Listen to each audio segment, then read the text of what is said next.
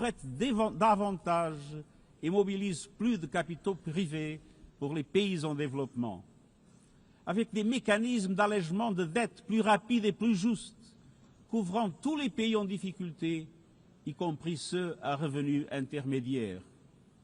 Une protection des ressources nationales en s'attaquant aux flux financiers illicites et aux pratiques fiscales abusives qui volent aux sociétés leur avenir.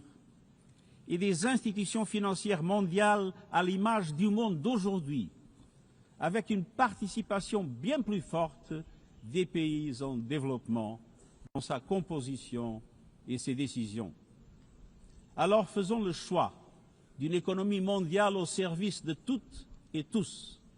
Faisons le choix des droits humains et de la dignité et donnons-nous les moyens d'une transition juste pour les peuples e la planeta. Excelências, esto nos leva a la tercera opción. Debemos elegir la justicia climática. La crisis climática se está acelerando, pero las soluciones también. El futuro de la energía limpia ya no es una promesa lejana, ya está aquí. Ningún gobierno, industria o interés especial puede detenerlo. Pero algunos lo están intentando, prejudicando a las economías, imponiendo precios más altos y desperdiciando una oportunidad histórica. Excellencies, fossil fuels are a losing bet. Last year, almost all new power capacity came from renewables, and the investment is surging. Renewables are the cheapest and fastest source of new power. They create jobs, drive growth, shield economies from volatile oil and gas markets, connect the unconnected, and can free us from the tyranny of fossil fuels. But not at today's pace. Clean energy investment remains uneven. 21st century grids and storage are not rolling out fast enough. And public subsidies, taking from taxpayer money, still flow to fossil fuels over clean energy by a factor of 9 to 1. Meanwhile, emissions, temperatures, and disasters keep rising. And those least responsible suffer the most. Science says limiting global temperature rise to 1.5 degrees by the end of this century is still possible, but the window is closing. The International Court of Justice has affirmed the legal obligation of states. We must step up action and ambition, especially through strengthened national climate plans. Tomorrow, I will welcome leaders to announce new targets. The G20, the biggest emitters, must lead, guided by common but differentiated responsibilities. But all countries must step up and do more as we head to the UN Climate Conference in Brazil. By accelerating action in energy, forests, methane and industrial decarbonization. By defining a credible roadmap to mobilize $1.3 trillion annually in climate finance by 2035 for developing countries. By supporting just transitions, by doubling finance for adaptation to at least $40 billion this year, and rapidly deploying proven tools to unlock billions more in concessional finance. And by capitalizing the Loss and Damage Fund with significant contributions. All of these requires governments, international financial institutions, philanthropies, civil society, and the private sector to work together, to provide fiscal space to developing countries and unlock new innovative sources of finance at scale, including solidarity levies on high-emitting sectors and debt swaps. We have the solutions and tools, but we must choose climate justice and climate action. First, we must choose to put technology at the service of humanity. Artificial intelligence is rewriting human existence in real time, transforming how we learn, work, communicate, and what we can trust. And the question is not how to stop it, but how to steer it for the greater good. Technology must be our servant, not our master. It must promote human rights, human dignity, and human agency. Yet today, AI's advancement in outpacing regulation and responsibility and is concentrated in a few hands. And the risks are expanding to new frontiers, from biotech to autonomous weapons. We are witnessing the rise of tools for mass surveillance, mass social control, mass disruption, and even mass destruction. Tools that can drain energy, strain ecosystems, and intensify the race for critical minerals, potentially stoking instability and conflict. Yet, these technologies remain largely ungoverned. We need universal guardrails and common standards across platforms. No company should be above the law. No machines should decide who lives or dies. No system should be deployed without transparency, safety, and accountability. Last month, this Assembly took a historic step, establishing an independent international scientific panel on AI and an annual global dialogue on AI governance. Two new pillars of a shared architecture, connecting science with policy to bring clarity and foresight, enabling innovation to flourish while advancing our values and our rights, and ensuring governments, companies, and civil society can help shape common norms. We must build on these mechanisms and close the capacity gap. All countries must be able to design and develop AI, not just to consume it. I have proposed voluntary financing options to build AI computing power, data, and skills in developing nations. No country should be locked out of the digital future or locked into systems it cannot shape or trust. And governments must lead with vision, and companies must act with responsibility. And we, the international community, must ensure that technology lifts up humanity. So let us choose cooperation over fragmentation, ethics over expediency, and transparency over opacity. Technology will not wait for us, but we can still choose what it serves. So let us choose wisely. Fifth and finally, to meet all these goals, we must choose to strengthen the United Nations for the 21st century. The forces shaking our world are also testing the foundations of the United Nations system. We are being hit by rising geopolitical tensions and divisions, chronic uncertainty, and mounting financial strain. But those who depend on the United Nations must not be made to bear the cost, especially now, when for every dollar invested to support our core work to build peace, the world spends $750 on weapons of war. This is not only unsustainable, it is indefensible.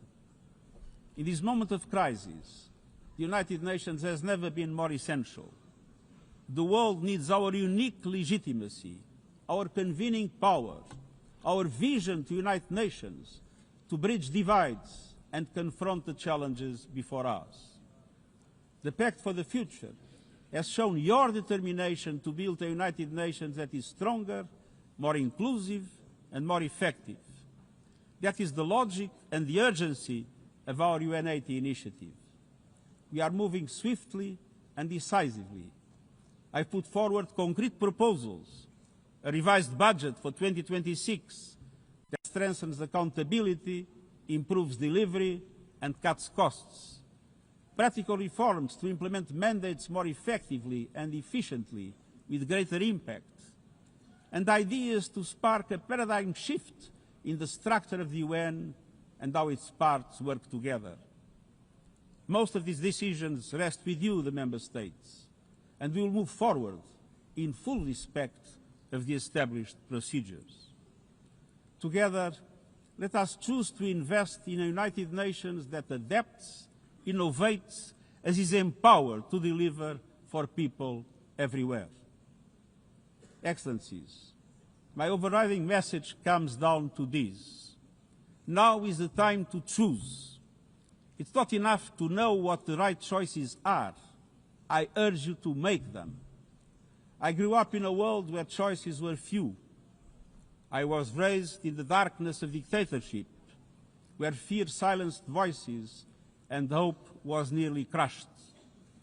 Yet, even the bleakest hours, especially then, I discovered a truth that has never left me.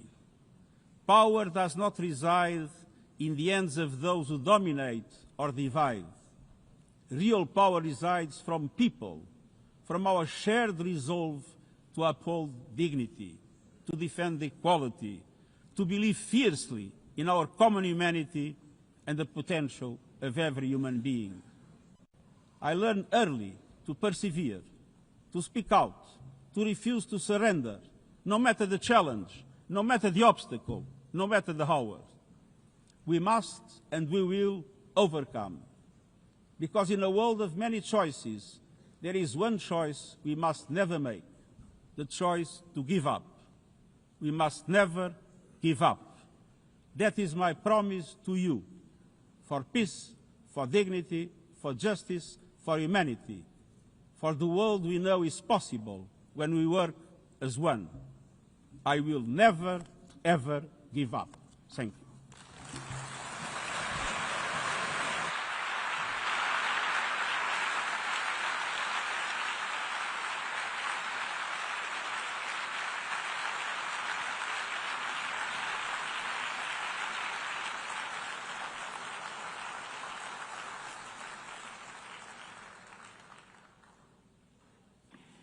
I thank the Secretary General. The Assembly will now turn to agenda item 8, entitled General Debate.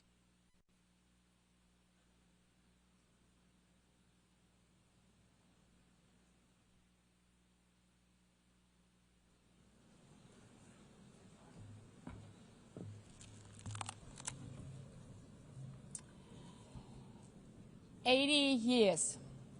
Longer than the average human life. This anniversary of the United Nations should have been a moment of celebration. But this is not an ordinary year. Just look at the state of our world, as the Secretary General described. Thousands of orphans in Gaza are wandering around the rubble, eating sand, drinking contaminated water. 90-year-old women in Ukraine are hiding from drones, trapped in their homes instead of living their final years in peace. Children in Haiti, too afraid to walk to school, afraid they might be gunned down by gangs like their friends. And for every conflict and tragedy that seizes the headlines, there are so many more that are forgotten, lost to the news cycle. Like women in Democratic Republic of the Congo, shielding their daughters from armed groups, fearful they might be raped. And Rohingya children, spending their whole childhood in tattered tents, unable to remember what their home looks like. Faced with these realities, now is not the time to celebrate, but to ask ourselves, where is the United Nations? Distinguished heads of state and government, Mr. Secretary General, Excellencies, ladies and gentlemen, people out there in the world watching us. Clearly, we have to do better. But what we should not let cynics allow to weaponize these failures, to argue that our institution is a waste of money, outdated, irrelevant. When the principles of the Charter are ignored, is it the UN that has failed? When tanks rolled into Ukraine, was it because Article 2 of the Charter is not clear enough about sovereignty and territorial integrity? When civilians, children, are killed in Gaza, is it humanitarian law at fault for failing to protect them? It's not the Charter which fails. It's not the UN as an institution which fails. The Charter, our Charter, is only as strong as member states' willingness to uphold it, and their willingness to hold to account those who violate it. Excellencies, yes, our world is in pain. Yes, we have failures. But imagine how much worse would it be without the United Nations? Would a single person be better off without it? Without UNICEF, 26 million children would not have received an education. Without the World Food Programme, nearly 125 million people would have lacked life-saving food assistance. Without the World Health Organization, over 1 billion vaccines would not have been supplied.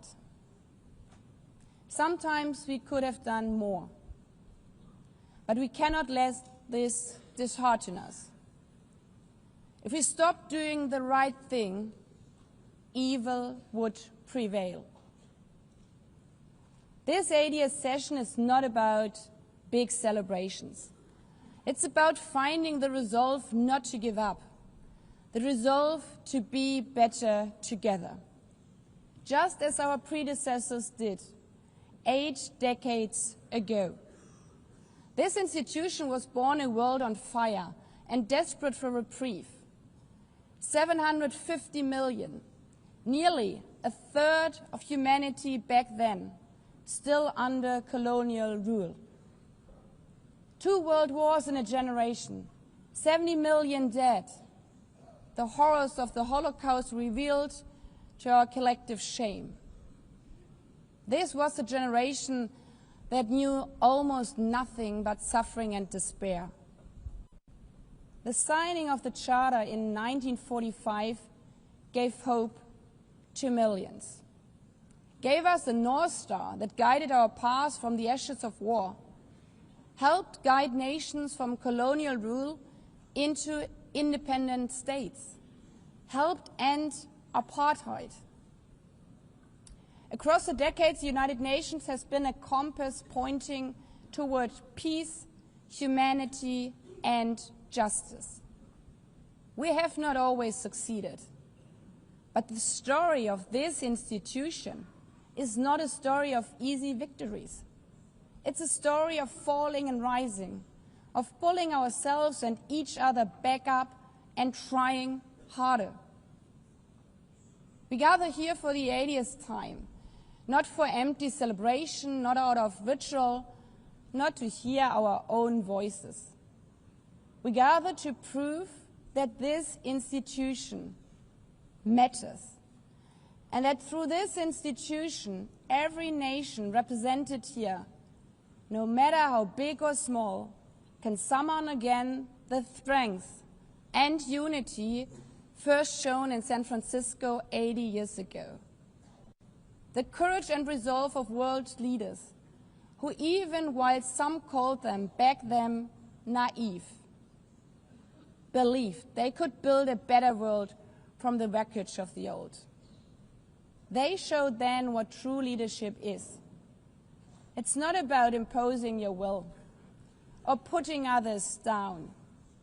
True leadership is about lifting others up, not out of altruism, but for our mutual benefit, and even out of our self-interest.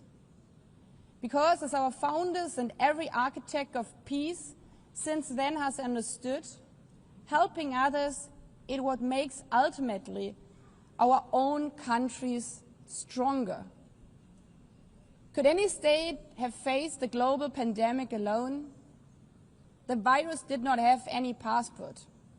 We were only able to solve it at the end with the support of the World Health Organization. The climate crisis does not stop at borders. CO2 emissions anywhere affect people everywhere.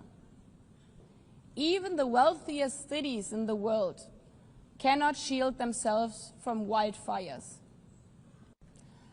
And imagine coming here by plane, how safe would you feel to step into the next airplane if there were no International Civil Aviation Organization anymore, which is responsible for setting safety regulations for 5 billion passengers each year? How comfortable would you be with your children using the internet while AI is uncontrolled and unchecked, as the lines between what is real and fake start to blur? In this globalized, digitalized world, we work together or we suffer alone. Excellencies, the theme of this milestone session and the high-level week is therefore better together. 80 years and more for peace, development, and human rights. Will living up to that be easy? No. But this hall was not built for easy times. It was built to come together to confront the hardest topics. This session is a session where the high-level week is about resolving differences. We showed some of it yesterday already. But even the House of Dialogue and Diplomacy needs a renovation. That is why the UN80 initiative and the wider reform process are not luxuries, but necessities. We are literally now at a crossroads, a make it or break it moment, politically, financially. Therefore, we have to deliver a United Nations that is agile, cost-effective, and fit for purpose. Member States have to give the Secretary General and this process their full support, because reform cannot stop in New York. It must carry through to every capital. That includes delivering the Pact for the Future and accelerating progress on the Sustainable Development Goals. Again, this is not about charity. It's about addressing the core purposes of this institution, about strengthening our foundations across all 3 pillars: peace and security, human rights, and sustainable development. They are inseparable. Leaving hundreds of millions trapped in extreme poverty, vulnerable to crisis, and denied their human rights is not only a moral failure, it's a recipe for global unrest, terrorism, and a tragic waste of humanity's greatest resource, its people. Put it simply, without the SDGs, there cannot be lasting peace. Excellencies, our future as an institution will also be shaped by the selection of the next Secretary General. And here we must pause and reflect. In nearly 80 years, this organization has never chosen a woman for that role. One might wonder how out of 4 billion potential candidates, there could not be found a single one. Of course,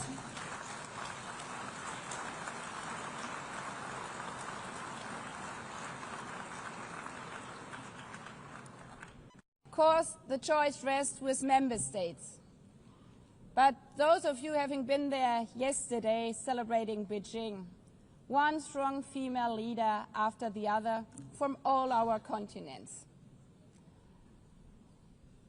Like 80 years ago, we are standing at a crossroads. And it's up to us, to every single member state, to live up to the same leadership as your predecessors did, to act when action is needed, to uphold the principles of our Charter, to be better together, to show the people around the world that this United Nation is there, today, tomorrow, and for the next 8 decades. Because, after all, it's the life insurance for every country.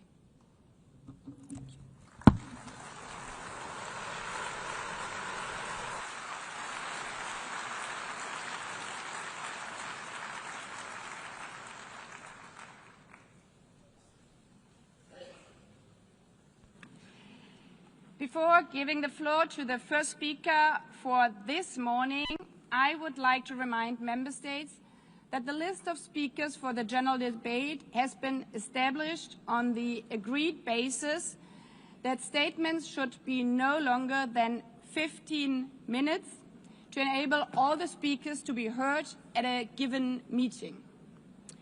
Within this time frame, I would like to appeal to speakers to deliver their statements at a reasonable pace so that interpretation into the other official languages may be provided properly. I would also like to draw your attention to the decision taken by the Assembly at previous sessions, namely that the practice of expressing congratulations inside the Assembly Hall after speech has been delivered is strongly discouraged. After delivering their statements from the rostrum, speakers are invited to exit the hall through room JA200, located behind the podium, before returning to their seats. May I take it that the Assembly agrees to proceed in this manner? It's so decided. Finally, I should like to draw the attention of Member States that during the general debate, official photographers are in the room and will take official photographs of all speakers by the Department of Global Communications. Members interested in obtaining these photographs are requested to contact the Photo Library of the United Nations. By this, the Assembly will hear an address by His Excellency Luis Inácio Lula da Silva, President of the Federative Republic of Brazil. I request the protocol to escort His Excellency and invite him to address the Assembly.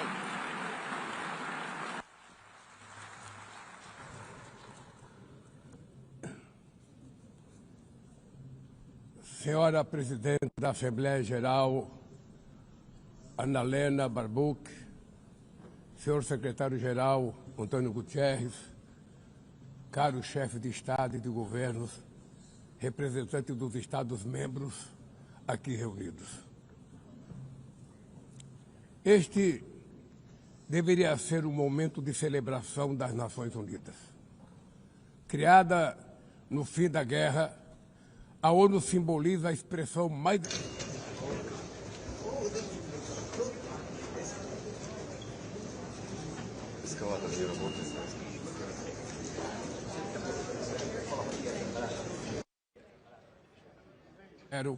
em toda a sua história.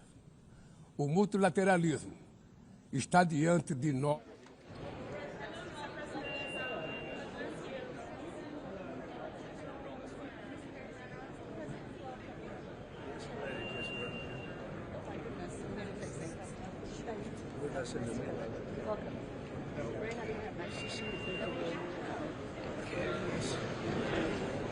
Everyone's waiting? Okay, let's go.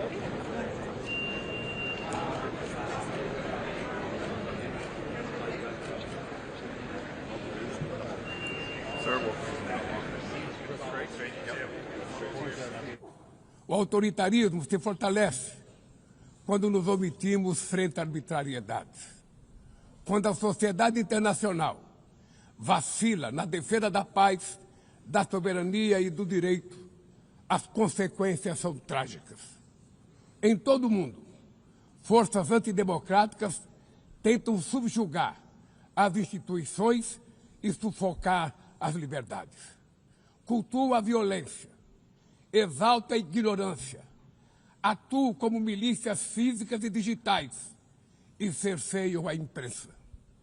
Mesmo sob ataques sem precedentes, o Brasil optou por resistir e defender sua democracia, reconquistada há 40 anos pelo seu povo, depois de 2 décadas de governos ditatoriais. Não há justificativa para as medidas unilaterais e arbitrárias contra nossas instituições e nossa economia. A agressão contra a independência do Poder Judiciário é inaceitável. Essa ingerência em assuntos internos conta com o auxílio de uma extrema-direita subserviente e saudosa de antigas hegemonias. Falsos patriotas arquitetam e promovem publicamente ações contra o Brasil. Não há pacificação com impunidade. Há poucos dias, e pela primeira vez em 525 anos de nossa história, um ex-chefe de Estado foi condenado por atentar contra o Estado democrático de direito. Foi investigado, indiciado e julgado, e responsabilizado pelos seus atos em um processo minucioso. Teve amplo direito de defesa, prerrogativa que as ditaduras negam às suas vítimas. Diante dos olhos do mundo, o Brasil deu um recado a todos os candidatos autocratas e aqueles que os apoiam. Nossa democracia e nossa soberania são inegociáveis. Seguiremos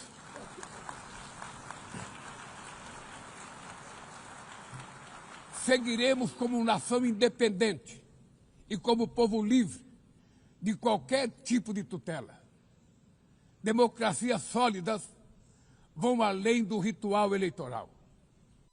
Seu vigor pressupõe a redução das desigualdades, a garantia dos direitos mais elementares, a alimentação, a segurança, o trabalho, a moradia, a educação e a saúde. A democracia falha quando as mulheres ganham menos que os homens ou morrem pelas mãos de parceiros e familiares. Ela perde quando fecha suas portas e culpa migrantes pelas mazelas do mundo. A pobreza é tão inimiga da democracia quanto o extremismo. Por isso, foi com orgulho que recebemos da FAO a confirmação de que o Brasil voltou a sair do mapa da fome este ano de 2025. Mas no mundo, ainda há 670 milhões de pessoas famintas e cerca de 2 bilhões e 300 milhões enfrentam insegurança alimentar. A única guerra que todos podem sair vencedores é a que travamos contra a fome e a pobreza. Esse é o objetivo da Aliança Global que lançamos no G20 e que já conta com o apoio de 103 países. A comunidade internacional precisa rever suas prioridades, reduzir os gastos com guerras e aumentar a ajuda ao desenvolvimento, aliviar o serviço da dívida externa dos países mais pobres, sobretudo os africanos, e definir padrões mínimos de tributação global para que os super ricos paguem mais impostos que os trabalhadores. A democracia também se mede pela capacidade de proteger as famílias e a infância. As plataformas digitais trazem possibilidade de nos aproximar como jamais havíamos imaginado, mas têm sido usadas para semear intolerância, misoginia, xenofobia e desinformação. A internet não pode ser terra sem lei. Cabe ao poder público proteger os mais vulneráveis. Regular não é restringir a liberdade de expressão, é garantir que o que já é ilegal no mundo real seja tratado assim também no ambiente digital, no ambiente virtual. Ataques à regulação servem para encobrir interesses escusos e dar guarida a crimes como fraudes, tráfico de pessoas, pedofilia e investidas contra a democracia. O Parlamento brasileiro corretamente, apressou-se em abordar esse problema. Com orgulho, promulguei na última semana uma das leis mais avançadas do mundo para a proteção de crianças e adolescentes na esfera digital. Também enviamos ao Congresso Nacional projeto de lei para fomentar a concorrência nos mercados digitais e para incentivar a instalação de data centers sustentáveis.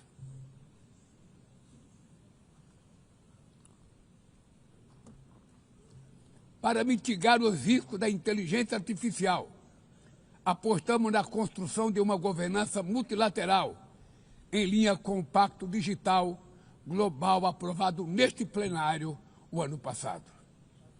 Senhoras e senhores, na América Latina e Caribe, vivemos um momento de crescente polarização e instabilidade.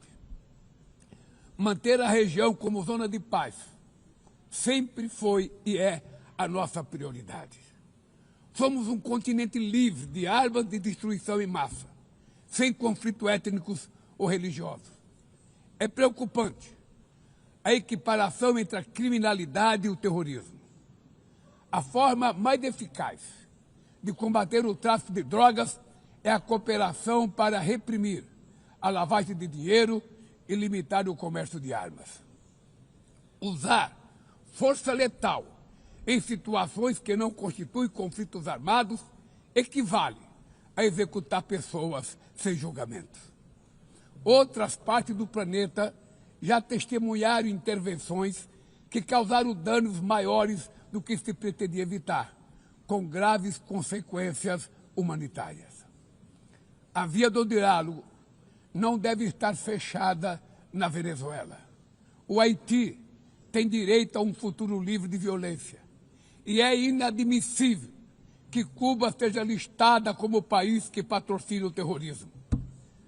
No conflito na Ucrânia,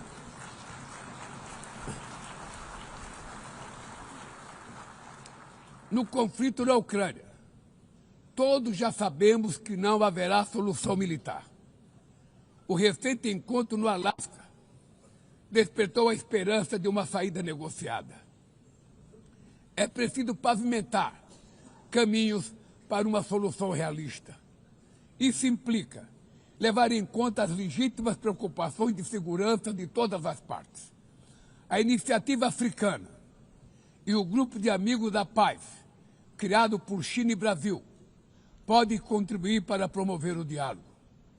Nenhuma situação é mais emblemática do que o uso desproporcional e ilegal da força do que a da Palestina.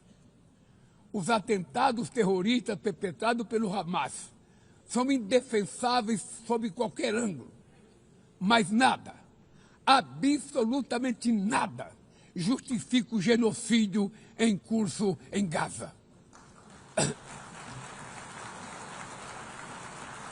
Ali, sob toneladas de escombros, estão enterradas dezenas de milhares de mulheres e crianças inocentes. Ali também estão sepultados o direito internacional humanitário e o mito da superioridade ética do Ocidente. Esse massacre não aconteceria sem a cumplicidade dos que poderiam evitá-lo. Em Gaza, fome é usado como arma de guerra e o deslocamento forçado de populações é praticado impunemente. Quero expressar minha admiração aos judeus que, dentro e fora de Israel, se opõem a esta punição coletiva. O povo palestino corre o risco de desaparecer.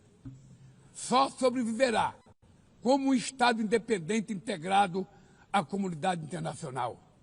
Esta é a solução defendida por mais de 150 membros da ONU e afirmada ontem aqui, neste mesmo plenário, mas obstruída por um único veto. É lamentável que o presidente Mahmoud Abbas tenha sido impedido pelo país anfitrião de ocupar a bancada da Palestina nesse momento histórico.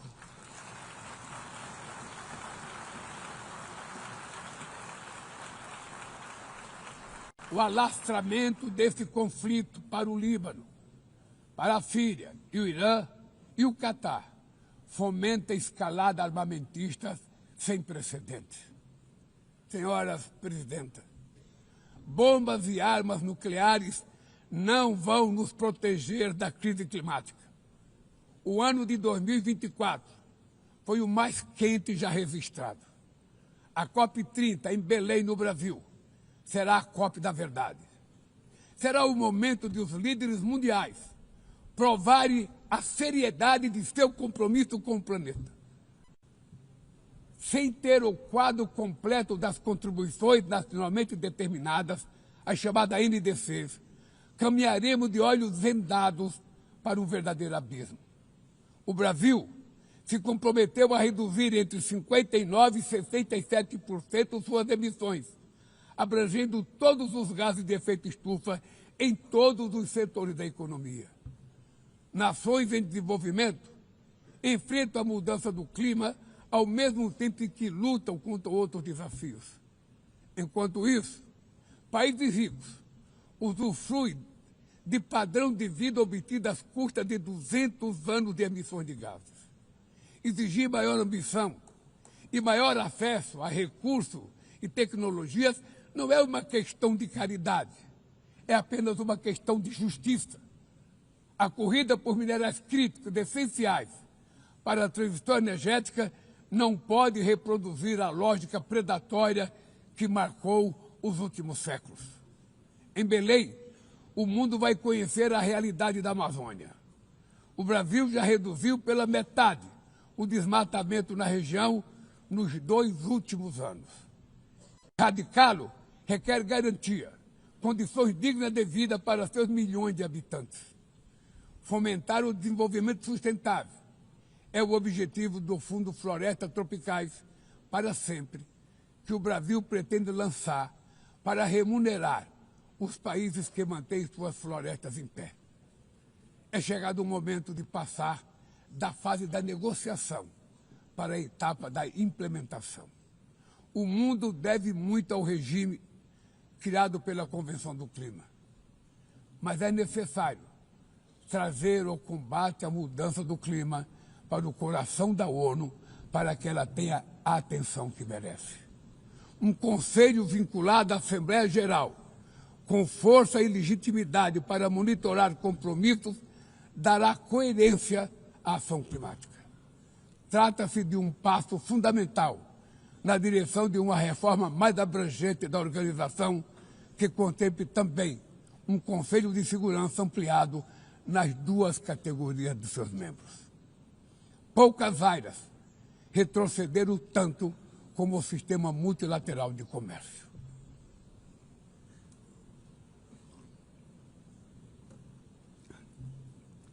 Medidas unilaterais transformam em letra morta princípios basilares como a cláusula de nação mais favorecida. Desorganizam cadeias de valor e lançam a economia mundial em uma espiral perniciosa de preços altos e estagnação. É urgente refundar a OMC em bases modernas e flexíveis. Senhoras e senhores, este ano o mundo perdeu 2 personalidades excepcionais. O ex-presidente do Uruguai, Pepe Mujica, e o nosso querido Papa Francisco. Ambos encarnaram como ninguém os melhores valores humanistas. Suas vidas se entrelaçaram com as 8 décadas de existência da ONU. Se ainda estivesse entre nós, provavelmente usariam esta tribuna para lembrar que o autoritarismo, a degradação ambiental e a desigualdade não são inexoráveis. Que os únicos derrotados são os que cruzam os braços resignados. Que podemos vencer os falsos profetas de oligarcas que exploram o medo e monetizam o ódio. E que o amanhã é feito de escolhas diárias e é preciso coragem de agir para transformá-lo. No futuro que o Brasil vislumbra, não há espaço para a reedição de rivalidades ideológicas ou esfera de influência. A confrontação é inevitável. Precisamos de lideranças com clareza de visão, que entendam que a ordem internacional não é um jogo de soma zero. O século XXI será cada vez mais multipolar. Para se manter pacífico, não pode deixar de ser multilateral. O Brasil confere crescente importância à União Europeia, à União Africana, à ASEAN, à CELAC, aos BRICS e ao G20. A voz do Sul global deve ser respeitada e ouvida. A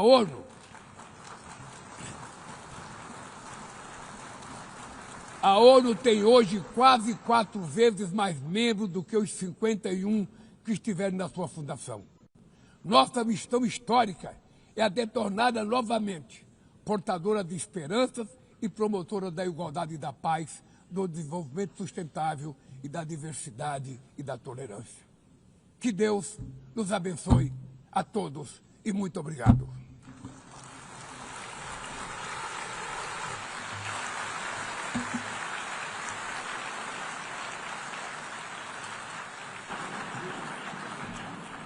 On behalf of the Assembly, I wish to thank the President of the Federative Republic of Brazil,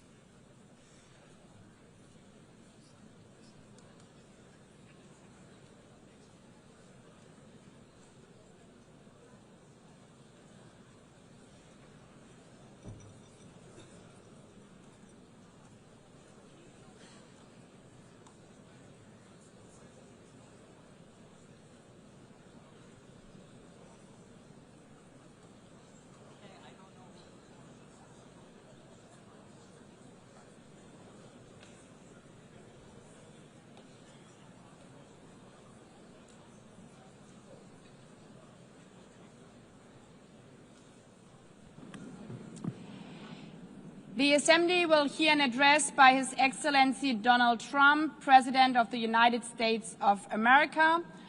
I request protocol to escort His Excellency and invite him to address the Assembly.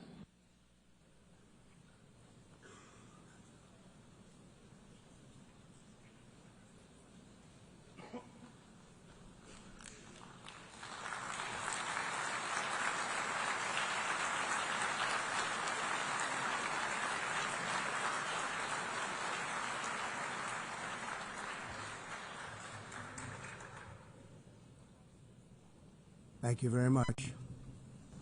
Very much appreciated.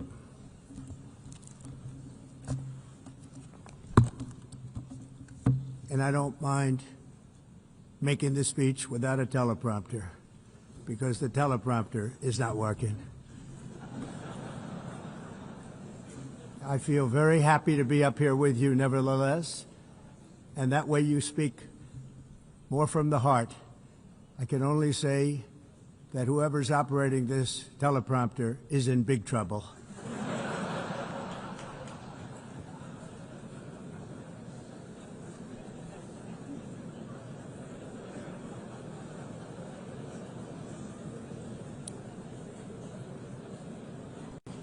Hello, Madam First Lady. Thank you very much for being here. And Madam President, Mr. Secretary General, First Lady of the United States, distinguished delegates, ambassadors, and world leaders. 6 years have passed since I last stood in this grand hall and addressed a world that was prosperous and at peace in my first term. Since that day, the guns of war have shattered the peace I forged on 2 continents. An era of calm and stability gave way to one of the great crises of our time.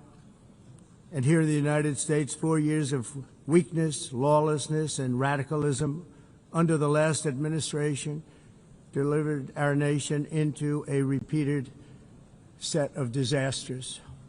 1 year ago, our country was in deep trouble, but today, just 8 months into my administration, we are the hottest country anywhere in the world, and there is no other country even close.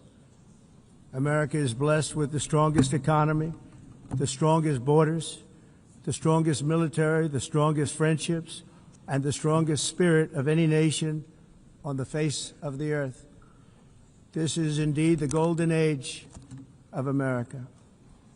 We are rapidly reversing the economic calamity we inherited from the previous administration, including ruinous price increases and record-setting inflation like we've never had before. Under my leadership, energy costs are down, gasoline prices are down, grocery prices are down, mortgage rates are down, and inflation has been defeated.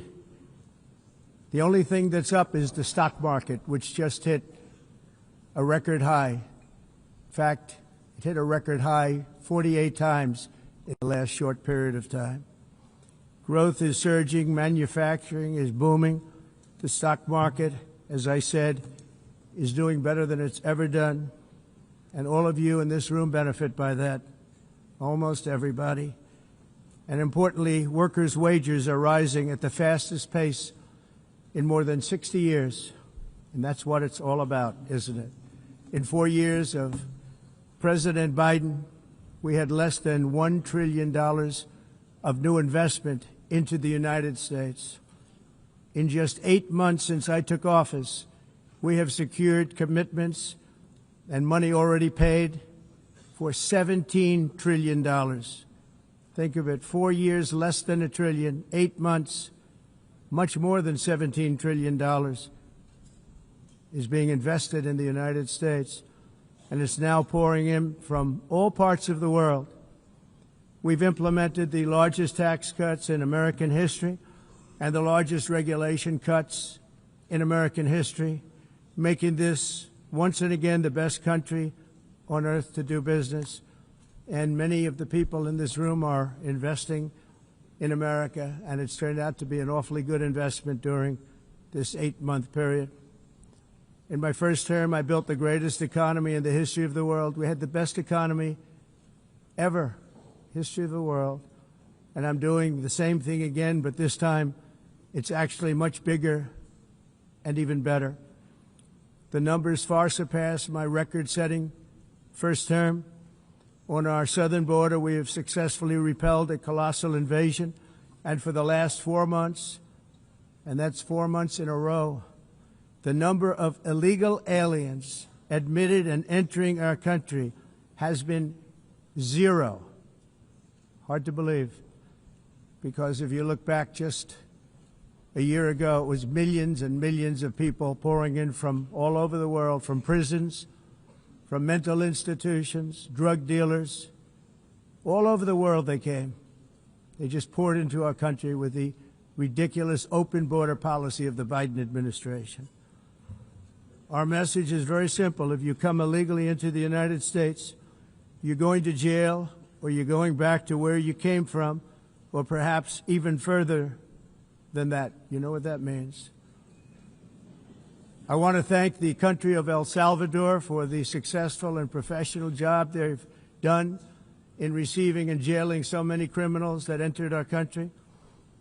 And it was under the previous administration that the number became record-setting, and they're all being taken out. We have no choice. And other countries have no choice, because other countries are in the exact same situation with immigration. It's destroying your country, and you have to do something about it. On the world stage, America is respected again like it has never been respected before. You think about 2 years ago, 3 years ago, 4 years ago, or 1 year ago, we were a laughingstock all over the world.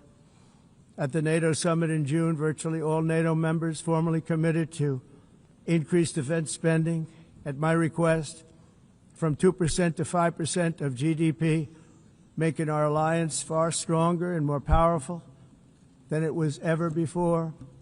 In May, I traveled to the Middle East to visit my friends and rebuild our partnerships in the Gulf and those valued relationships with Saudi Arabia, Qatar, and the UAE and other countries are now, I believe, closer than ever before.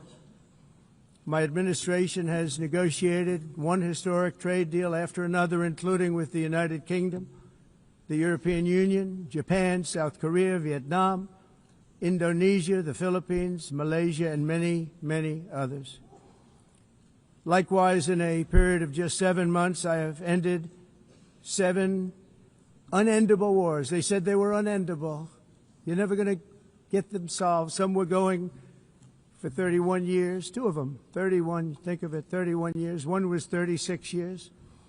One was 28 years. I ended 7 wars. And in all cases, they were raging with countless thousands of people being killed. This includes Cambodia and Thailand, Kosovo and Serbia, the Congo and Rwanda, a vicious, violent war that was, Pakistan and India, Israel and Iran, Egypt and Ethiopia, and Armenia and Azerbaijan. It included all of them. No president or prime minister, and for that matter, no other country has ever done anything close to that. And I did it in just 7 months. It's never happened before. There's never been anything like that. I'm very honored to have done it. It's too bad that I had to do these things instead of the United Nations doing them. And sadly, in all cases, the United Nations did not even try to help in any of them. I ended 7 wars, dealt with the leaders of each and every one of these countries, and never even received a phone call from the United Nations offering to help in finalizing the deal. All I got from the United Nations was an escalator that on the way up stopped right in the middle. If the First Lady wasn't in great shape, she would have fallen. But she's in great shape. We're both in good shape. We both stood. And then a teleprompter that didn't work. These are the 2 things I got from the United Nations, a bad escalator and a bad teleprompter. Thank you very much. And by the way, it's working now. It just went on. Thank you. I think I should just do it the other way. It's easier. Thank you very much. I didn't think of it at the time because I was too busy working to save millions of lives. That is the saving and stopping of these wars. But later I realized that the United Nations wasn't there for us. They weren't there. I thought of it really after the fact, not during these negotiations, which were not easy. That being the case, what is the purpose of the United Nations? The UN has such tremendous potential. I've always said it.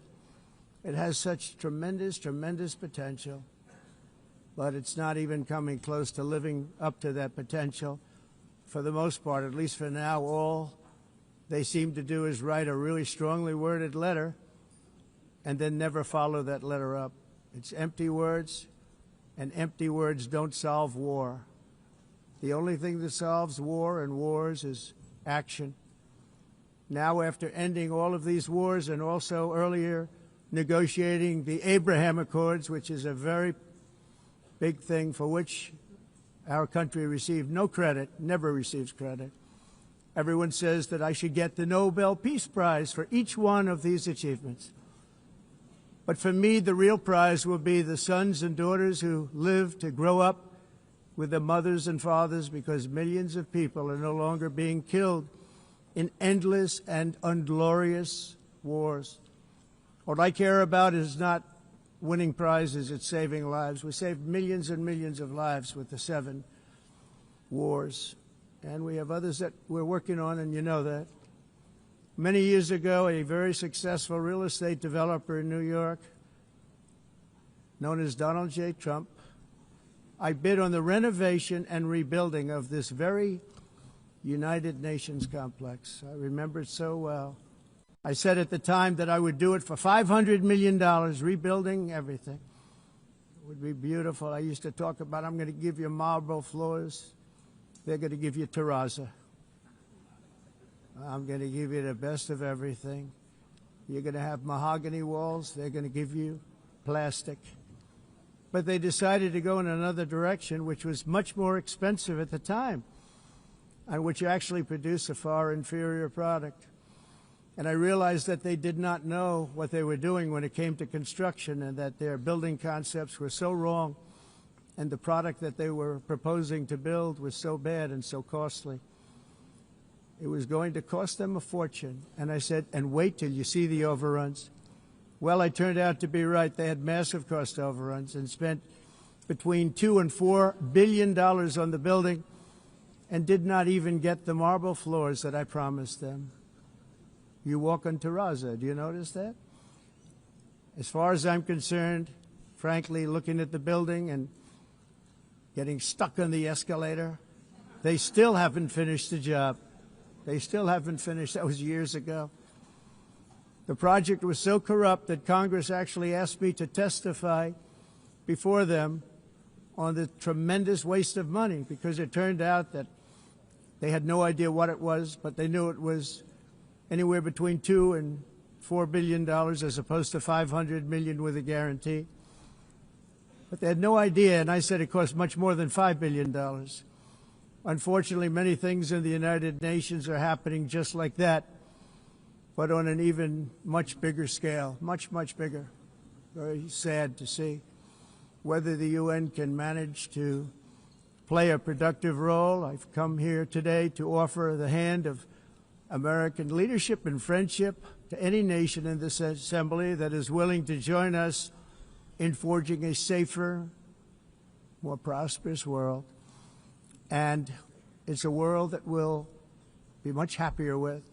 A dramatically better future is within our reach.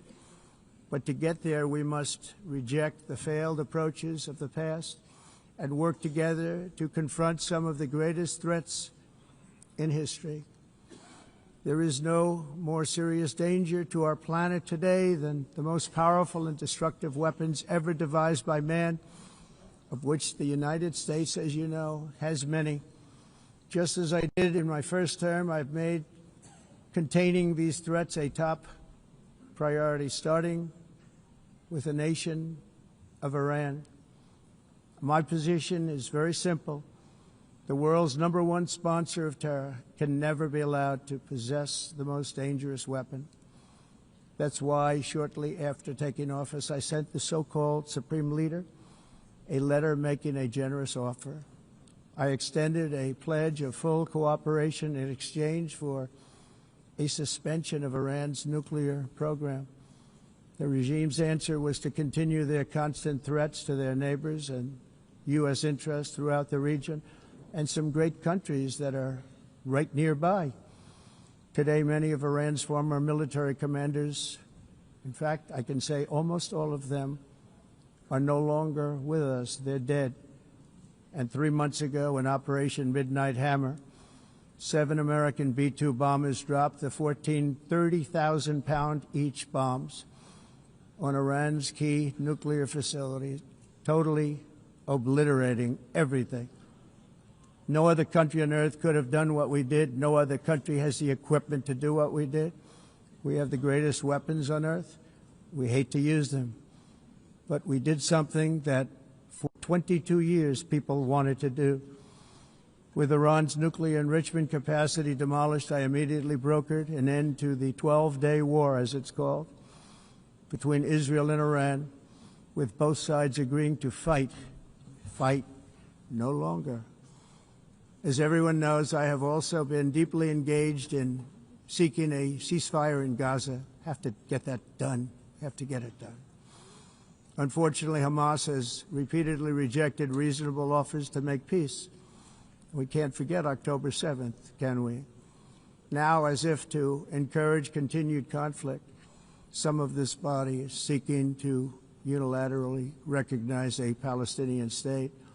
The rewards would be too great for Hamas terrorists for their atrocities. This would be a reward for these horrible atrocities, including October 7th, even while they refuse to release the hostages or accept a ceasefire.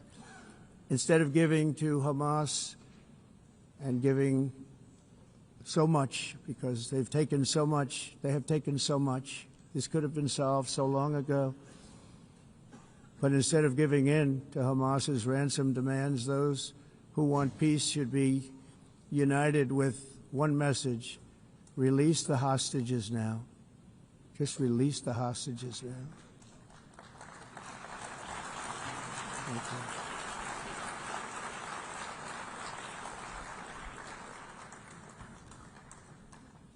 Thank you. As we have got to come together, and we will come together, going to get it done. We have to stop the war in Gaza immediately. We have to stop it. We have to get it done. We have to negotiate, immediately have to negotiate peace. We got to get the hostages back. We want all 20 back.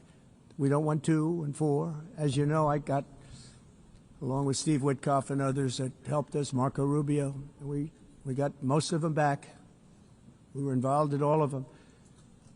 But I always said the last 20 are going to be the hardest, and that's exactly what happened. We have to get them back now. We don't want to get back 2, and then another 2, and then 1, and then 3. Have this process. No, we want them all back, and we want the actually 38 dead bodies back too. Those parents came to me, and they want them back, and they want them back very quickly and very badly. As though they were alive, they want them. They want them every bit as much as if their son or daughter were alive. I've also been working relentlessly, stopping the killing in Ukraine. I thought that would be, of the 7 wars that I stopped, I thought that would be the easiest because of my relationship with President Putin, which had always been a good one. I thought that was going to be the easiest one. But, you know, in war, you never know what's going to happen. There are always lots of surprises, both good and bad. Everyone thought Russia would win this war in 3 days. But it didn't work out that way.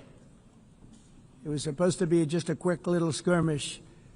It's not making Russia look good. It's making them look bad.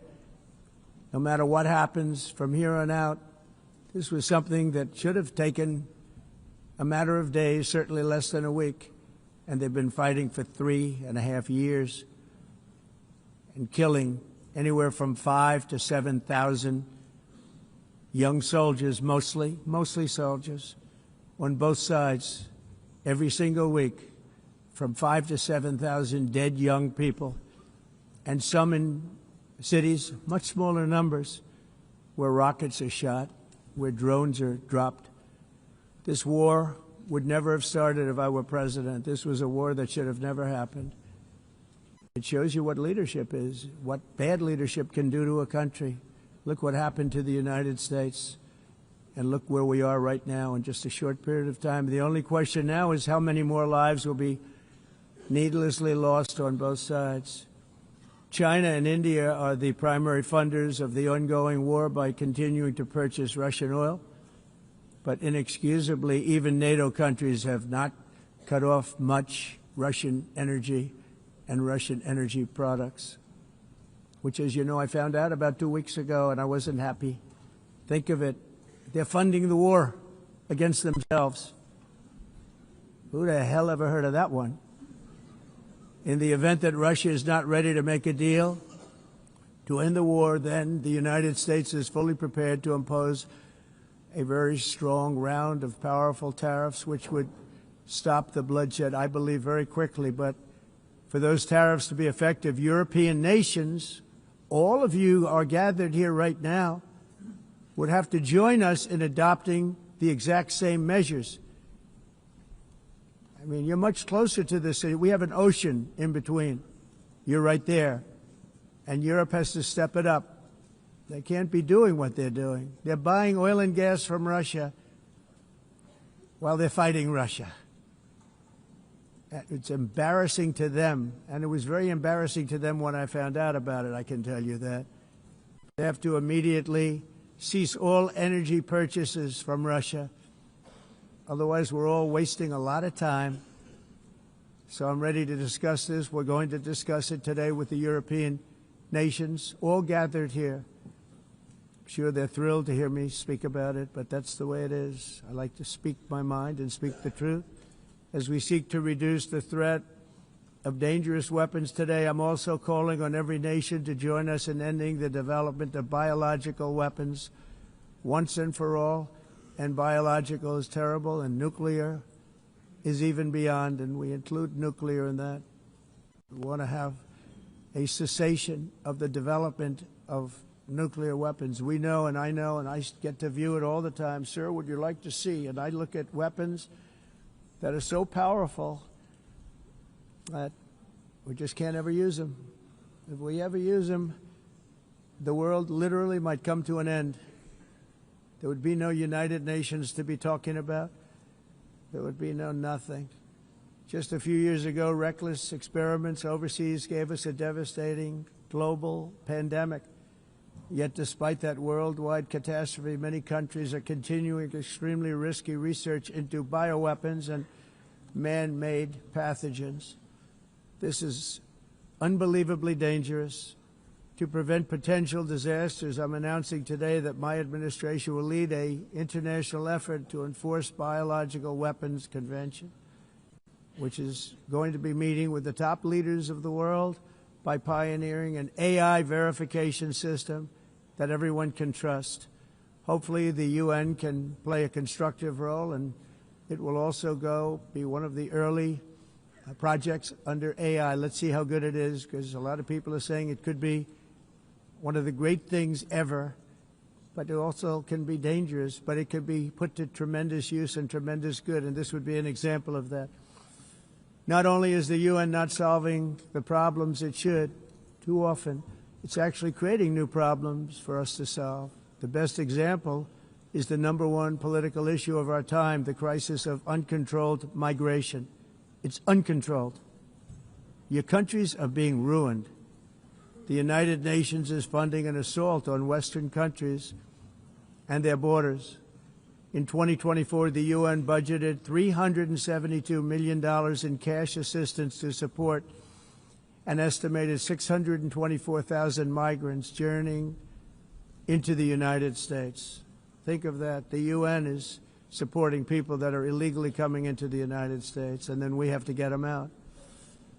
The UN also provided food, shelter, transportation, and debit cards to illegal aliens. Can you believe that? On the way to infiltrate our southern border. Millions of people came through that southern border. Just a year ago, millions and millions of people were pouring in, 25 million altogether over the 4 years of the incompetent Biden administration. And now we have it stopped, totally stopped. In fact, they're not even coming anymore because they know they can't get through. But what took place is totally unacceptable. The UN is supposed to stop invasions, not create them and not finance them. In the United States, we reject the idea that mass numbers of people from foreign lands can be permitted to travel halfway around the world, trample our borders, violate our sovereignty, cause unmitigated crime, and deplete our social safety net. We have reasserted that America belongs to the American people, and I encourage all countries to take their own stand in defense of their citizens as well. You have to do that because I see it. I'm not mentioning names. I see it, and I can call every single one of them out. You're destroying your countries. They're being destroyed. Europe is in serious trouble. They've been invaded by a force of illegal aliens like nobody's ever seen before. Illegal aliens are pouring into Europe. Nobody is ever, and nobody's doing anything to change it, to get them out. It's not sustainable. And because they choose to be politically correct, they're doing just absolutely nothing about it. And I have to say, I look at London, where you have a terrible mayor, terrible, terrible mayor. And it's been so changed, so changed. Now they want to go to Sharia law. But you're in a different country. You can't do that. Both the immigration and their suicidal energy ideas will be the death of Western Europe if something is not done immediately. They cannot. This cannot be sustained. What makes the world so beautiful is that each country is unique.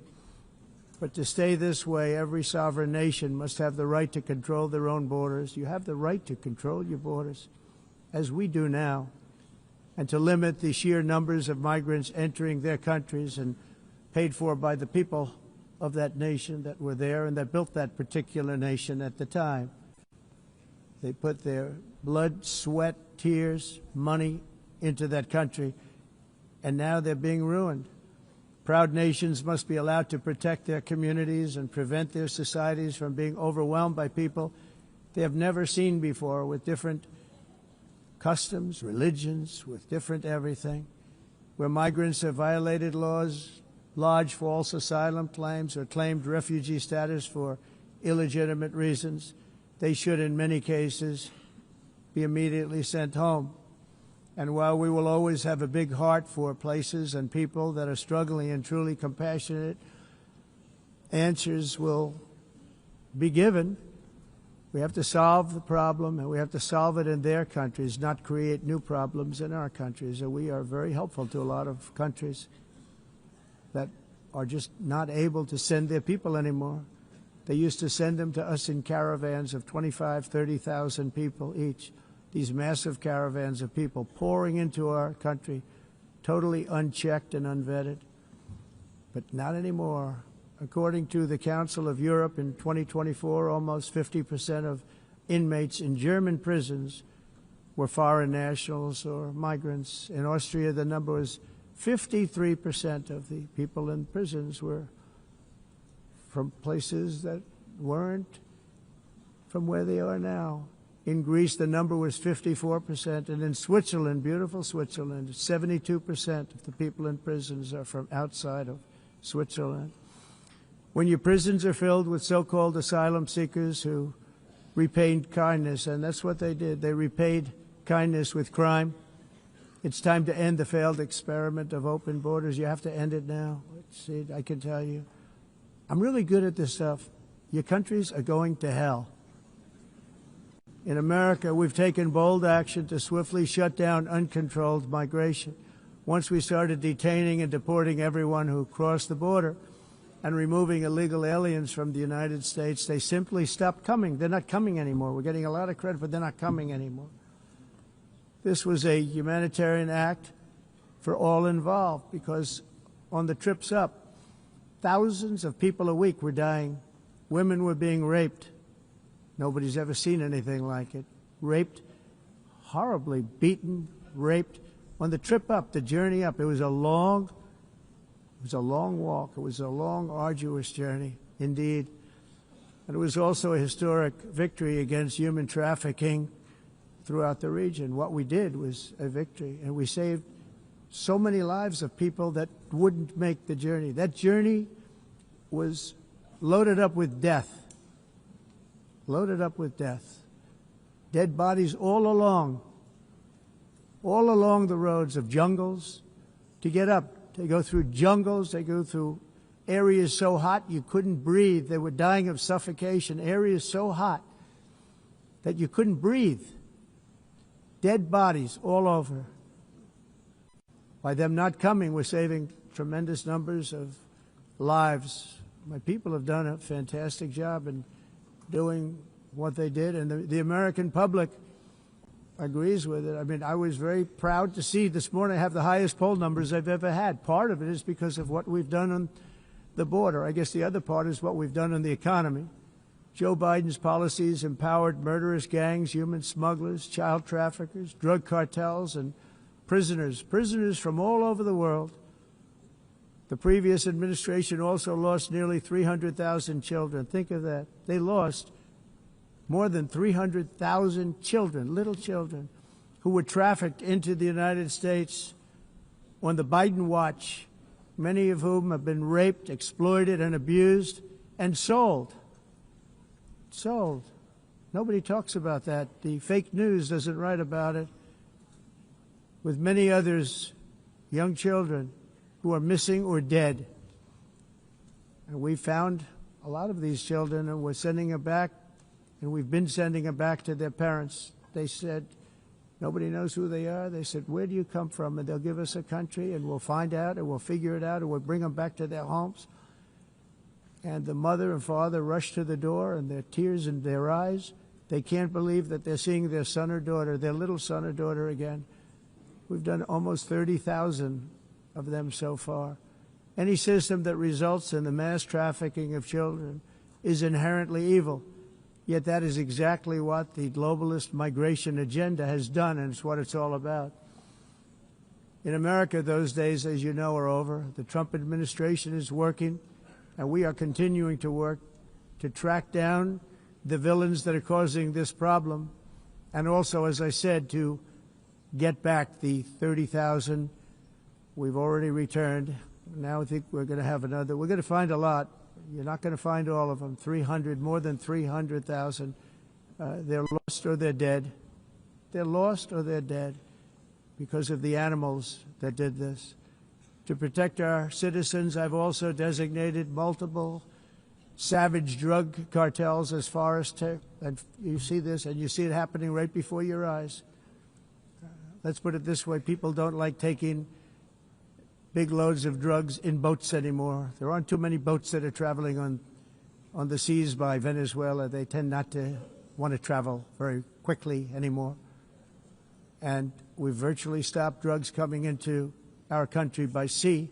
We call them the water drugs. They kill hundreds of thousands of people. I've also designated multiple savage drug cartels as far as foreign terrorist organizations, along with two bloodthirsty transnational gangs, probably the worst gangs anywhere in the world, MS-13 and Tren de Aragua. Tren de Aragua is from Venezuela, by the way. Such organizations torture, maim, mutilate, and murder with impunity. They're the enemies of all humanity. For this reason, we've recently begun using the supreme power of the United States military to destroy Venezuelan terrorists and trafficking networks led by Nicolas Maduro. To every terrorist thug smuggling poisonous drugs into the United States of America, please be warned that we will blow you out of existence. That's what we're doing. We have no choice. Can't let it happen. They're destroying. I believe we lost 300,000 people last year to drugs, 300,000. Fentanyl and other drugs. Each boat that we sink carries drugs that would kill more than 25,000 Americans. We will not let that happen. Energy is another area where the United States is now thriving like never before. We're getting rid of the falsely named renewables. By the way, they're a joke. They don't work. They're too expensive. They're not strong enough to fire up the plants that you need to make your country great. The wind doesn't blow. Those big windmills are so pathetic and so bad, so expensive to operate. And they have to be rebuilt all the time, and they start to rust and rot. Most expensive energy ever conceived, and it's actually energy. You're supposed to make money with energy, not lose money. You lose money, the governments have to subsidize. You can't put them out without massive subsidies. And most of them are built in China, and I give China a lot of credit. They build them, but they have very few wind farms. So why is it that they build them and they send them all over the world, but they barely use them? You know what they use? Coal. They use gas. They use almost anything, but they don't like wind. But they sure as hell like selling the windmills. Europe, on the other hand, has a long way to go, with many countries being on the brink of destruction because of the green energy agenda, and I give a lot of credit to Germany. Germany was being led down a very sick path, both on immigration, by the way, and on energy. They were going green, and they were going bankrupt. And the new leadership came in, and they went back to where they were, with fossil fuel and with nuclear, which is good. It's now safe, and you can do it properly. But they went back to where they were, and they opened up a lot of different plants, energy-producing plants, and they're doing well. I give Germany a lot of credit for that. They've said this is a disaster, what's happening. They were going all green. All green is all bankrupt. That's what it represents. And It's not politically correct. I'll be very badly criticized for saying it, but I'm here to tell the truth. I don't care. It doesn't matter to me. I'm in New York City. I'm feeling a lot safer. Crime, we're getting crime down. And by the way, speaking of crime, Washington, D.C. Washington, D.C. was the crime capital of America. Now it's a totally, after 12 days, it's a totally safe city. Everyone's going out to dinner. They're going out to restaurants. Your wife can walk down the middle of the street with or without you. Nothing's going to happen. My people have done a fantastic job. And yes, I called in the National Guard, and the National Guard took care of business, and they weren't politically correct, but they took care of business. We got 1,700 career criminals out, brought them back to where they came from, the countries where they came from, or put them in jails. Washington, D.C. is now a totally safe city again, and I welcome you to come. In fact, we'll have dinner together at a local restaurant, and we'll be able to walk. We don't have to go by an armor-plated vehicle. We'll walk right over there from the White House. They've given up their powerful edge, a lot of the countries that we're talking about, in oil and gas, such as essentially closing the great North Sea oil. Oh, the North Sea, I know it so well. Aberdeen was the oil capital of Europe, and there's tremendous oil that hasn't been found in the North Sea. Tremendous oil. And I was with the Prime Minister I respect and like a lot, and I said, you're sitting with the greatest asset. They essentially closed it by making it so highly taxed that no developer, no oil company can go there. They have tremendous oil left, and more importantly, they have tremendous oil that hasn't even been found yet. And what a tremendous asset for the United Kingdom. And I hope the Prime Minister is listening, because I told it to him 3 days in a row. That's all he heard. North Sea oil, North Sea, because I want to see them do well. I want to stop seeing them ruining that beautiful Scottish and English countryside with windmills and massive solar panels that go 7 miles by 7 miles, taking away farmland. But we're not letting this happen in America. In 1982, the executive director of the United Nations Environmental Program predicted that by the year 2000, climate change would cause a global catastrophe. He said that it will be irreversible, as any nuclear holocaust would be. This is what they said at the United Nations. What happened? Here we are. Another UN official stated in 1989 that within a decade, entire nations could be wiped off the map by global warming. Not happening.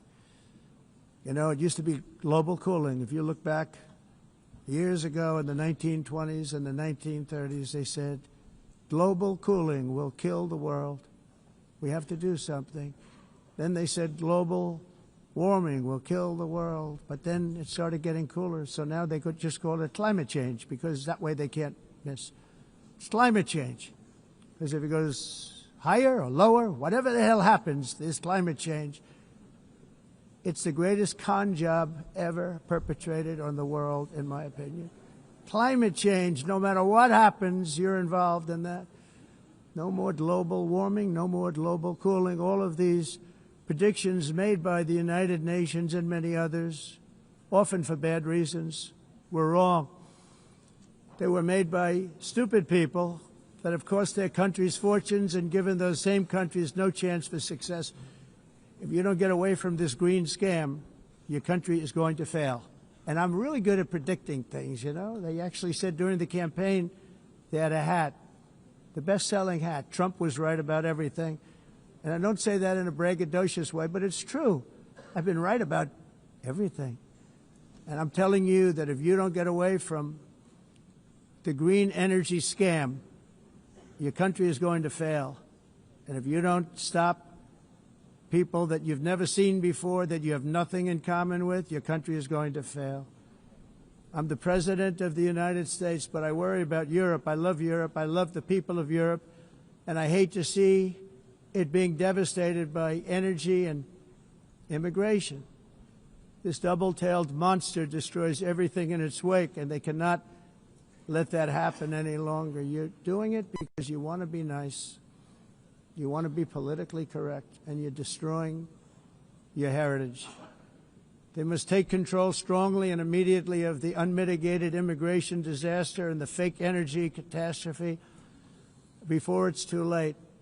The carbon footprint is a hoax made up by people with evil intentions, and they're heading down a path of total destruction. You know, the carbon footprint was a big, big thing a few years ago. I remember hearing about the carbon footprint, and then President Obama would get into Air Force One, a massive Boeing 747, and not a new one, an old one with old engines that spew everything into the atmosphere. He'd talk about the carbon footprint, we must do so. Then he'd get in and he'd fly from Washington to Hawaii to play a round of golf. And then he'd get back onto that big, beautiful plane and he'd fly back and he'd talk about, again, global warming and the carbon footprint. It's a con job. At extreme cost and expense, Europe reduced its own carbon footprint by 37%. Think of that. Congratulations, Europe. Great job.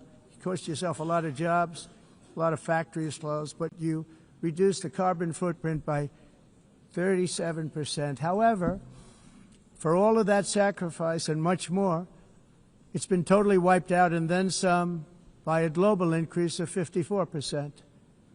Much of it coming from China and other countries that are thriving around China, which now produces more CO2 than all the other developed nations in the world.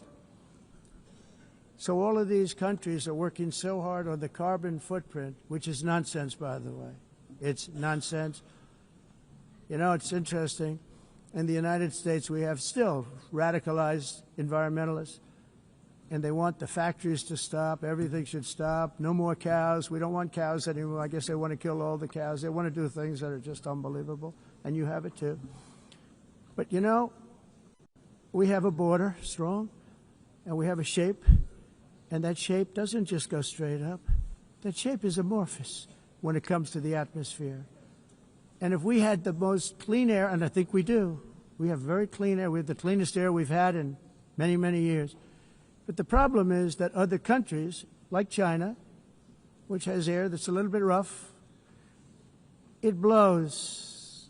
And no matter what you're doing down here, the air up here tends to get very dirty because it comes in from other countries where their air isn't so clean. And the environmentalists refuse to acknowledge that. Same thing with garbage. In Asia, they dump much of their garbage right into the ocean. And over about a 1 week and 2 week journey, it flows right past Los Angeles. You've seen it. Massive amounts of garbage, almost too much to do anything about, flowing past Los Angeles, past San Francisco, and then somebody will get in trouble because he dropped a cigarette on the beach. The whole thing is crazy.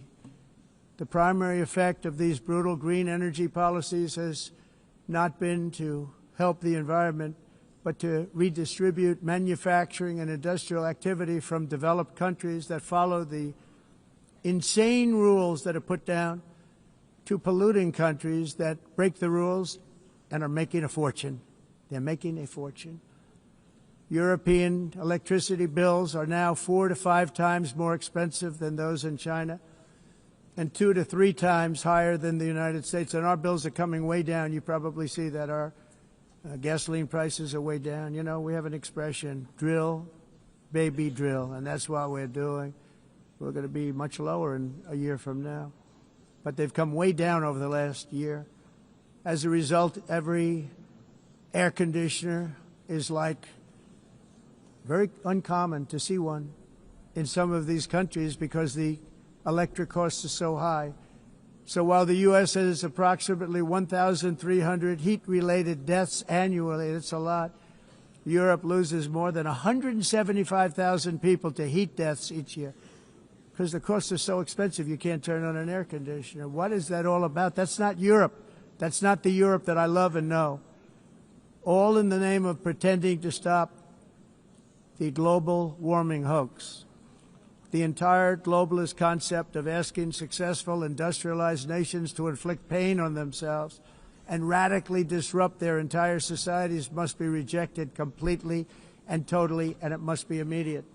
That's why in America I withdrew from the fake Paris Climate Accord, where, by the way, America was paying so much more than every country. Others weren't paying. China didn't have to pay until 2030. Russia was given an old standard that was easy to meet, a 1990 standard.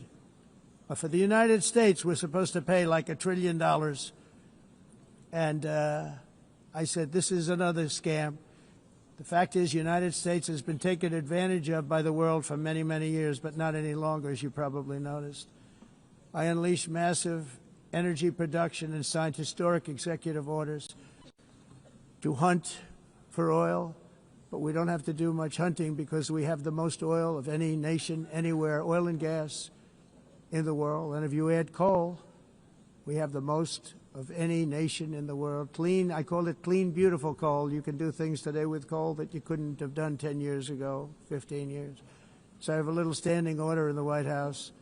Never use the word coal, only use the words clean, beautiful coal.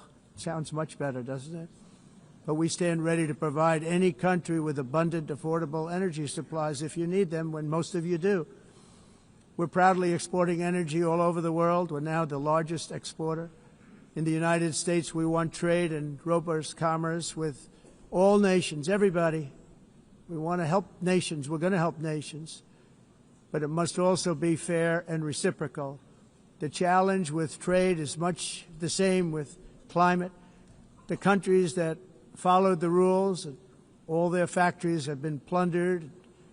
It's really sad to watch. They've been broken. They've been broken by countries that broke the rules. That's why the United States is now applying tariffs to other countries, and much as these tariffs were for many years applied to us, uncontrollably applied to us. We've used tariffs as a defense mechanism under the Trump administration, including my first term, where hundreds of billions of dollars in tariffs were taken in.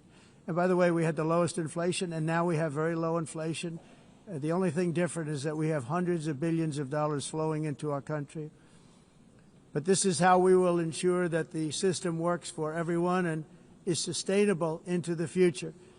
We're also using tariffs to defend our sovereignty and security throughout the world, including against nations that have taken advantage of former U.S. administrations for decades, including the most corrupt, incompetent administration in history, the sleepy Joe Biden administration. Brazil now faces major tariffs in response to its unprecedented efforts to interfere in the rights and freedoms of our American citizens and others, with censorship, repression, weaponization, judicial corruption, and targeting of political critics in the United States. I have a little problem saying this because I must tell you, I was walking in and the leader of Brazil was walking out. We saw him and I saw him, he saw me, and we embraced. And then I'm saying, can you believe I'm going to be saying this in just 2 minutes? We actually agreed that we would meet next week. We didn't have much time to talk, like about 20 seconds. They were in retrospect, I'm glad I waited because this thing didn't work out too well. But we did talk. We had a good talk, and we agreed to meet next week, if that's of interest. But he seemed like a very nice man, actually. He liked me, I liked him. But if you, and I only do business with people I like. When I don't like them, I don't like them. But we had, at least for about 39 seconds, we had excellent chemistry. It's a good sign. But also in the past, Brazil, can you believe this, unfairly tariffed our nation, but now because of our tariffs, we are hitting them back, and we're hitting them back very hard. As president, I will always defend our national sovereignty and the rights of American citizens. So I'm very sorry to say this, that Brazil is doing poorly and will continue to do poorly. They can only do well when they're working with us. Without us, they will fail, just as others have failed. It's true. Next year, the United States will celebrate the 250th anniversary of our glorious independence, a testament to enduring power and American freedom and spirit. We will also be proudly hosting the 2026 FIFA World Cup, and shortly thereafter, the 2028 Olympics, which is going to be very exciting. I hope you all come. I hope that countless people from all over the globe will take part of these will be great celebrations of liberty and human achievement, and that together we all can rejoice in the miracles of history that began in July 4th, 1776, when we founded the light to all nations. And it's something really that an amazing thing came out of that date. It's called the United States of America. In honor of this momentous anniversary, I hope that all countries who find inspiration in our example will join us in renewing our commitment, values, and those values really that we hold so dear. Together, let us defend free speech and free expression. Let us protect religious liberty, including for the most persecuted religion on the planet today. It's called Christianity. And let us safeguard our sovereignty and cherish qualities that have made each of our nations so special, incredible, and extraordinary. In closing, I just want to repeat that immigration and the high cost of so-called green renewable energy is destroying a large part of the free world and a large part of our planet. Countries that cherish freedom are fading fast because of their policies on these two subjects. You need strong borders and traditional energy sources if you are going to be great again. Whether you have come from north or south, east or west, near or far, every leader in this beautiful hall today represents a rich culture, a noble history, and a proud heritage that makes each nation majestic and unique, unlike anything else in human history or any other place on the face of the earth. From London to Lima, from Rome to Athens, from Paris to Seoul, from Cairo to Tokyo and Amsterdam to right here in New York City, we stand on the shoulders of the leaders and legends, generals and giants, heroes and titans who won and built our beloved nations, all of our nations, with their own courage, strength, spirit, and skill. Our ancestors climbed mountains, conquered oceans, crossed deserts, and trekked over wide open plains.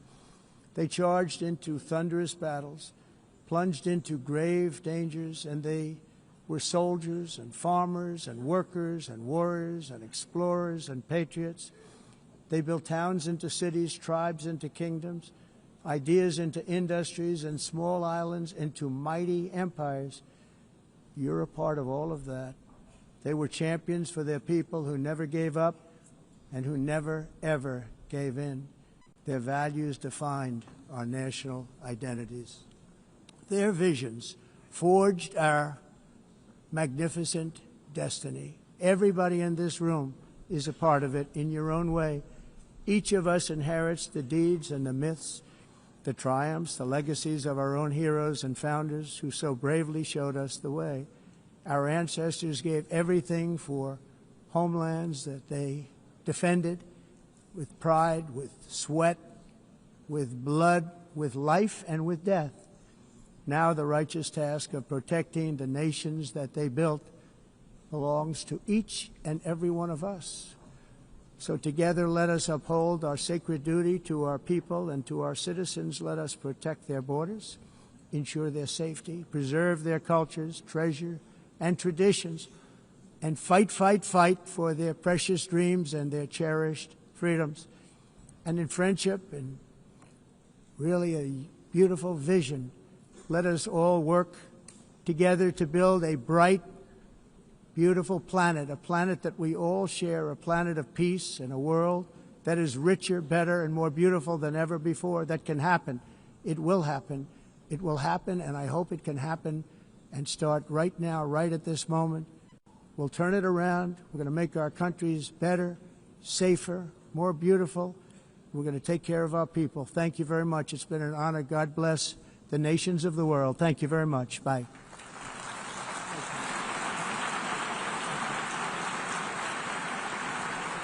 Thank you very much.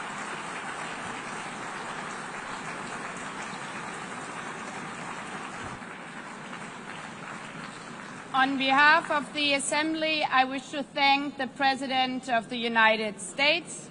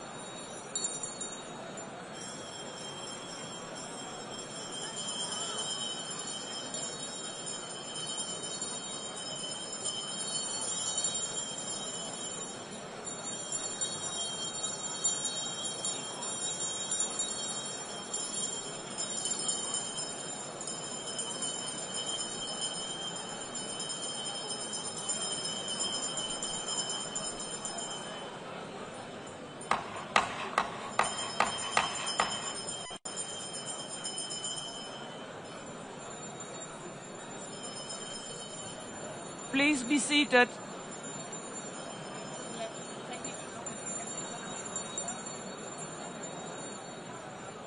Please be seated.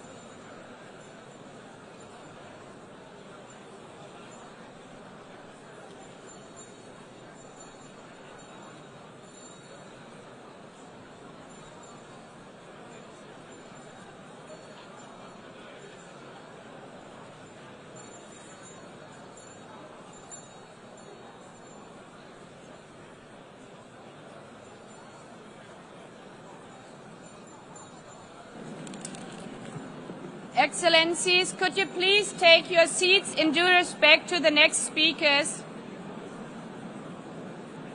The second row, could you please take your seat right now?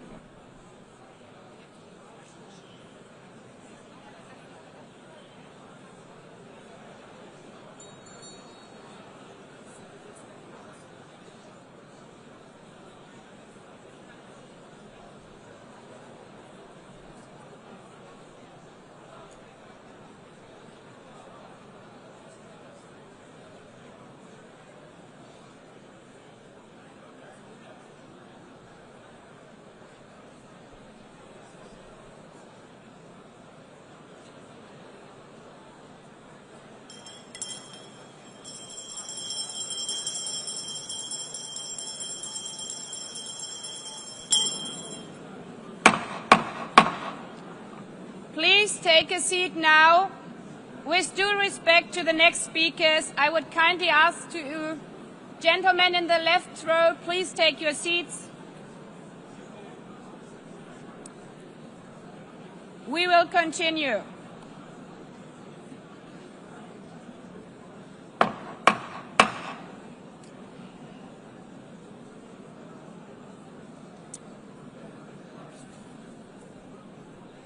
Excellencies, as we are receiving queries, I would like to assure you that don't worry, the UN teleprompters are working perfectly. And by this technical note, I would like to call on the next speaker. The Assembly will hear an address by His Excellency Prabowo Subianto, President of the Republic of Indonesia. I request protocol to escort His Excellency and invite him to address the Assembly.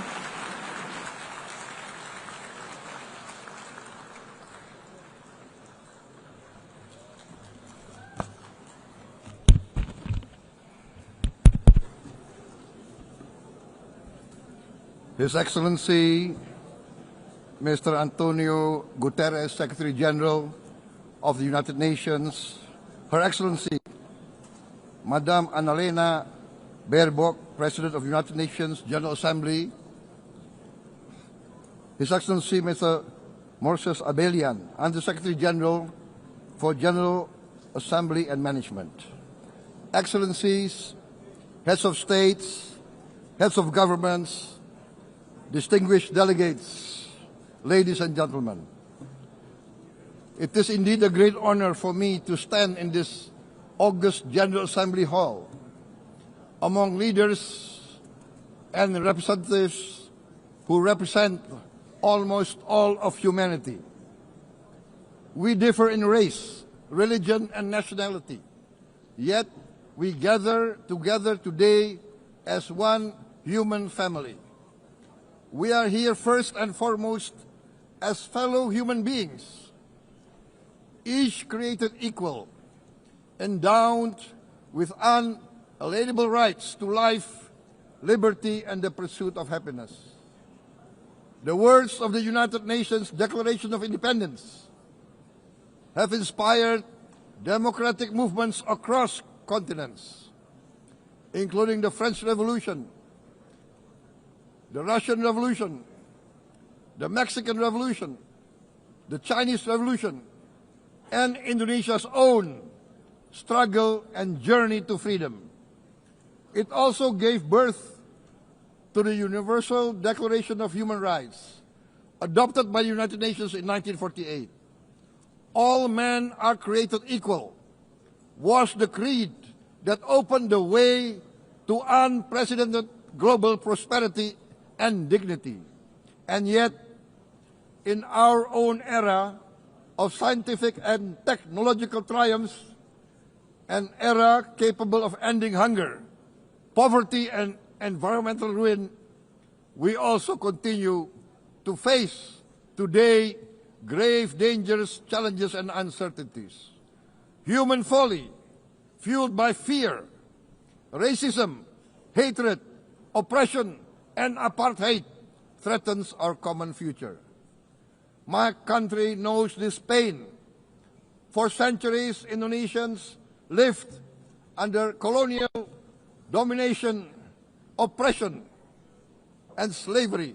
We were treated less than dogs in our own homeland. We Indonesians know what it means to be denied justice and what it means to live in apartheid, to live in poverty, and to be denied equal opportunity. We also knew what solidarity can do in our struggle for independence, in our fight to overcome hunger, disease, and poverty. The United Nations stood with Indonesia and gave us vital assistance. Decisions made here based on human solidarity by the Security Council and this Assembly gave Indonesia independence, international legitimacy, opened doors, and supported our early development through the efforts of the United Nations Children Fund, the United Nations Food and Agriculture Organization, the FAO, the World Health Organization, and many, many other United Nations institutions.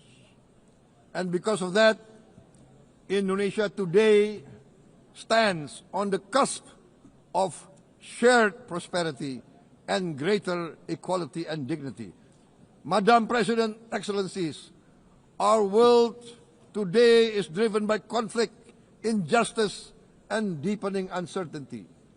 Every day we witness suffering, genocide, and blatant disregard for international law and human decency.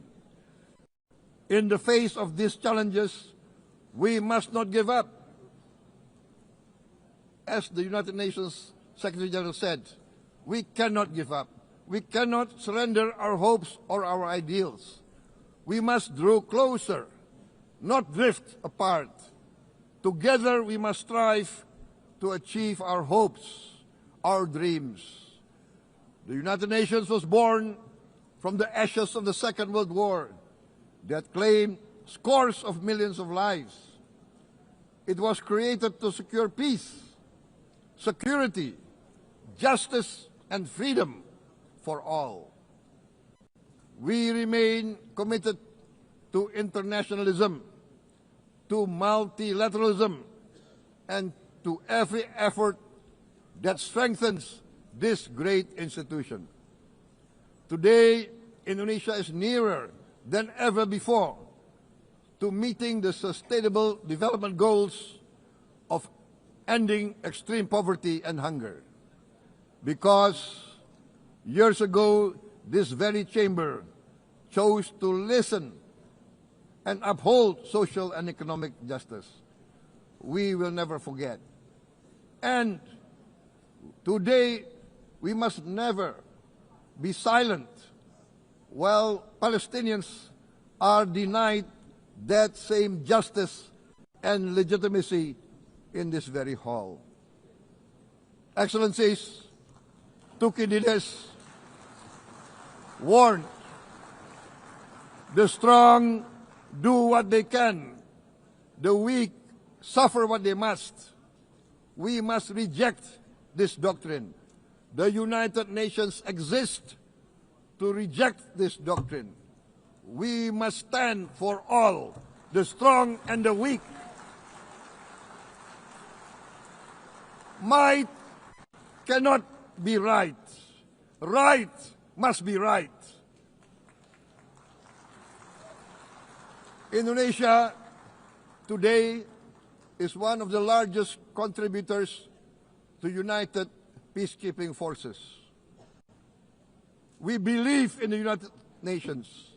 We will continue to serve where peace needs guardians, not with just words, but with boots on the ground. If and when the United Nations Security Council and this great assembly decide Indonesia is prepared to deploy 20,000 or even more of our sons and daughters to help secure peace in Gaza or elsewhere, in Ukraine, in Sudan, in Libya, everywhere when the peace needs to be enforced, peace needs to be guarded, we are ready. We will take our share of the burden, not only with our sons and daughters, we are also willing to contribute financially to support the great mission to achieve peace by the United Nations.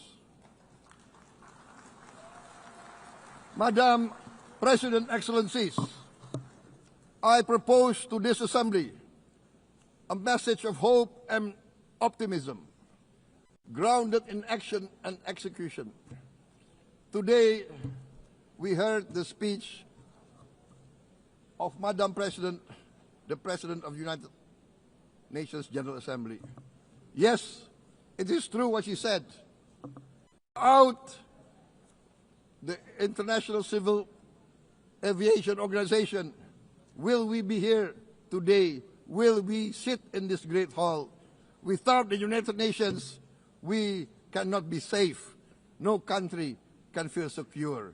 We need the United Nations, and Indonesia will continue to support the United Nations, even though we still struggle.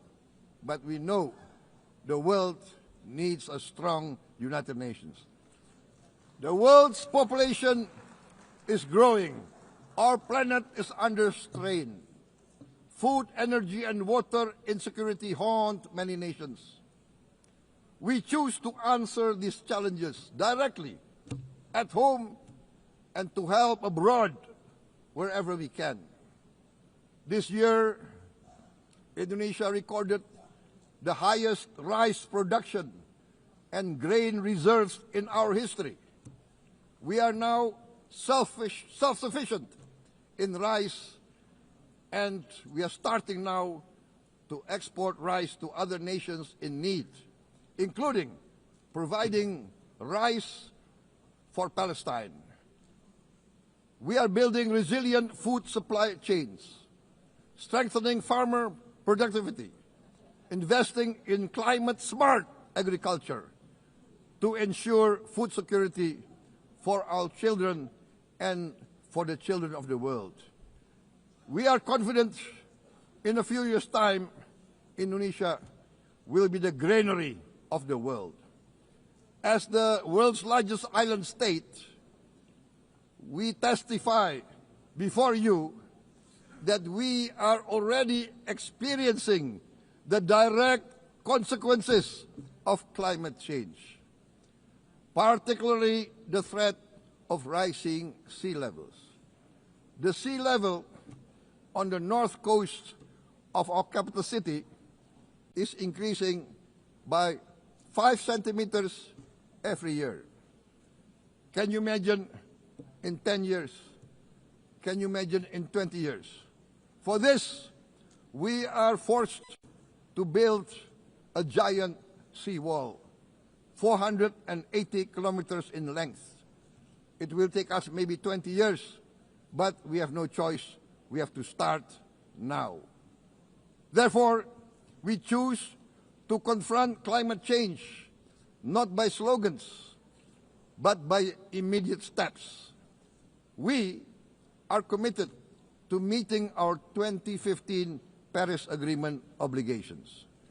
We aim to achieve net zero emission by 2060, and we are very confident we can achieve net zero emission much earlier.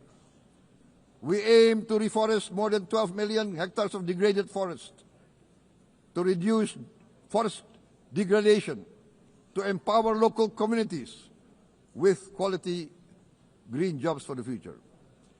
Indonesia is shifting decisively from fossil fuel-based development towards renewable-based development. From next year, most of our additional power generation capacity will come from renewables.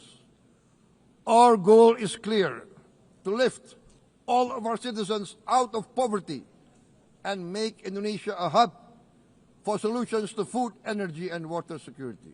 Madam President, Excellencies, we live in a time when hatred and violence can seem to be the loudest voices.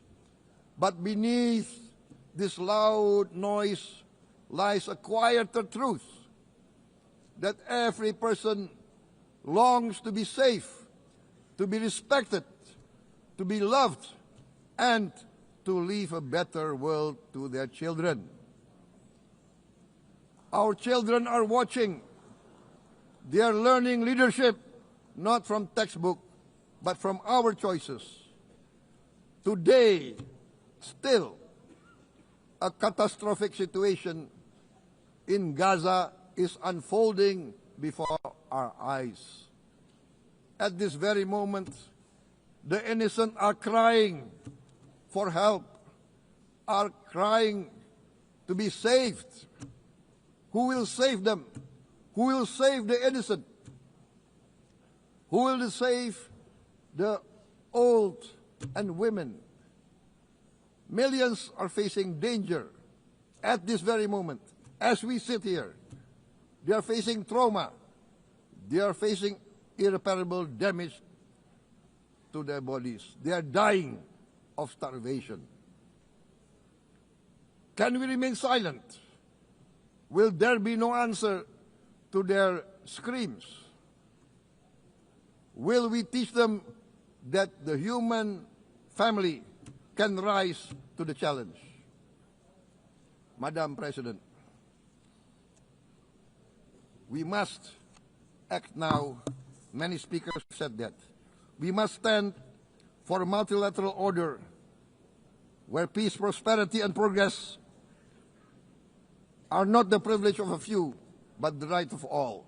With a strong United Nations, we can build a world where the weak do not suffer what they must, but live the justice that they deserve. Let us continue humanity's great journey of ideals, the selfless aspirations that created the United Nations. Let us use science to uplift, not use science to destroy. Let rising nations help others to lift themselves. I am convinced that the leaders of the great world civilizations of the West, of the East, of the North, of the South, leaders of America, Europe, of India, China, the Islamic world, the whole world, I am convinced they will rise to their role demanded by history. We are all hopeful that the leaders of the world will show great statesmanship, great wisdom, restraint, humility, overcome hate, overcome suspicion. Madam President, distinguished delegates, we are greatly heartened by the events of the last few days, where significant leading countries of the world have chosen to side with history, to choose the right side of history, the path of the moral high ground, the path of rectitude, the path of justice, the path of humanity, to shun hatred, to overcome suspicion, and to avoid the use of violence. The use of violence will beget violence. No one country can bully the whole community of the human family.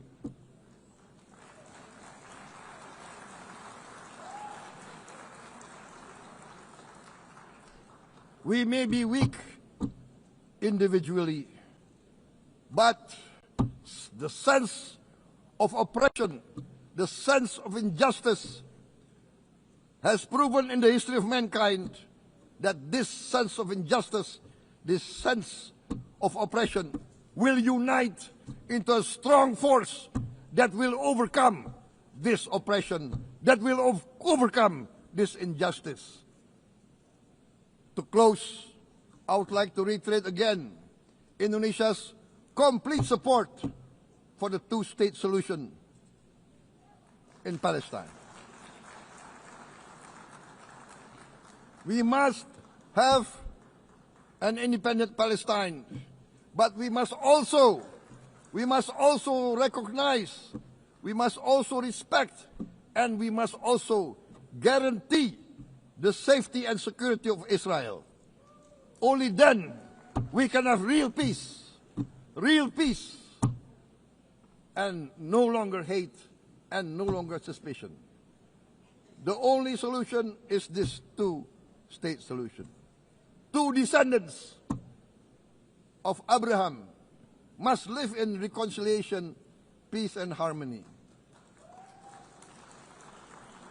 Arabs, Jews, Muslims, Christians, Hindus, Buddhists, all religions, we must live as one human family. Indonesia is committed to being part of making this vision a reality. Is this a dream? Maybe, but this is the beautiful dream that we must work together towards.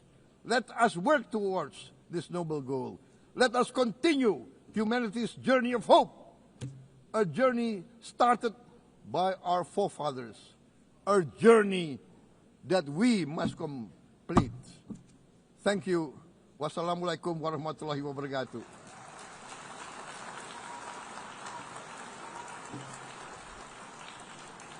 Shalom. Om Santi, Santi, Santi Om. Namo Buddhaya. Thank you very much. May God bless us all. May peace be upon us. Thank you very much. Thank you. On behalf of the Assembly, I wish to thank the President of the Republic of Indonesia.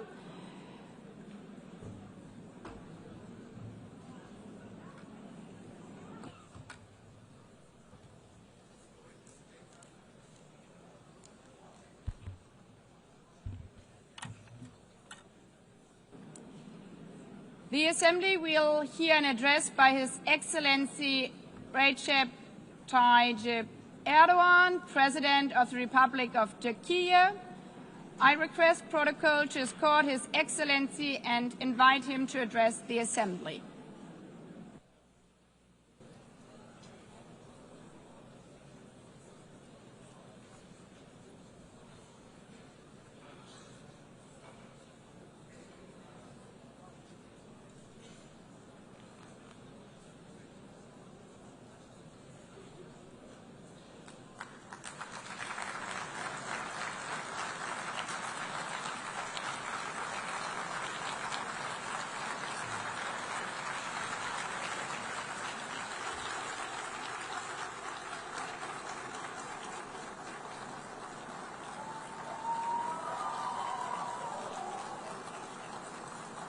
Sayın Başkan, değerli devlet ve hükümet başkanları, Sayın Genel Sekreter, kıymetli delegeler, sizleri şahsım ve milletim adına en kalbi duygularımla selamlıyorum. Birleşmiş Milletler 80. Genel Kurulu'nun tüm insanlık için hayırlara vesile olmasını temenni ediyorum. İnsanlığın ortak vicdanını temsil eden bu kürsüden sizlere bir kez daha hitap etmekten büyük bir bahtiyarlık duyuyorum. Genel Kurul Başkanlığını tamamlayan Sayın Yang'ı tebrik ediyor. Bu görevi devralan Sayın Berbok'a başarılar diliyorum. Konuşmamın hemen başında Filistin'in giderek artan sayıda ülke tarafından tanındığı bir dönemde Filistin Devlet Başkanı Sayın Mahmud Abbas'ın bugün bizzat aramızda olamayışından duyduğum üzüntüyü ifade etmek istiyorum. Biz bugün bu kürsüde kendi vatandaşlarımızla birlikte sesi kısılmak istenen Filistin halkına tercüman olmak için de bulunuyoruz. Filistin devletini tanıyacağını açıklayan tüm ülkelere teşekkür ediyor. Henüz bu kararı almayan devletleri ise bir an önce harekete geçmeye çağırıyorum. Sayın Başkan, değerli üyeler, Birleşmiş Milletler şartı bundan 80 yıl önce San Francisco'da imzalandı ve 24 Ekim 1945'te yürürlüğe girdi. Birleşmiş Milletler Kuruluş Şartı'nın ilk maddesinin ilk kelimelerini burada tekrar hatırlatmak isterim. Birleşmiş Milletler'in amacı uluslararası barış ve güvenliği korumaktır. Evet, bizler bu salonda Birleşmiş Milletler'in 80. yaşını kutlarken dünyanın birçok bölgesinde kuruluş şartının ilk maddesinin ilk kelimelerine gölge düşürecek vahim hadiseler yaşanıyor. Özellikle Gazze'de gözlerimizin önünde 700 günü aşkın bir süredir soykırım devam ediyor. Biz toplantı halindeyken dahi Gazze'de şu anda siviller katlediliyor. Gazze'de ölen sivillerin sayısı 65.000'i geçti. Enkaz altında kaç cenazenin olduğu henüz bilinmiyor. Ölenlerin 20.000'den fazlası çocuk. İsrail tarafından Gazze'de son 23 aydır her saat, evet her saat bir çocuk acımasızca hayattan kopartılıyor. Bunlar sayı değil dostlar.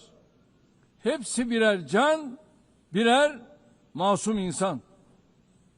Şu anda sadece silahlarla değil, açlık silahıyla da insanlar öldürülüyor. 21. yüzyılda medeni dünyanın bakışları altında 146'sı çocuk, 428 kişi açlıktan hayatını kaybetti ve sayı her geçen gün artıyor. Şimdi size Gazze'deki günlük hayatı anlatan bir fotoğraf göstereceğim. Birinci fotoğraf, gördüğünüz gibi ellerinde leğenli kadınlar. Lütfen hepimiz elimizi vicdanımıza koyup cevap verelim. 2025 yılında böyle bir gaddarlığın makul bir sebebi olabilir mi? Fakat insanlık adına bu utanç manzarası Gazze'de 23 aydır her gün tekrar ediyor. 365 kilometre kare içinde yaşayan 2,5 milyon Gazze'li her gün yerinden ediliyor, her gün bir başka bölgeye göçe zorlanıyor. Gazze'nin sağlık altyapısı tamamen çökmüş durumda. Doktorlar öldürüldü ya da gözaltına alındı. Ambulanslar vuruldu. Hastaneler bombalandı. Yıkıldı. Tedavi mümkün değil. Operasyon mümkün değil. İlaç bulmak mümkün değil. Dostlar, bakın Tayyip Erdoğan olarak içim yanarak, içim kan ağlayarak söylüyorum. Henüz 2-3 yaşındaki elleri, kolları, bacakları olmayan masum yavrucuklar bugün maalesef Gazze'nin olağan fotoğrafı haline gelmiştir.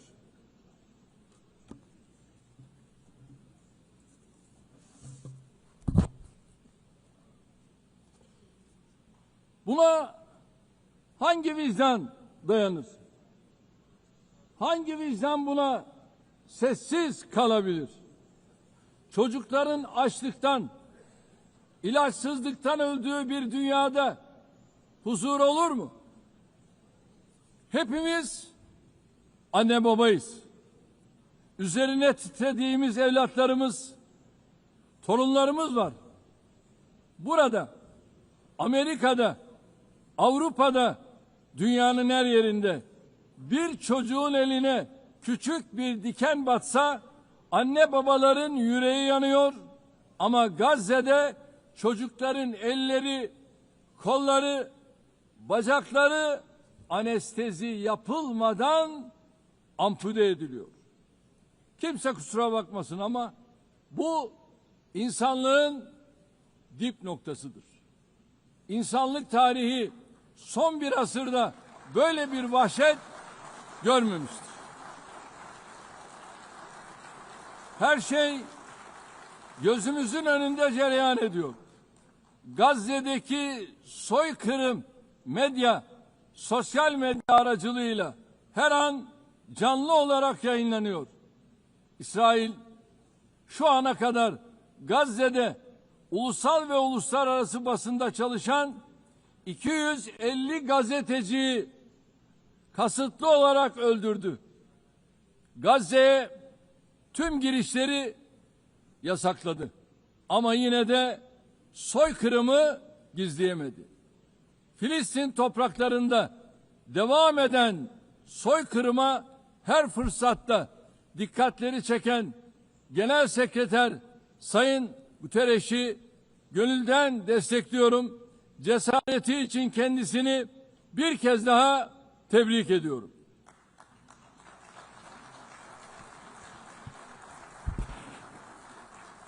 Ancak Birleşmiş Milletler Gazze'de kendi çalışanlarını dahi maalesef koruyamamıştır. Gazze'de insanlara yardım için koşturan 500 kişi öldürülmüştür. Ve bunların 326'sı Birleşmiş Milletler personelidir. Sayın Başkan, değerli üyeler, bakınız, soykırım tıpkı Holocaust gibi insanların toplu halde imhası için kullanılan utanç verici, insanlık dışı, barbarca bir kavramdır. Oysa bugün Gazze'de sadece insanlar öldürülmüyor. Gazze'de hayvanlar hedef alınarak öldürülüyor. Gazze'de tarım alanları, bahçeler, ağaçlar, otlar, Gazze'de asırlık zeytin ağaçları yok ediliyor. Gazze'de sular yok ediliyor, kirletiliyor. Gazze'de binalar, evler, kütüphaneler, hastaneler, okullar, camiler, kiliseler, tarihi yapılar bilinçli bir şekilde yıkılıyor. Gazze'nin toprağı insan içinde, hayvan içinde, bitki içinde artık işe yaramaz hale getiriliyor. İşte sizlere bir başka fotoğraf daha. Şimdi size soruyorum. Elimdeki şu fotoğrafın güvenlik arayışıyla ne ilgisi var? Bunun adı canlıya düşmanlık, hayata düşmanlık değil midir? Bu kürsüden açık açık ifade ediyorum. Gazze'de bir savaş yoktur. Gazze'de iki taraftan söz edilemez.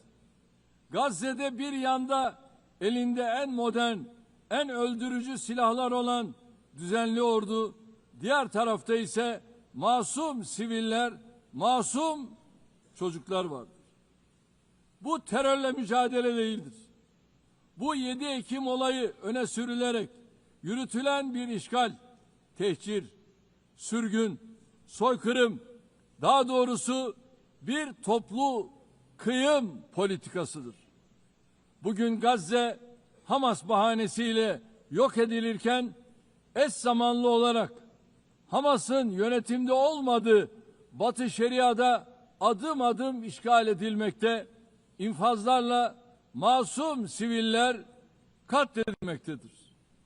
Üstelik İsrail Gazze ve Batı Şeria ile sınırlı kalmıyor, Suriye'ye, İran'a, Yemen'e, Lübnan'a saldırılar düzenleyerek bölge barışını da tehdit ediyor.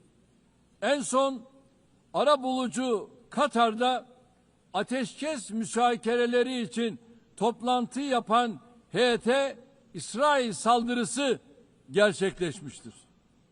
Katar'a yönelik saldırı göstermiştir ki İsrail yönetimi tamamen kontrolü kaybetmiştir. Netanyahu'nun barış yapmaya da rehineleri kurtarmaya da niyetinin olmadığı bir kez daha anlaşılmıştır. Sadece komşuları değil, Orta Doğu'daki tüm ülkeler İsrail hükümetinin pervasız tehditlerine muhatap oluyor. Şunun da farkına varalım. İsrail'in artan saldırganlığı sebebiyle Avrupa başta olmak üzere Batı'da İkinci Dünya Savaşı sonrası ortaya çıkan değerler de çok ağır yara almıştır. En temel insan hakları, ifade özgürlüğü, basın özgürlüğü, gösteri ve protesto özgürlüğü, kadın hakları, çocuk hakları, demokrasi, eşitlik, adalet gibi kavramlar rafa kaldırılmıştır. Gelinen noktada hepimiz şu gerçeği görmek zorundayız. Değerli dostlar, vaat edilmiş topraklar saplantısıyla hareket eden İsrail yönetimi yayılmacı bir politikayla bölge barışına ve insanlığın müşterek kazanımlarına kastetmektedir. Üç semavi dinin kutsal beldesi, insanlığın ortak mirası olan Kudüs-ü Şerif bu radikalizmin doğrudan hedefidir. Vicdan sahibi Musevileri de rahatsız eden, onların da tasvip etmediği, dahası tüm dünyada antisemitizmi körükleyen bu cinnet hali artık daha fazla devam edemez.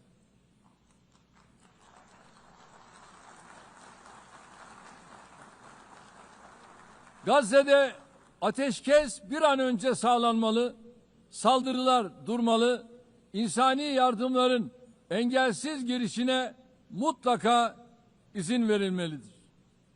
Soykırım kadrosunun uluslararası hukuka hesap vermesi temin edilmelidir. İnşallah bu mutlaka gerçekleşecektir. Gazze'de yaşanan barbarlığa karşı sesini yükseltmeyen, tavır almayan herkes bu vahşetin sorumluluğuna ortaktır. Buradan bütün devlet ve hükümet başkanlarına samimiyetle sesleniyorum. Gün bugündür. Gün insanlık adına Filistinli mazlumların yanında dimdik durma günüdür.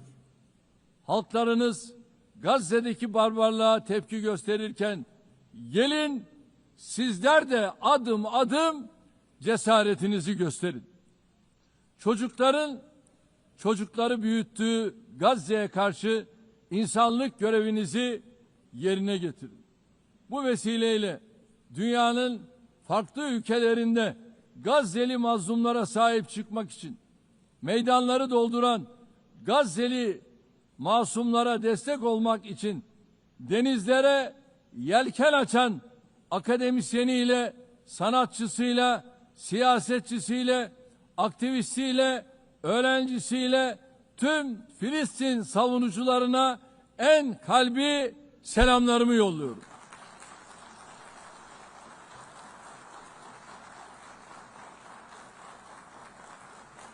Kıymetli delegeler, 13 yıl boyunca sizlere bu kürsüden komşumuz Suriye'de yaşanan zulümden ve çatışmalardan bahsettim. Nasıl bugün Gazze'li mazlumlar için sesimizi yükseltiyorsak 13 yıl süresince de Suriyelilerin feryatlarına dikkat çektik. Burada onların da sesi, nefesi olduk. 1 milyon insanın hayatına, milyonlarcasının da vatanlarını terk etmesine sebep olan zulüm, 8 Aralık devrimiyle birlikte hamdolsun artık tarihe karıştı. Suriyeli kardeşlerimiz 8 Aralık tarihi itibariyle yeni bir dönemin kapılarını açtılar.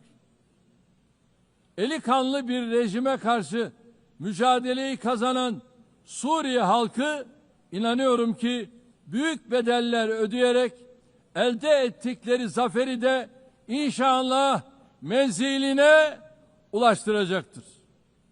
DAEŞ başta olmak üzere terörün hiçbir çeşidinin olmadığı, güvenliğin tesis edildiği bir ve bütün Suriye vizyonunu tüm imkanlarımızla destekleyeceğiz.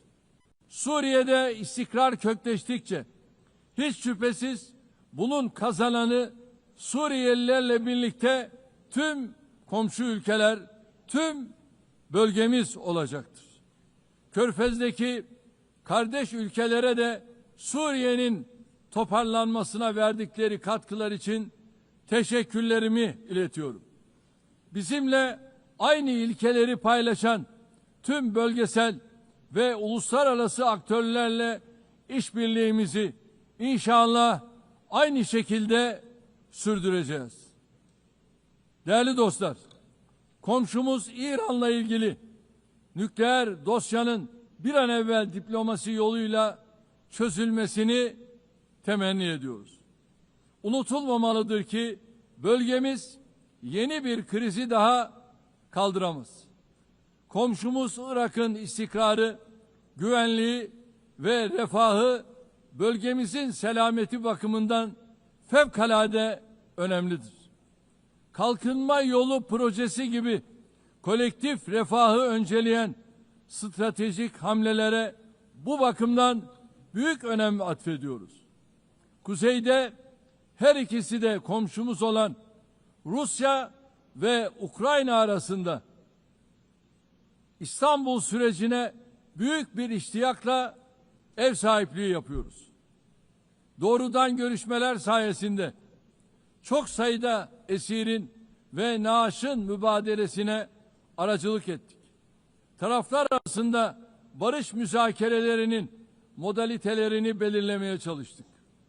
Unutmayın, savaşın kazananı adil bir barışın kaybedeni olmaz şiarıyla önümüzdeki dönemde de ateşkes için çaba göstermeye devam edeceğiz.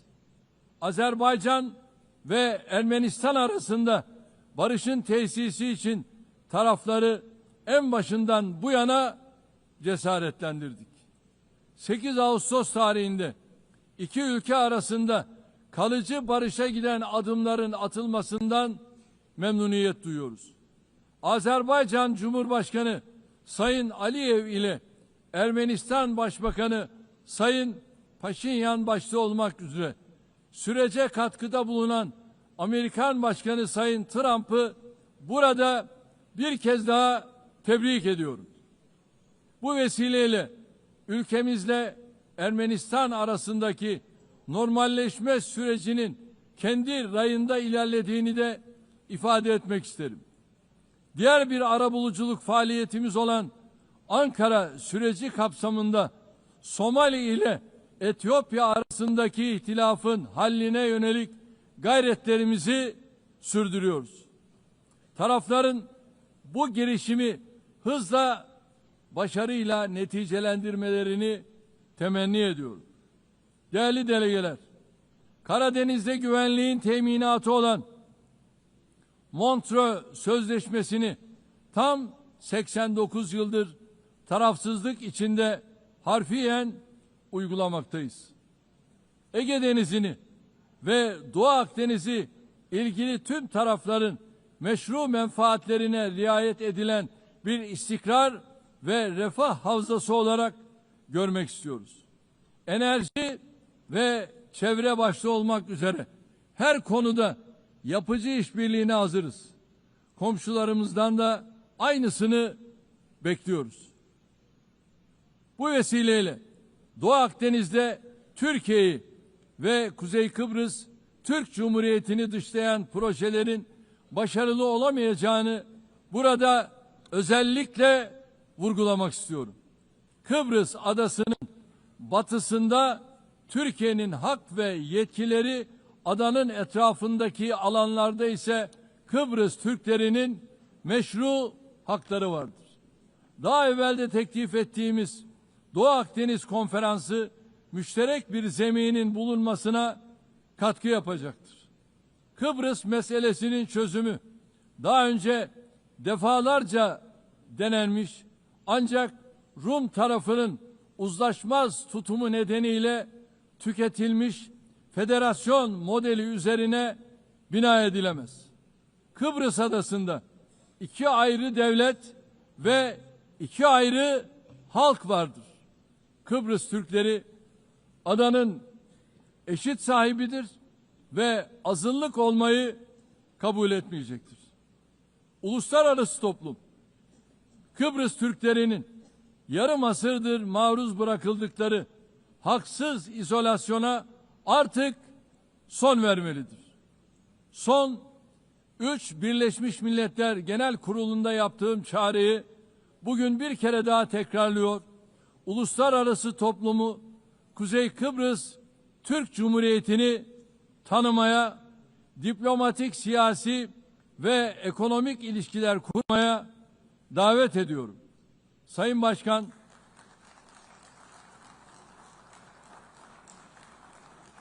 Başkan, değerli üyeler, önümüzdeki dönemde Türkiye-Avrupa Birliği ilişkilerinde yeni bir başlangıç ve vizyon arzuluyoruz. Bu vizyon günü kurtaran değil, ufku yeniden tayin eden, ortak geleceğimizi şekillendiren bir vizyon olmalıdır.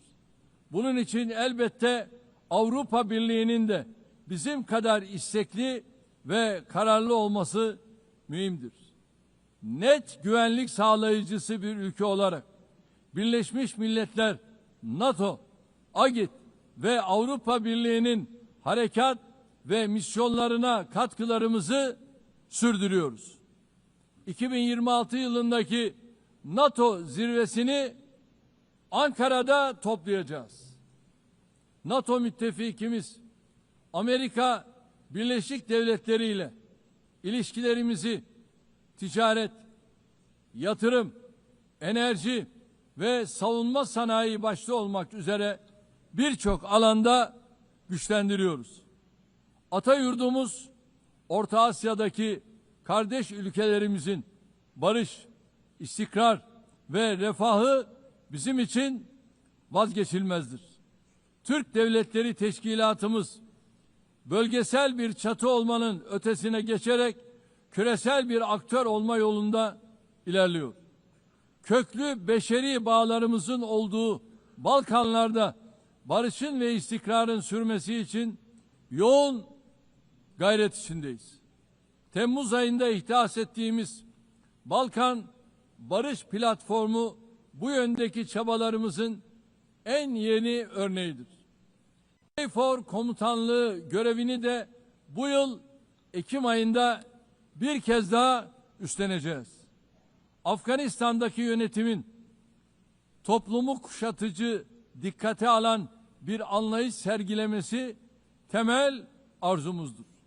Yeniden toparlanma sürecinde uluslararası toplumun Afgan halkını yalnız bırakmamasıdır. Türkiye ve Türk milleti olarak Afgan kardeşlerimizin her daim yanında olmaya devam edeceğiz. Değerli dostlar, Güney Asya'da barış ve istikrarın muhafazasını son derece önemli görüyoruz. Nisan ayında Pakistan ve Hindistan arasındaki çatışmaya varan bu gerilimde varılan ateşkesten memnuniyet duyuyoruz. İki ülke arasında terörle mücadelede işbirliğini önemsiyoruz. Keşmir meselesinin Birleşmiş Milletler Güvenlik Konseyi kararları temelinde Keşmirli kardeşlerimizin beklentileri ekseninde diyalogla çözülmesini destekliyoruz. Afrika kıtasıyla eğitimden sağlığa, altyapıdan ticarete kadar geniş bir yelpazede ilişkilerimiz yıldan yıla güçleniyor. Somali'nin terörle mücadelesine gereken her türlü desteği verirken insani yardım faaliyetlerimizi de sürdürüyoruz. Sudan'da 2 yılı aşkın süredir devam eden çatışma ortamı bizleri ziyadesiyle üzmektedir. Sudan'da akan kanın durması ve sürdürülebilir barışın tesis edilmesi uluslararası toplumun ortak sorumluluğudur. Bizim bu yöndeki çabalarımız devam edecektir. Büyük Göller bölgesi yıllardır süren istikrarsızlık ve çatışmalardan ziyadesiyle müzdarip olmuştur. Kongo Demokratik Cumhuriyeti'nin doğusunda yaşanan çatışmalar bir an önce çözülmelidir. Amerika'nın arabuluculuğu ve Katar'ın kolaylaştırıcılığında yürütülen gayretleri samimiyetle destekliyoruz. Batı Afrika'da bilhassa sahil havzasında artan terör faaliyetlerini de endişeyle takip ediyoruz. Tarihi bağlarımızın bulunduğu bu bölge halklarının huzura ve istikrara kavuşmaları için çabalarımız devam edecektir. İlhamını çift başlı Selçuklu Kartalı'ndan alan bizim de 360 derecelik yaklaşımla yürüttüğümüz Türk dış politikasında Asya ülkeleriyle ilişkilerimiz büyük stratejik öneme sahiptir.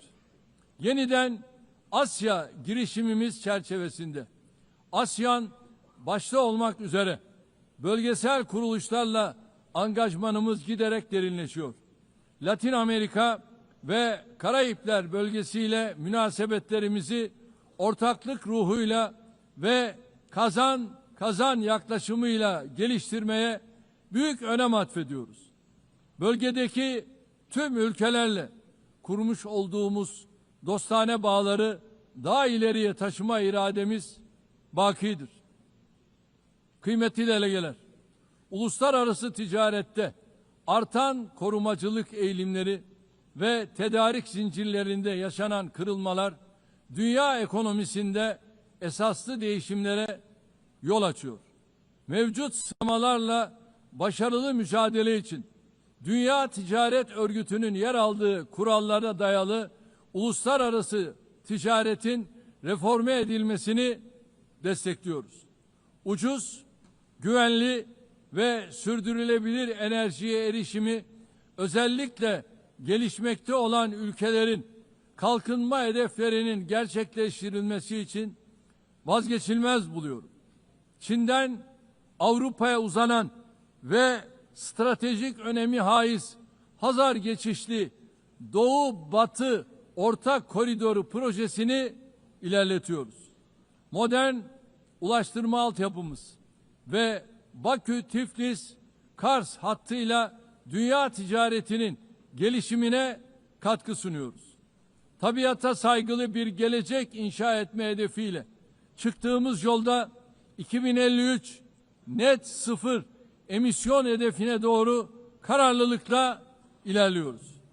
Eşim Emine Erdoğan'ın himayesinde yürüyen sıfır atık hareketinin tüm dünyada her yıl dalga dalga büyüyen, daha fazla insana ve kalbe ulaşan bir farkındalık halkasına dönüştüğünü görmek bizim için ayrı bir bahtiyarlıktır. Bu süreçte gelişmiş ülkelerin sorumluluklarını yerine getirmesi artık bir tercihten öte yükümlülük haline gelmiştir. Dünyada en fazla kalkınma yardımı yapan ülkelerden biri olarak Birleşmiş Milletler'in sürdürülebilir kalkınma hedeflerine ulaşılması için çaba harcıyoruz. 2030 hedeflerine erişmek ve dünyanın dört bir yanındaki yüz milyonlarca insanı onurlu yaşama kavuşturmak için küresel finansman mimarisinin kimseyi geride bırakmama anlayışıyla uyumlu hale getirilmesini savunuyoruz. Burada şunu da özellikle dikkatinizi çekerek söylemek istiyorum. Biz jeopolitik sınamalarla uğraşırken insanlık yapay zeka alanında olağanüstü bir sıçramaya şahitlik ediyor. Çığır açan bu teknolojilerin dönüştürücü gücü ve sunduğu nimetlerden hiçbir toplumun mahrum bırakılmaması gerekiyor. Yapay zeka teknolojileri yeni bir tahakküm aracı olarak değil, insanlığın lehine kullanılmalıdır. Ev sahipliğini yaptığımız en az gelişmiş ülkeler için Birleşmiş Milletler Teknoloji Bankası, dijital ve teknolojik açığın kapatılmasında kritik rol oynuyor. Hazırladığımız ve evrensel mutabakatla yakında imzayı açacağımız dijital dünyada çocuk hakları sözleşmesinin bu alanda küresel bir farkındalık oluşturacağına inanıyor. Çabalarımıza güçlü desteğinizi bekliyoruz. Diğer taraftan ırkçılık, yabancı karşıtlığı ve bilhassa İslam düşmanlığının vahim boyutlara ulaştığı günümüzde bir arada yaşama kültürünü tehdit eden bu akımlarla mücadele insanlık için zaruret halini almıştır. Medeniyetler İttifakı Yüksek Temsilcisi Sayın Moratinos'un Birleşmiş Milletler Genel Sekreterinin İslamofobi ile mücadele özel elçisi olarak da atanması kıymetlidir. Geçen sene burada ifade ettiğim gibi aile kurumu günümüzde daha önce hiç olmadığı kadar tehdit altındadır. Kadın ve erkekten oluşan aileyi savunmak aynı zamanda insanı, fıtratı, yaşamı ve geleceği savunmak demektir. Türkiye olarak artan saldırılar karşısında aileyi savunmaya devam edeceğiz. Kıymetli delegeler, insanlığın bir daha savaş felaketi yaşamaması için kurulan Birleşmiş Milletler'in kökleri içinde bulunduğumuz karanlık döneme ışık tutacak değerlerle doludur. Genel Sekreter Sayın Guterres'in teşkilatımızı etkin ve verimli hale getirmek amacıyla başlattığı Birleşmiş Milletler 80 girişimine desteğimiz tamdır. Bu girişimin Birleşmiş Milletler'in tüm faaliyetlerini daha da güçlendirecek bir süreç olarak başarıya ulaşmasını temenni ediyorum. Bu sürece İstanbul'u bir Birleşmiş Milletler merkezi haline getirme vizyonumuzdan da hareketle güçlü destek vermeye hazırız. 80. yılda Birleşmiş Milletler'i kuruluş ruhuna döndürecek adımları atmak hepimizin ortak sorumluluğudur. Biz güçlünün haklı olduğu değil, haklının güçlü olduğu bir sistem kurulana kadar dünya 5'ten büyüktür demeye devam edeceğiz.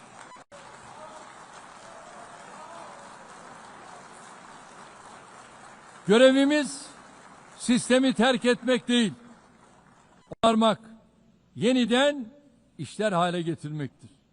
Hiç şüphesiz daha adil bir dünya mümkündür. Türkiye daha adil bir dünyanın inşası için mücadelesini sabırla devam ettirecektir. Rabbim yar ve yardımcımız olsun diyorum. Hepinizi bir kez daha sevgi ve saygıyla selamlıyorum. Kalın sağlıcakla.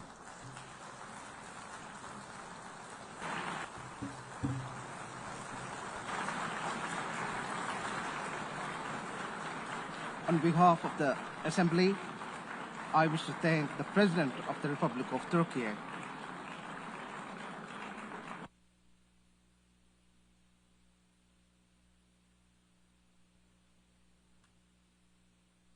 The Assembly will hear an address by Her Excellency Dina Eshelia, Boluarte Chegara, President of the Republic of Peru, I request protocol to escort Her Excellency and invite her to address the Assembly.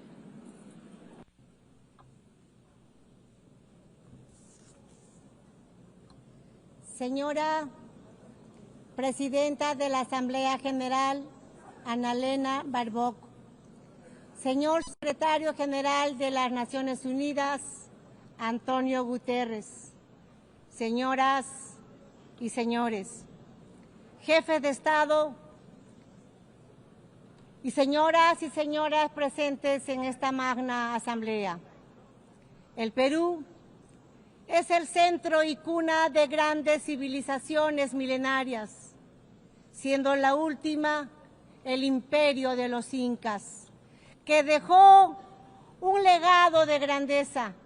Somos herederos asimismo del virreinato del Perú, que abarcó las 2/3 partes de América del Sur. Somos un país mestizo, mezcla fundamental entre hispanos y andinos, orgulloso de ser heredero de los más grandes imperios de Europa y América del siglo XVI.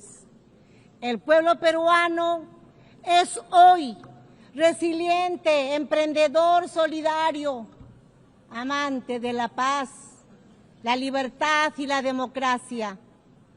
Nuestros grandes escritores, Mario Vargas Llosa y José María Arguedas, compartieron la idea de que el Perú es país de todas las sangres.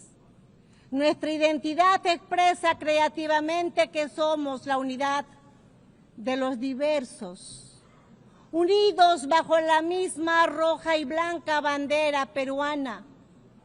En nuestro país viven los pueblos originarios y los pueblos del mundo en paz y unidad, como una gran síntesis del Perú, país en el que vivió y trabajó durante 40 años el Papa León XIV, nacionalizado peruano, por su profundo amor a nuestra gente, tanto por su carácter solidario y pacífico, como por su fe católica y cristiana. Todos los estudios señalan que somos el país más emprendedor del mundo, razón por la cual después de la pandemia del COVID-19, que por una pésima administración gubernamental alcanzó más de 2 millones de fallecidos, nos hemos empezado a recuperar, logrando hoy más de 17 meses de crecimiento consecutivo de nuestra economía. Hemos derrotado la recesión y la inflación originada por la violencia política y por la corrupción. Un golpe de Estado fallido y la fuga de más de 20.000 millones de dólares entre los años 2021 y 2023. Hemos recuperado la confianza de la inversión nacional, pero también del extranjero, y abrazado a la libertad.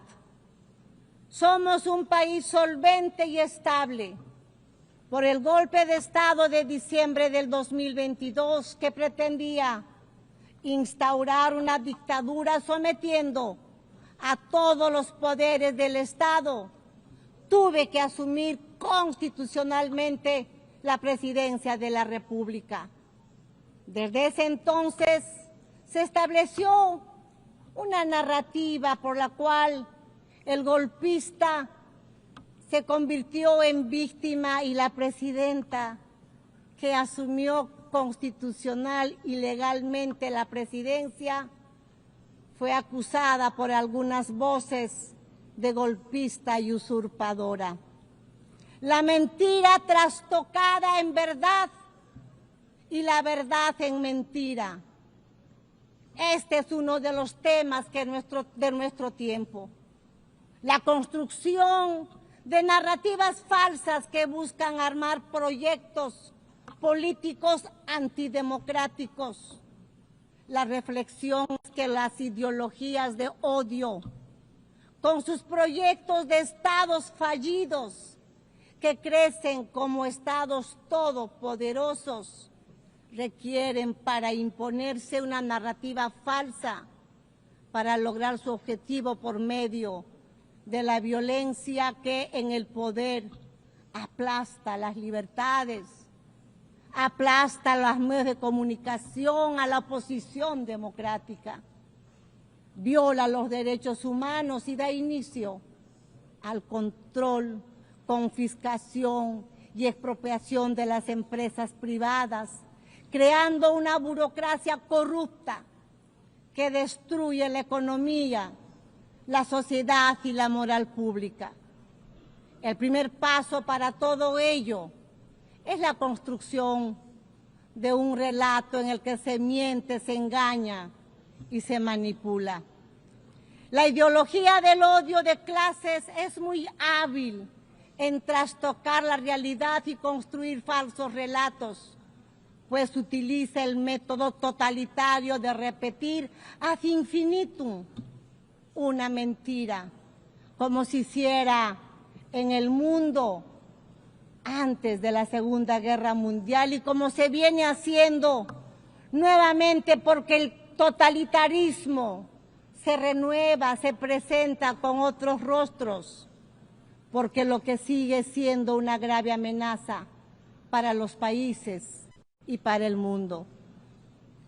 El cínico relato se ve reforzado por el intervencionismo en los asuntos internos de los países, apoyando y difundiendo falsedades para destruir la democracia y eliminar la libertad.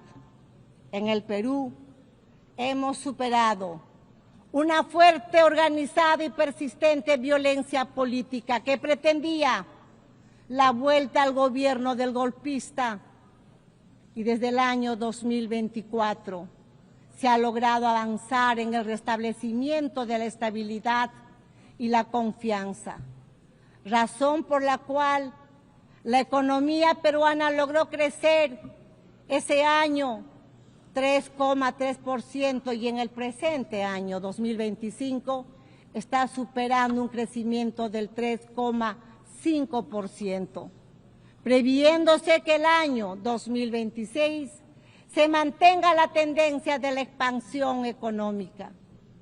El gobierno garantiza 3 años de crecimiento económico encabezando las cifras en Sudamérica. La inflación que tenemos es inferior al 2% anual. Las reservas internacionales son superiores a los 88.000 millones de dólares y nuestra moneda se mantiene estable y se fortalece cada día más. Nuestra deuda externa es menor al 32,2% del PBI, una de las más bajas de América y del mundo. Nuestro déficit fiscal este año será de 2,2% anual. Señora Presidenta de esta magna asamblea, el 24 de octubre se creó las Naciones Unidas, después de la Segunda Guerra Mundial, cuando se logró derrotar a uno de los mayores proyectos políticos totalitarios, construido bajo una ideología de odio que produjo el más grave genocidio en la historia de la humanidad, el Holocausto, que jamás debemos olvidar. Esa nefasta guerra causó la muerte de 60 millones de seres humanos. Toda ideología de odio, el odio de clases y su elevación a principio y motor de la historia, el odio racial, el nacionalista, el odio religioso, étnico, el odio a las mujeres, entre otros, son los causantes de los peores crímenes en la historia humana. Las ideologías de odio construyen relatos como verdades absolutas que instrumentalizan a las personas y a los pueblos. La Constitución política de mi patria afirma que la defensa de la persona humana y su dignidad es el fin supremo de la sociedad y del Estado. El Perú rechaza, en consecuencia, los dos principales relatos de odio en el mundo: el odio de clases y el odio religioso, origen de guerras y violencia humana. En el Perú hemos sufrido más de 20 años de un terrorismo mesiánico, dogmático, violento y genocida que le costó la vida a más de 70,000 peruanos. El terrorista odia las elecciones y el derecho ciudadano a elegir y a ser elegido. Cuando participa, lo hace para destruir la democracia desde adentro. Sin embargo, el relato que se ha querido imponer es una mentira flagrante. Las Fuerzas Armadas y policiales que defendieron la vida y la libertad de los peruanos son acusados de violar los derechos humanos, convirtiéndose así los héroes, defensores de la vida, la democracia y la libertad en victimarios, y los terroristas en víctimas. Así, los héroes que defendieron la democracia son perseguidos en juicios que se prolongan por décadas, mientras que los terroristas son indemnizados y considerados víctimas. El mundo al revés. La ONU, Presidenta, ha sido un hito fundamental en el siglo XX, pero en el siglo XXI debemos estar más atentos. Es nuestro deber impedir que el mundo se precipite hacia nuevos genocidios y nuevas violencias. No es aceptable en un mundo civilizado que un país invada a otro, utilizando un relato falso para justificar una guerra que ataca principalmente a la población. No es admisible la matanza de civiles, la captura de centenares de jóvenes, mujeres y hasta niños para utilizarlos como rehenes. Vivimos ante la amenaza del crimen internacional organizado. En el Perú, la delincuencia internacional dedicada a la extorsión recurre a métodos terroristas como los atentados con explosivos para someter a los ciudadanos. Estas organizaciones criminales que utilizan armas de guerra han creado mecanismos financieros para lavar el dinero manchado de sangre, remitiendo grandes sumas a sus países de origen. Se pretende normalizar esta violencia que requiere para su derrota el reconocimiento por la ONU como organizaciones terroristas y una nueva legislación nacional e internacional que detenga su amenaza al sistema democrático y al desarrollo de los pueblos. Es imperativo, asimismo, actuar contra el narcotráfico y la minería ilegal que destruye el medio ambiente, contaminan los ríos y condena a los pueblos y a las personas a la esclavitud. El crimen internacional tiene sometidas a miles de mujeres extraídas de sus hogares, de sus países con violencia y engaños y explotadas y privadas de su libertad. Señoras y señores, vivimos momentos que nos recuerdan los episodios más oscuros de nuestra historia moderna. Y el Perú está convencido que el mundo no necesita menos ONU, sino más y mejor ONU. Una que esté acorde con los tiempos en los que las ideologías de odio que tanto daño causaron y causan a la humanidad se han refugiado en la mentira, en las informaciones falsas y en la penetración de las sociedades democráticas. El Perú, como miembro fundador, está comprometido con un sistema multilateral abierto, basado en el derecho internacional y los principios de la Carta de Naciones Unidas. El pilar, el modelo, la ONU, pero es momento de hacer un alto y mirar lo que está pasando en el mundo a nuestro alrededor. En este momento estamos aquí, pero al otro lado del mundo están matando niños, niñas, personas inocentes. La prosperidad al mundo debe ser en ese trabajo responsable y unido. Y que hoy debe ingresar a un proceso de adecuación frente a las nuevas amenazas. Cada uno de nuestros países tiene el deber de contribuir al desarrollo de soluciones a los problemas comunes que enfrentamos, y en eso se esfuerza mi país. Pero la interconexión de nuestras sociedades y economías hacen que solo a través de la cooperación internacional podamos resolver la crisis que enfrentamos.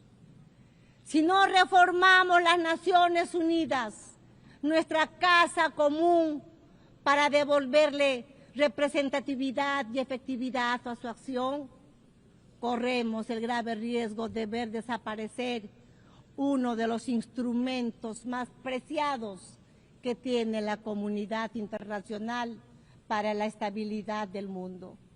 Por ello, el Perú apoya los trabajos de la iniciativa ONU 80, iniciados por el secretario general, poniendo especial énfasis en la necesidad de volver a centrar la organización en sus funciones fundamentales, acercándola a las necesidades de los pueblos, a la vez que volviéndola más eficiente. La ONU 80 debe ser una oportunidad para fortalecer el multilateralismo y asegurar que la organización esté mejor preparada para cumplir sus objetivos esenciales. Esta reforma solo podrá rendir plenamente sus frutos si es complementada por una transformación de la gobernanza de la ONU, que evite los bloqueos institucionales en la toma de decisiones a la vez que asegure su idoneidad.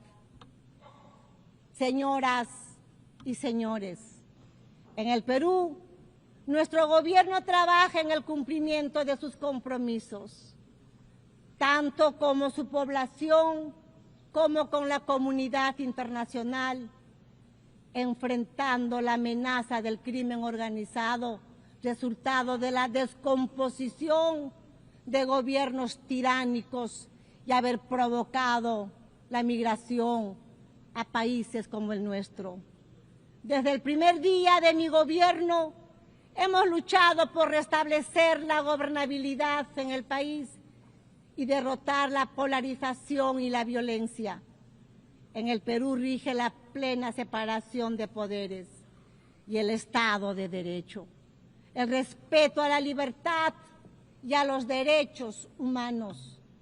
Mi gobierno es el más estable en un periodo de 5 años en el que se han sucedido 5 presidentes.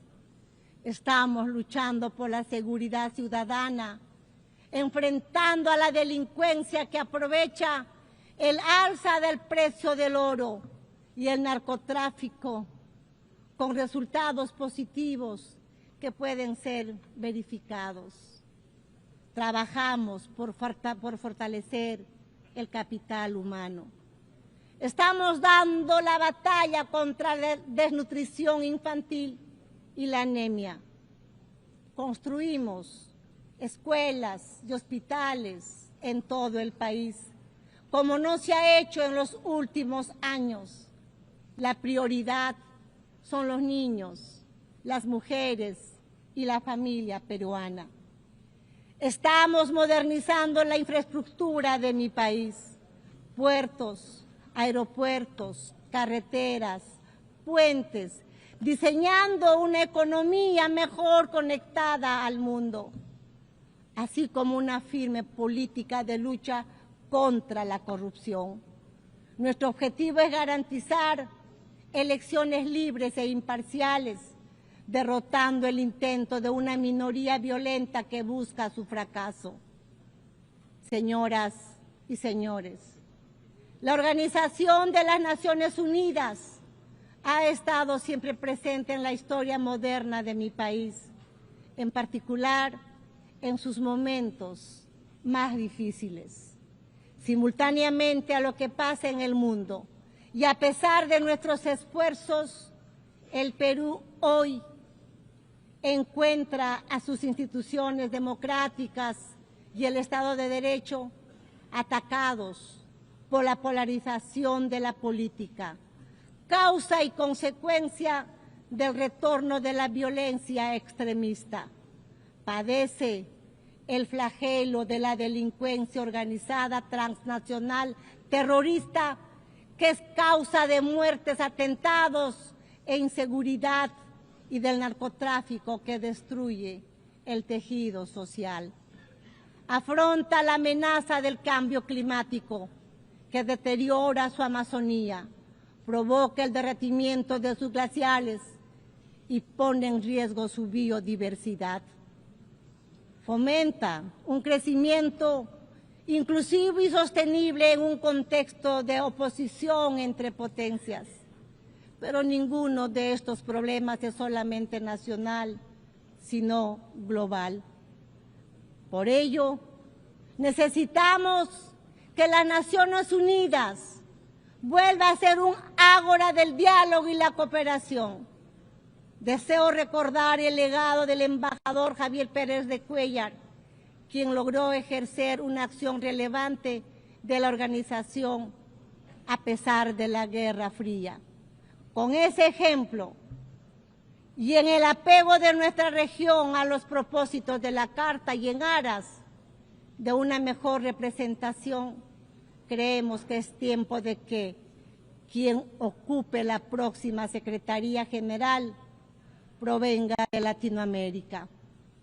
Señoras y señores, el Perú está comprometido en lograr que esta Asamblea General no sea una simple efemérides, sino la reafirmación de nuestro compromiso hacia una acción colectiva que revitalice a las Naciones Unidas como herramienta que apoye la paz y la unidad global, así como el desarrollo. Tenemos que ser firmes en la verdad frente a los relatos que la escamotean, la pervierten o mienten abiertamente con el fin de ocultar agendas que no corresponden a nuestro tiempo y mucho menos al destino de la humanidad. Por ello, es imperativo fortalecer la verdad frente a los relatos basados en el odio, la mentira repetida que busca imponerse y que solo engendra destrucción. Pese a todos los obstáculos, la verdad se abre paso y nos hace libres. Paz y unidad para el Perú y el mundo. Huerajuchas del planeta. Cuscayan Yancasun. Ama Chicnicuspa. Ama Yuyacuspa. Buscando el desarrollo de nuestro pueblo. Señoras presidentes y presidentes del mundo, juntos trabajemos. sin odiarnos, queriéndonos, procurando el desarrollo de nuestros pueblos. Sí a la vida, no a la violencia y no a la guerra. Muchas gracias.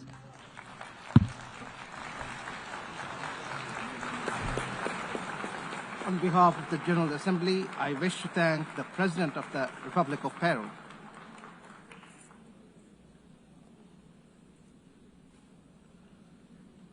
The Assembly will hear an address by His Majesty King Abdullah II Ibn al-Hussein, King of the Hashemite Kingdom of Jordan. I request protocol to escort His Majesty and invite him to address the Assembly.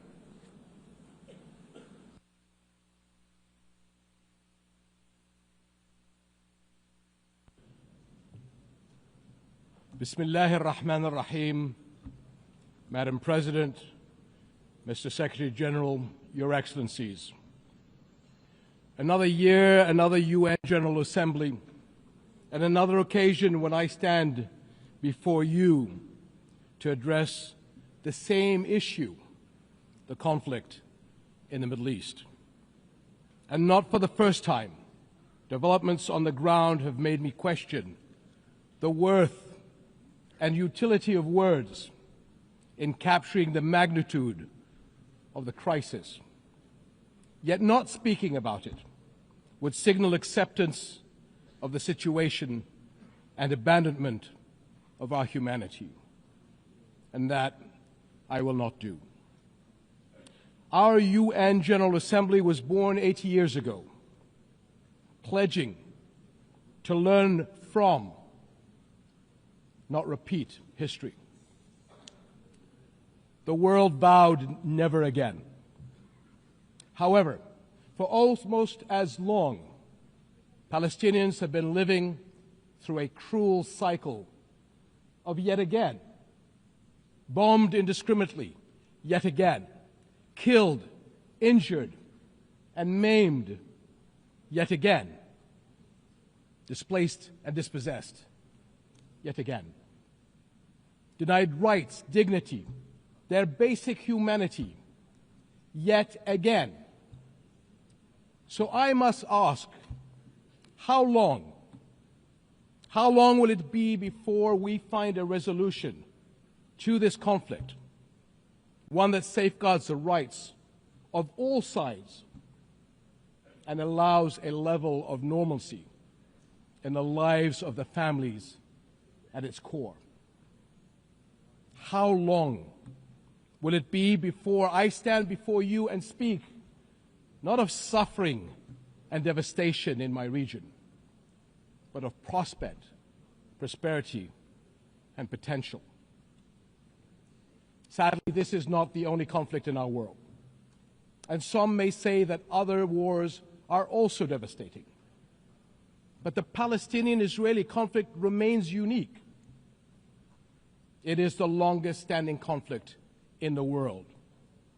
An illegal occupation of a helpless population by a self-declared democratic nation, and a flagrant violation of repeated UN resolutions, international law, and human rights conventions. A failure that should have elicited outrage and action, especially from major democracies. Instead, it has been met with decades of inertia. My friends, the war in Gaza marks one of the darkest moments in this institution's history. But although it is today's horror, the injustice stretches back decades.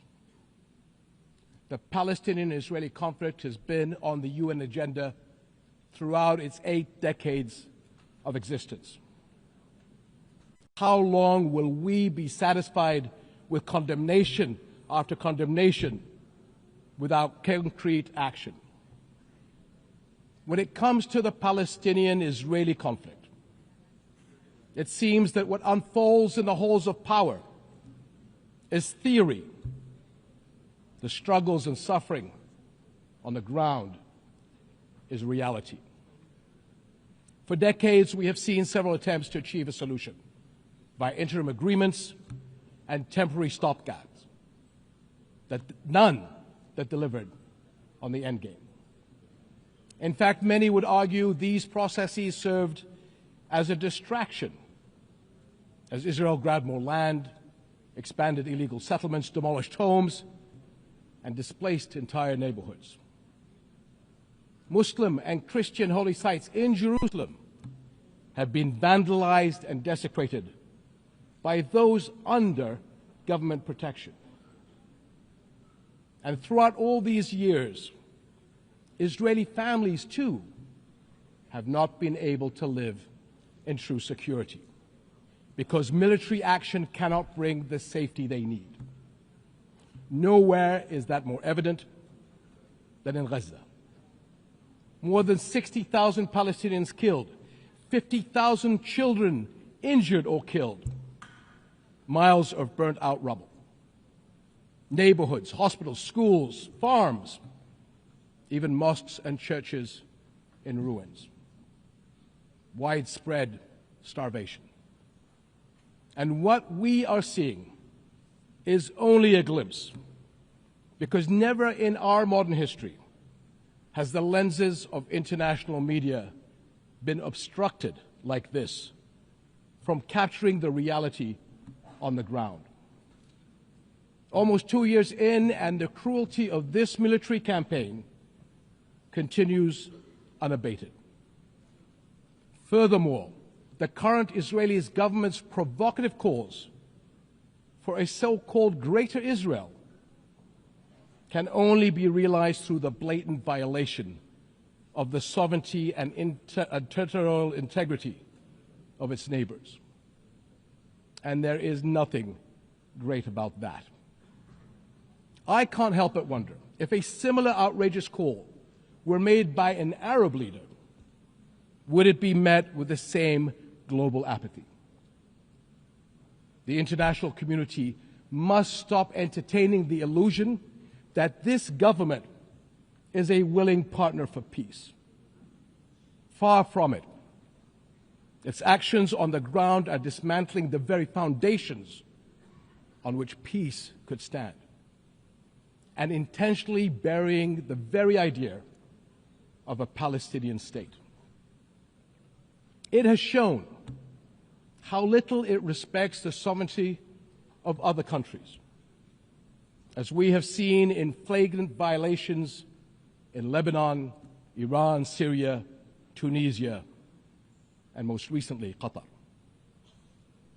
And its hostile rhetoric calling for the targeting of Al-Aqsa Mosque will incite a religious war that would reach far beyond the region and lead to an all-out clash that no nation would be able to escape. How long before we hold all nations to the same standards? How long before we recognize the Palestinians as people who aspire to the same things you and I do, and we act on that recognition? How long before we recognize that statehood is not something Palestinians need to earn? It is not a reward. It is an indisputable right.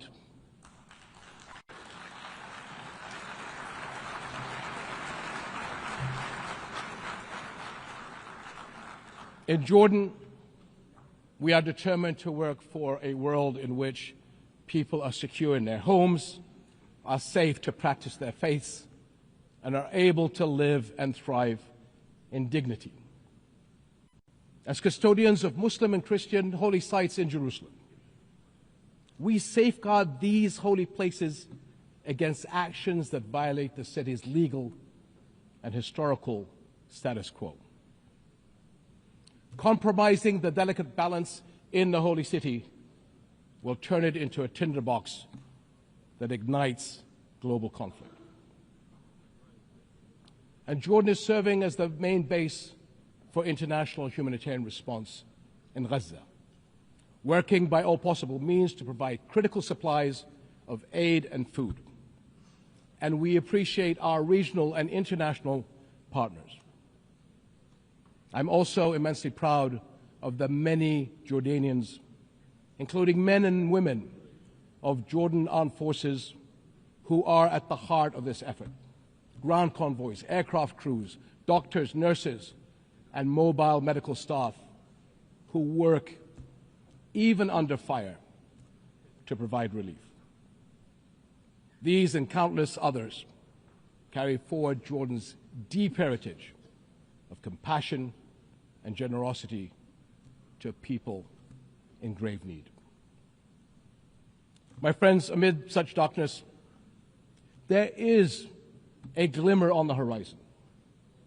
We are seeing more nations stepping up on behalf of a permanent ceasefire in Gaza, one that ensures the release of all hostages, unhindered humanitarian aid, and support for the Palestinian people as they rebuild. We all know that force is no foundation for security. It is a prelude for greater violence. Repeated wars are teaching generations of Israelis and Palestinians that their only recourse is the gun. Security will only come when Palestine and Israel begin to coexist. Seems I have the same problem as President Trump. Begin to coexist side by side. This is the two-state solution, in line with international law and UN resolutions. An independent and viable Palestinian state with East Jerusalem as its capital, alongside a secure Israel living in peace with its neighbors. For almost a quarter of a century, this has been the promise of the Arab Peace Initiative, in which Arab and Muslim partners around the globe extended their hand. My friends, for the past 2 years, we have finally seen the world's conscience stirring in the courage of ordinary people from every walk of life and every corner of the globe, raising their voices as one and declaring, "It has been too long."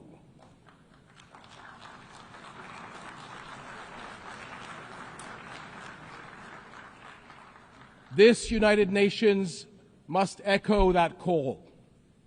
It has been too long, and it must act on that call until peace is a reality.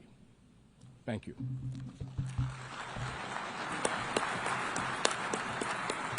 On behalf of the Assembly, I wish to thank the King of the Hashemite Kingdom of Jordan. The Assembly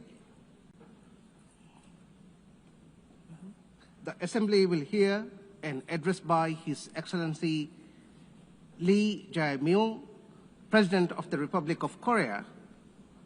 I request protocol to escort His Excellency and invite him to address the Assembly.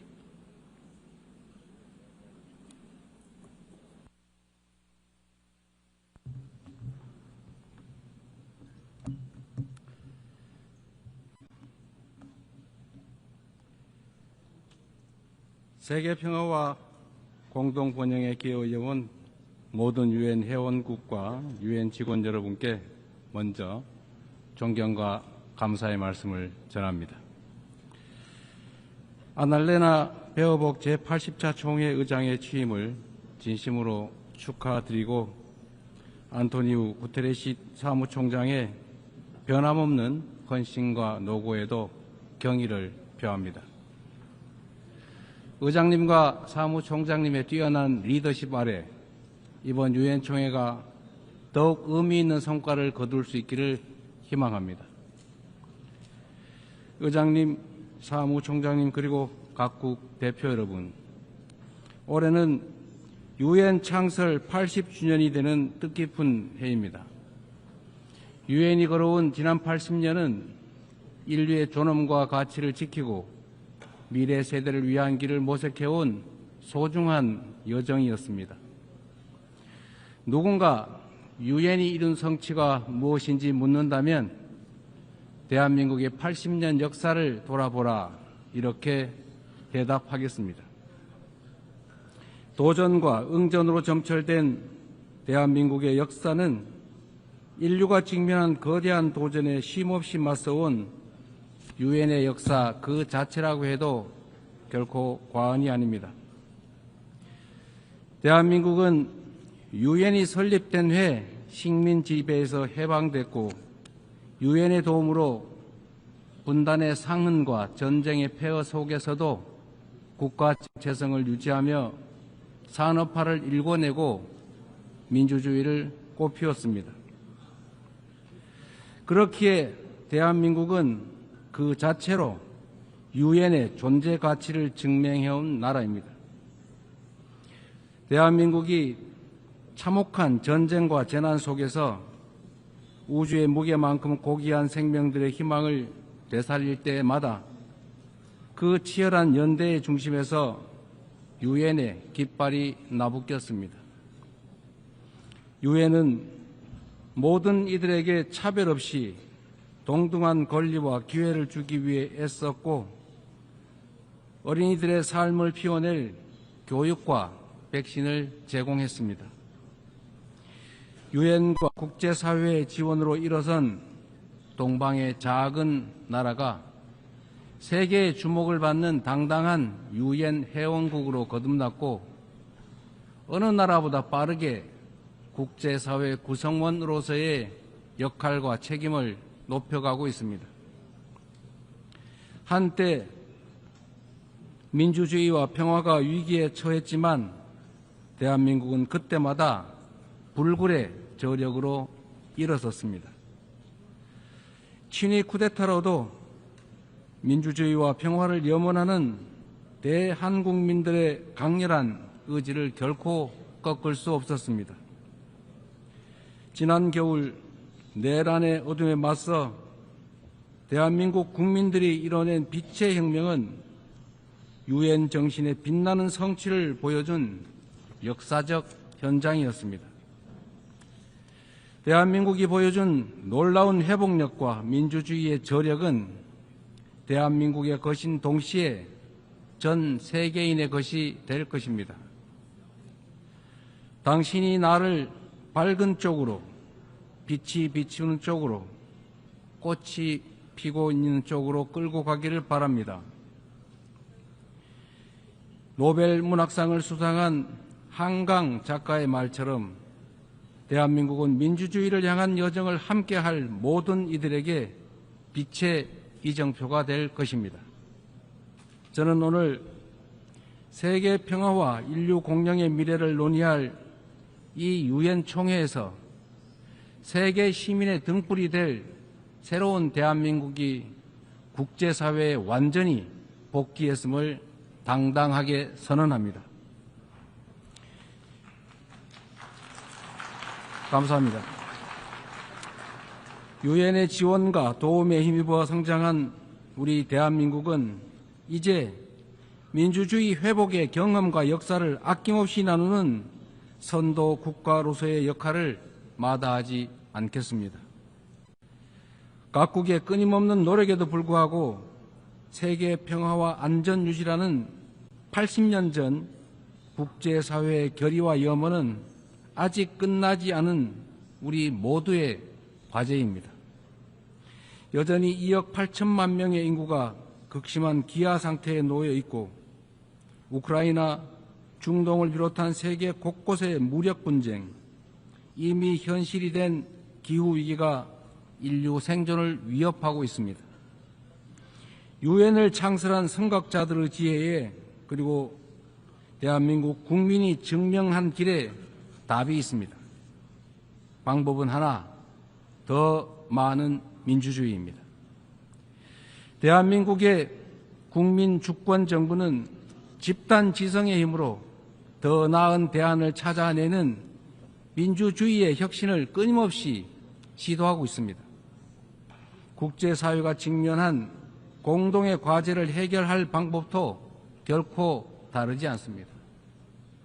같은 문제를 겪는 모든 국가가 이곳 유엔에 모여 함께 머리를 맞대는 다자주의적 협력을 이어나갈 때 우리 모두 평화와 번영의 밝은 미래로 함께 나아갈 수 있을 것입니다. 총장이 제시한 UN 80 이니셔티브가 이 시대적 요구에 발맞춰 유엔의 진화와 발전을 이뤄낼 비전으로 자리 잡기를 기대합니다. 유엔 안전보장이사회 또한 변화된 국제 환경을 반영해서 비상임 이사국을 확대하고 효과성과 대표성을 제고할 수 있기를 희망합니다. 대한민국은 2024년에서 25년 임기의 안보리 이사국으로서 안보리가 국제 평화와 안보 위협에 능동적으로 대응할 수 있도록 노력하고 있습니다. 의장님, 총장님, 그리고 존경하는 각국 대표단 여러분, 민주주의를 회복한 대한민국은 이제 더 나은 미래를 꿈꿉니다.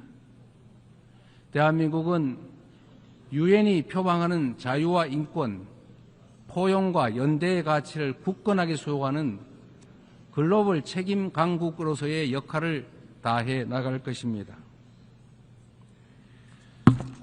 대한민국에 거주하는 내 외국인 모두가 사회의 동등한 구성원으로서 삶의 모든 현장에서 존중받을 수 있도록 제도와 문화를 더욱 발전시켜 나갈 것입니다.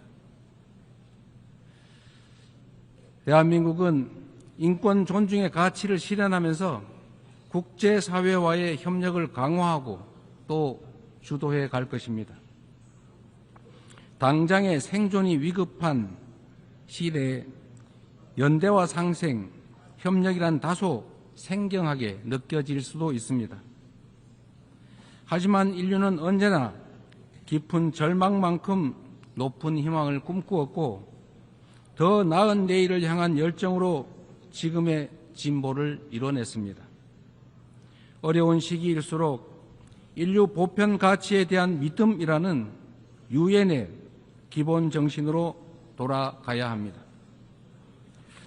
전쟁의 참화를 물려주지 않겠다는 일념이 유엔 창립으로 이어져 분쟁을 예방하고 평화를 지켜냈던 것처럼 미래의 인류가 살아갈 더 나은 세계를 위해 오늘의 우리는 더 협력하고 더 신뢰하고 더 굳게 손잡아야 합니다. 지속 가능한 미래를 향한 다자주의적 협력의 길, 우리 민주 대한민국이 앞서가겠습니다. 평화는 무엇보다 중요한 가치입니다. 대한민국에서도 전 세계 어디에서도 평화는 민주주의와 경제 발전의 기본적 토대가 됩니다.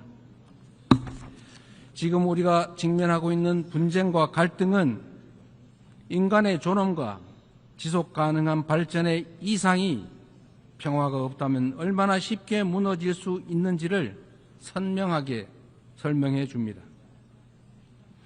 오늘날 대한민국은 유엔의 평화 유지 및 평화 구축 활동에 있어 핵심적인 기여국으로서 책임을 다하고 있습니다. 분단 국가인 대한민국을 흔들림 없이 수호한 우리의 용사들이 유엔이 주도하는 지속 가능한 평화의 길을 돕고 있습니다. 평화를 위협하는 것은 물리적인 요소만이 아닙니다. 인공지능 기술이 안보 역량을 결정하고 사이버 공격이 국가 안보를 위협하는 시대, 우리는 이제 보이는 적을 넘어 보이지 않는 적과 맞서야 합니다. AI 시대의 변화에 수동적으로 끌려다닌다면 기술 악용으로 인한 인권 침해의 그 어두운 그림자를 떨쳐내지 못한 채 양극화와 불평등 심화라는 디스토피아를 맞이하게 될 것입니다. 그러나 변화에 능동적으로 대처한다면 높은 생산력을 동력 삼아 혁신과 번영의 토대를 세우고 직접 민주주의를 강화하는 유용한 기반을 만들 수 있습니다. 내일 안보리 의장으로서 주재하는 공개 토의 자리가 인공지능의 책임 있는 이용을 촉진하는 국제사회의 노력에 큰 보탬이 될 것으로 확신합니다. 아울러 다음 달 대한민국 경주에서 열릴 APEC 정상회의에서 APEC AI 이니셔티브를 통한 AI 미래 비전을 공유하고자 합니다. 첨단 기술 발전이 인류의 보편적 가치에 기여하는 모두를 위한 AI의 비전이 국제사회의 뉴노멀로 자리 잡을 수 있도록 노력하겠습니다. AI가 주도할 기술 혁신은 기후위기 같은 전 지구적 과제를 해결할 중요하고 또 새로운 도구가 될 것입니다. 지난 80년간 지속 가능한 발전의 길을 열어젖히고 인류의 존망이 걸린 기후위기 대응을 선도해온 유엔의 노력에 세계 각국이 화답해야 합니다. 대한민국은 과학기술과 디지털 혁신을 활용해 에너지 효율을 높이고 재생에너지 비중을 확대하면서 에너지 대전환을 추진하고 있습니다. 올해 안으로 책임감 있는 국가 온실가스 감축 목표를 제출하여 국제사회의 단합된 의지에 동참할 것입니다. 2028년 칠레와 공동 개최하는 제4차 유엔 해양총회에서도 지속가능한 해양 발전을 위한 실질적 연대를 구축할 수 있도록 할 것입니다. 이처럼 전 지구적 과제에 적극 대처하는 우리 대한민국의 노력은 지속가능한 발전이라는 인류 공동의 약속을 실현하겠다는 확고한 의지를 바탕으로 한 것입니다. 10년 전 유엔이 지속가능한 발전 목표를 수립한 이래 국제사회는 빈곤 퇴치와 불평등 해소를 위한 여러 진전을 이뤄냈습니다. 그러나 개발 재원에 대한 수요는 지속적으로 늘어나고 가장 취약한 이들은 여전히 고통 속에 놓여 있습니다. 엄중한 현실을 직시하고 새로운 변화를 만들어냅시다. 글로벌 개발 거버넌스를 구조적으로 개혁하는 동시에 재원의 질을 높이는 방향으로 나아가야 합니다. 원조받던 나라에서 원조하는 나라로 성장하고 도약한 대한민국의 사례가 더 많이 나올 수 있도록 함께 힘을 모아주실 것으로 믿습니다. 올해는 유엔 창설 80주년이자 한반도 분단 80주년입니다. 새로운 도전과 함께 미완의 과제가 우리를 기다리고 있습니다. 민주 대한민국은 평화 공존, 공동 성장의 한반도를 향한 새로운 여정을 시작합니다. 그 첫걸음은 남북 간 무너진 신뢰를 회복하고 상호 존중의 자세로 전환하는 것입니다. 대한민국 정부는 상대의 체제를 존중하고 어떠한 형태의 흡수 통일도 추구하지 않을 것이며 일체의 적대 행위를 할 뜻이 없음을 다시 한번 분명하게 밝힙니다.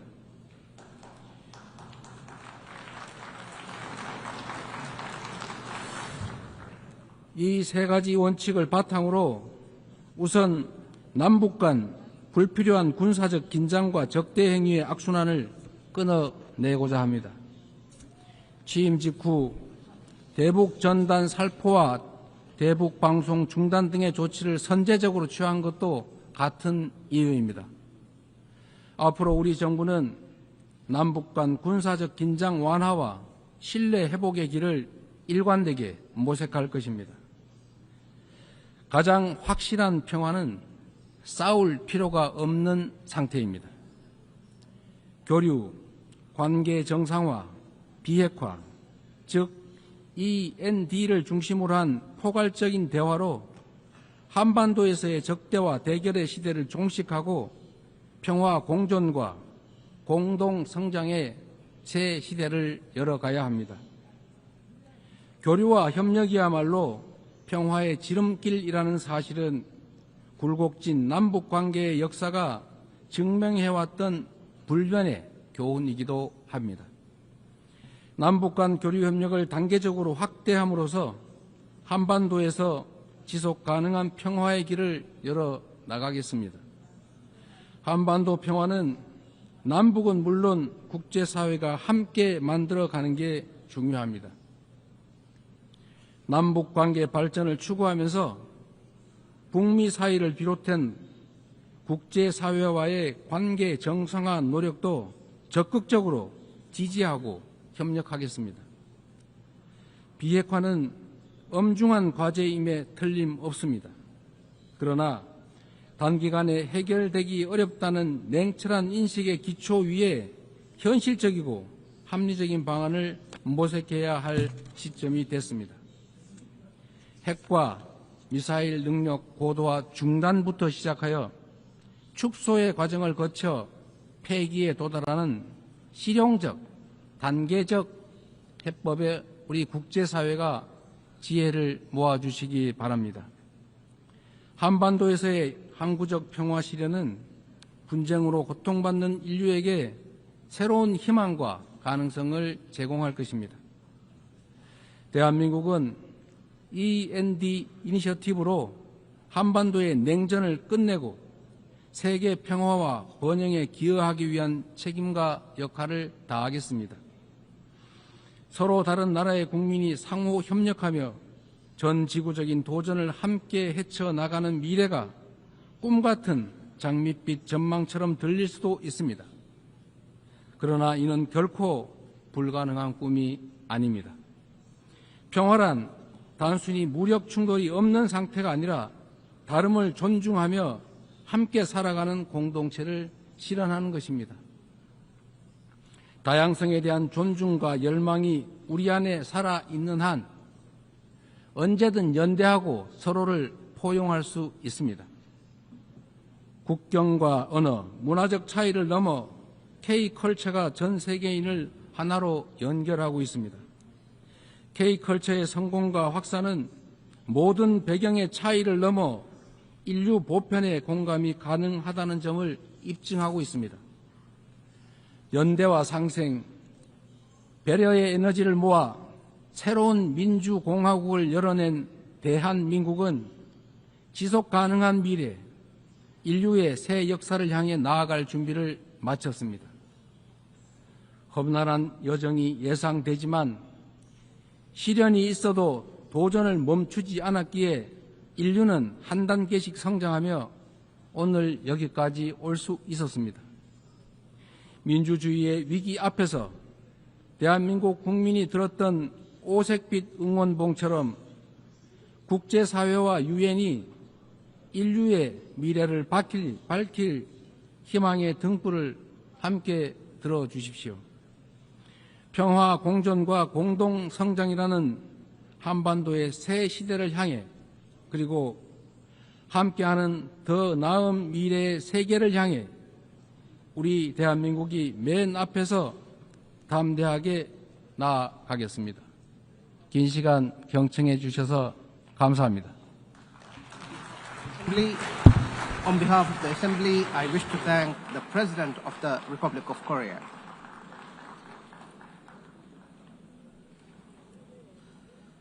The Assembly will hear an address by His Highness Sheikh Tamim bin Hamad Al Thani, Amir of the State of Qatar.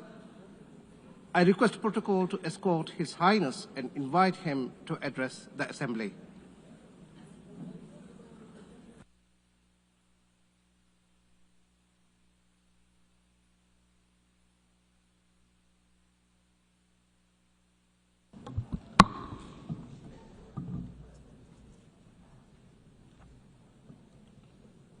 بسم الله الرحمن الرحيم.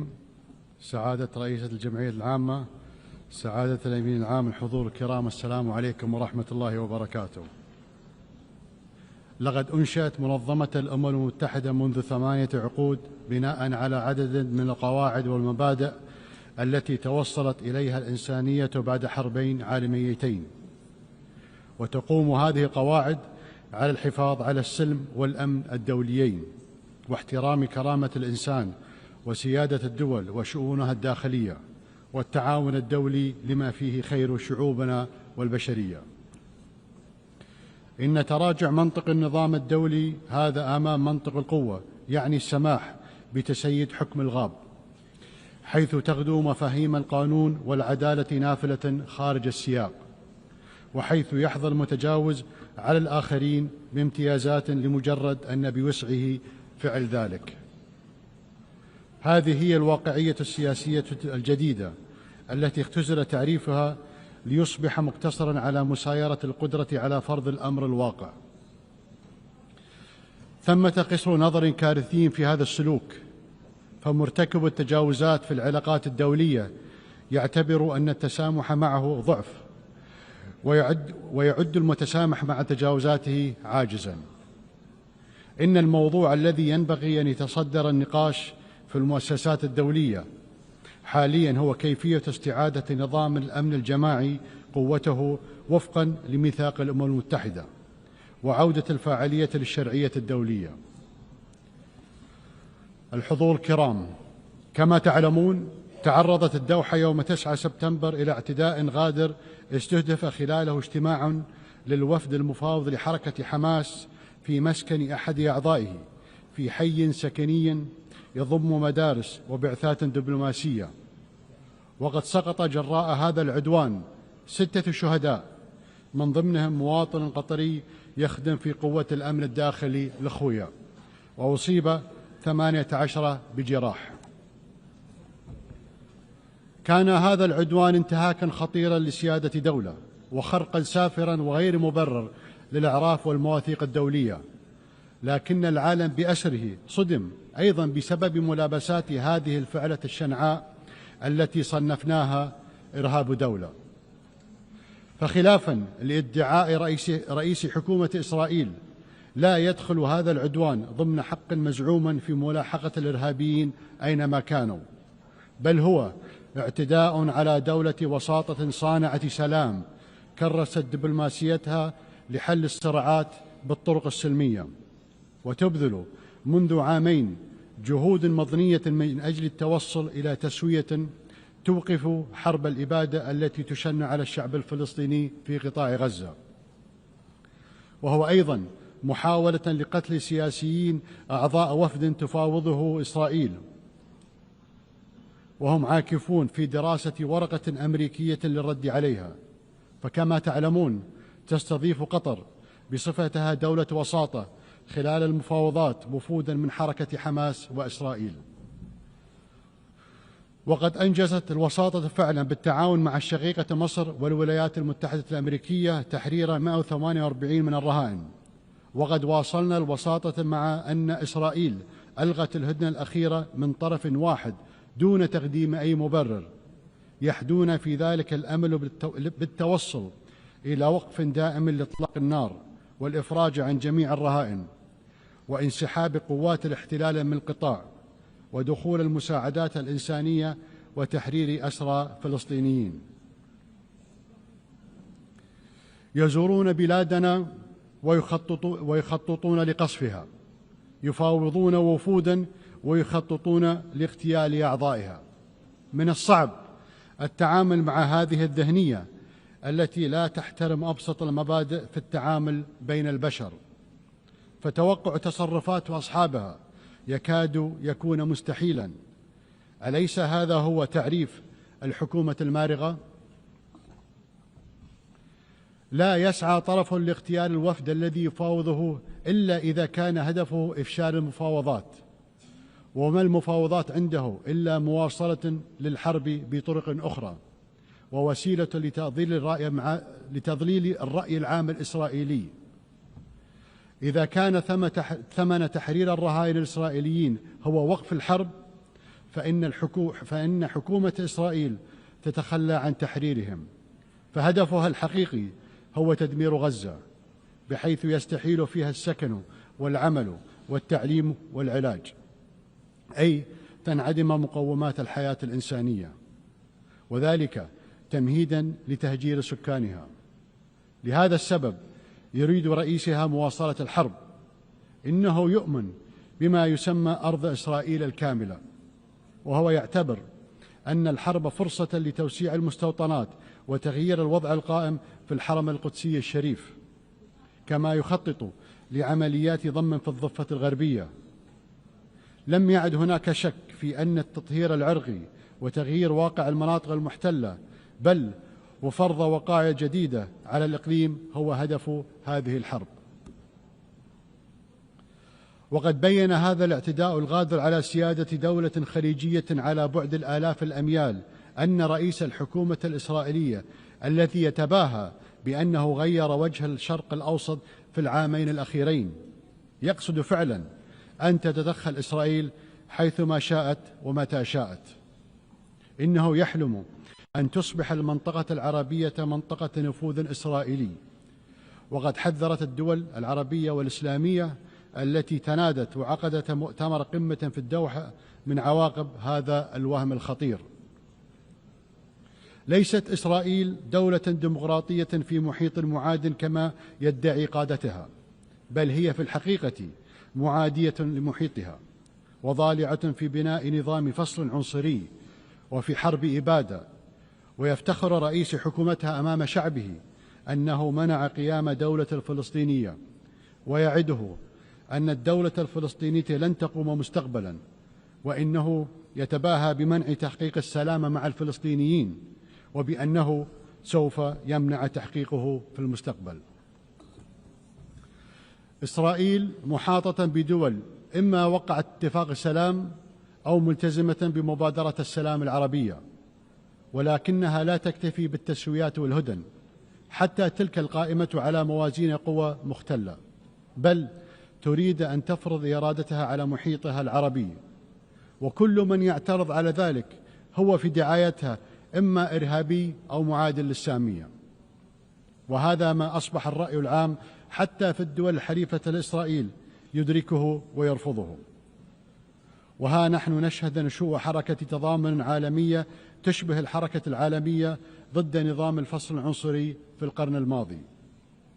ولا يفوتني في هذه المناسبة أن أعرب عن تقديري للتضامن العالمي مع قطر، بما في ذلك بيان مجلس الأمن الذي أدان العدوان بإجماع أعضائه.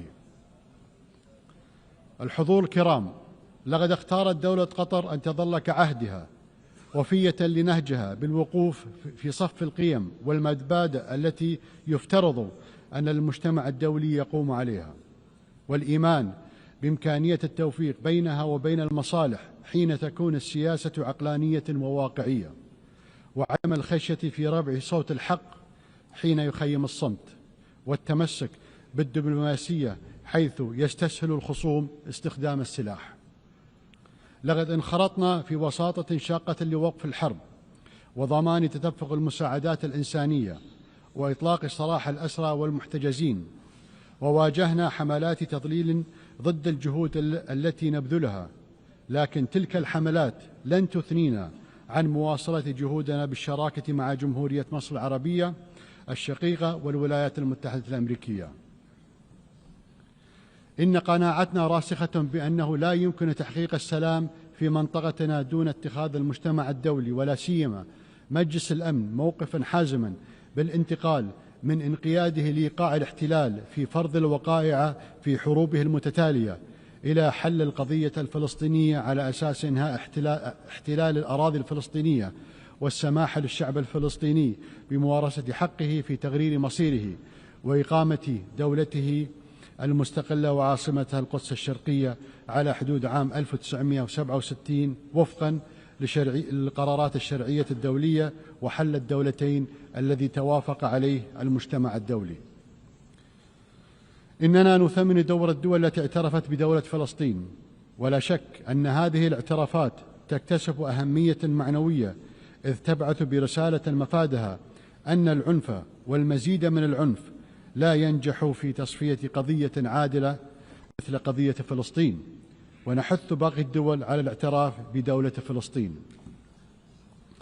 وإيمانا منا بأن عدم الاستقرار لا يعرف حدودا، وأن الإنسانية مصيرها مترابط، فقد واصلت دولة قطر جهودها الدبلوماسية للإسهام في حل أزمات أخرى كالحرب في أوكرانيا والحروب في أفريقيا، وقد أثمرت المثابرة في هذه الجهود مع شركائنا في القارة الإفريقية عن خطوات نوعية نحو إحلال السلام، كان أبرزها التوقيع على إعلان المبادئ في الدوحة بين حكومة جمهورية الكونغو الديمقراطية وتحالف نهر الكونغو حركة 23 مارس، دعما لمسار تقوده الولايات المتحدة لاتفاق سلام شامل في الشرق البلاد. وستظل دولة قطر شريكا فاعلا في المجتمع الدولي لحل المنازعات بالطرق السلمية واقتناص الفرص لإحلال السلام العالمي. الحضور الكرام، ما زالت بعض الدول في منطقتنا تعاني من غياب الاستقرار والأمن، ولكن ما يبعث على الأمل حدوث بعض التطورات الإيجابية. فسوريا الشقيقة تشهد منذ أواخر العام الماضي مرحلة جديدة، نأمل أن تكون بداية مسار نحو تحقيق تطلعات الشعب السوري في الاستقرار والتنمية وسيادة القانون، وذلك بعد أن طويت صفحة قاتمة من تاريخ وطنه. وقد وقفت قطر إلى جانب الشعب السوري على نحو مثابر طوال السنوات السابقة، وكنت أذكر بقضيته من على هذا المنبر حتى حين بدا وكأنها أسقطت من جدول أعمال السياسة الدولية. ويتعين على المجتمع الدولي استغلال الفرصة المتاحة حاليا للوقوف إلى جانب سوريا لتجاوز هذه المرحلة الانتقالية بنجاح، ويحظى السوريين بحياة طبيعية بعد عقود من المعاناة. وقد علمتنا التجربة في بلدان عربية أخرى أن بناء مؤسسات الدولة وكذلك إرساء العلاقات بين الدولة وعموم الناس على أساس المواطنة المتساوية مع احترام التنوع الديني والإثني والثقافي يكتسبان أهمية قصوى في هذه المرحلة. ولن تتذخر دولة قطر وسعا في تقديم الدعم اللازم للشقيقة سوريا، وإنني على ثقة بقدرة الشعب السوري على التغلب على مصاعب المرحلة الانتقالية ونبذ الطائفية بأشكالها كافة والعنف وعناصر الشقاق الأخرى، ورفض التدخل الخارجي ولا سيما المحاولات الإسرائيلية لتقسيم سوريا والتصرف وكأن المناطق الواقعة جنوب دمشق هي مناطق نفوذ إسرائيلية.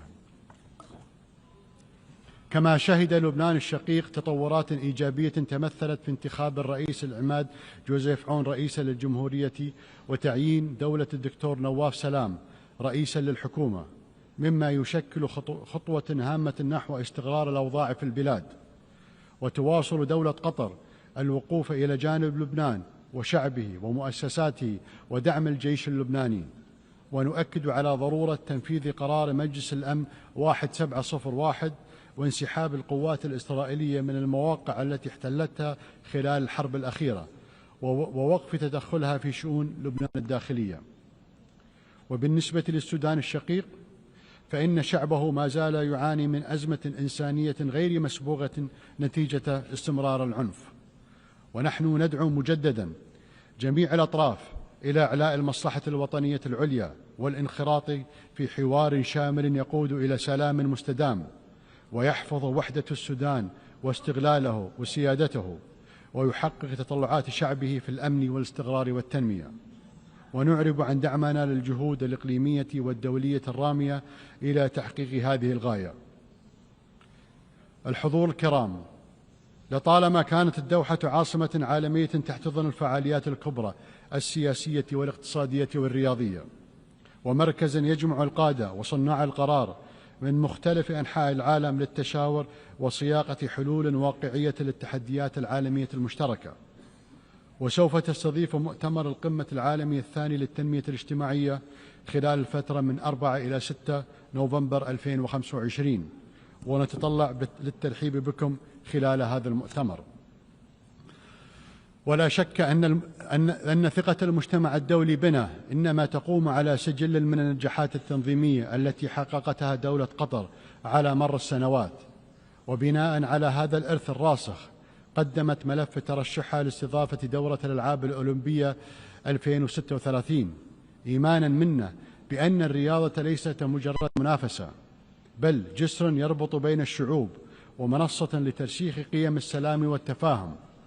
ولقد أثبت تنظيمنا لبطولة كأس العالم لكرة القدم 2022 أننا قادرون على جعل الأحداث الرياضية الكبرى ساحة للتواصل والتقارب بين الثقافات المختلفة. وختاما، إن دولة قطر وهي تعي جسامة التحديات التي يواجهها المجتمع الدولي تؤكد أنها ستظل وفية لالتزاماتها في مناصرة الحق وبناء جسور السلام وتعزيز العدالة في العلاقات الدولية. أشكركم والسلام عليكم ورحمة الله وبركاته.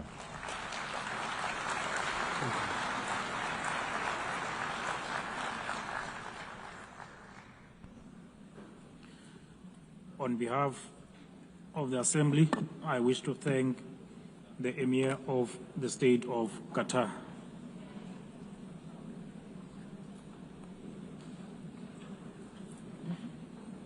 The Assembly will now hear an address by Her Excellency Jennifer Gillings-Simons, the President of the Republic of Suriname.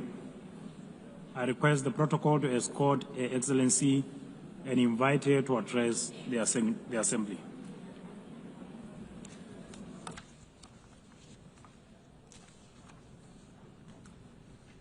Good morning. Madam President, we are here to commemorate in this special moment in history as we celebrate the United Nations 80th anniversary. And this 80th anniversary of the General Assembly coincides with the 50th anniversary of the independence of the Republic of Suriname and our membership of this organization.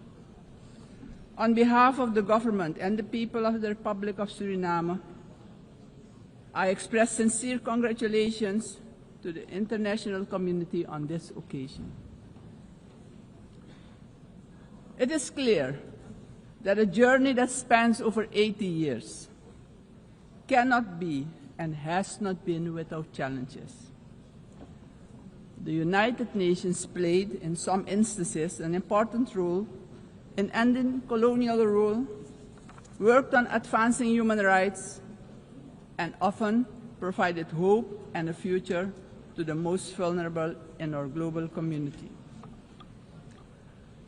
This is also the organization that provided a voice to the global community and worked to establish a balanced world order aimed at adopting a framework for sustainable development agenda and contribute significantly to advancing human rights, more specifically the rights of women and children. The organization promoted education for all and universal access to health care. In some instances, the peaceful resolution of conflicts was achieved, preventing misery and saving human lives. Madam President, on the other hand, we must admit that the UN, at other times, regrettably has been unsuccessful in avoiding conflicts, wars, and violations of human rights.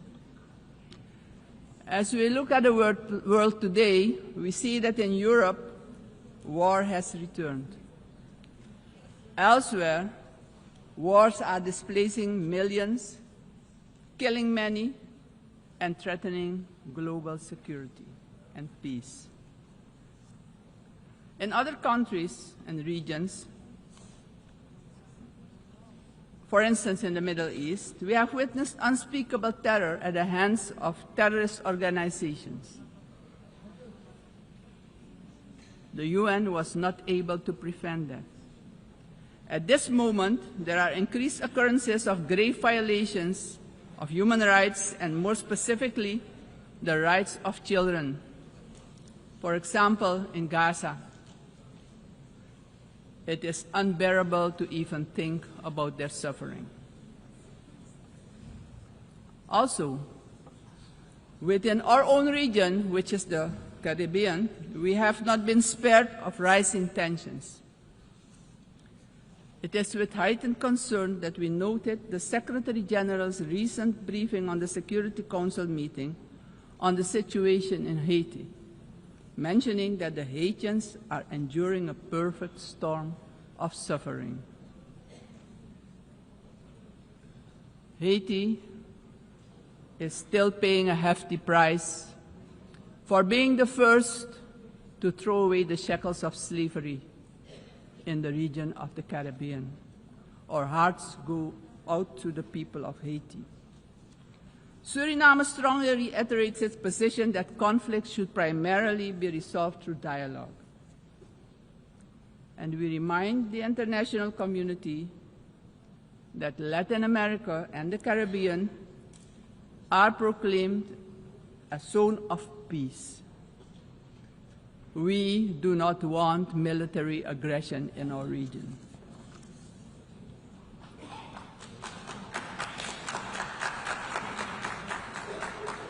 Madam President,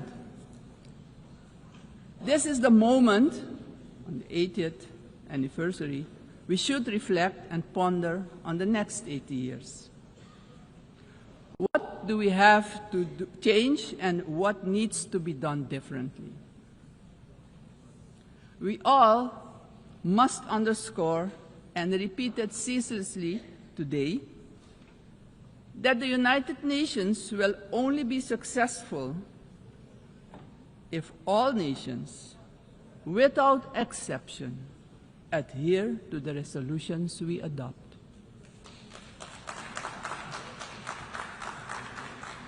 We can only keep the peace if we stop allowing that the votes of all the countries in the world can be nullified by one veto.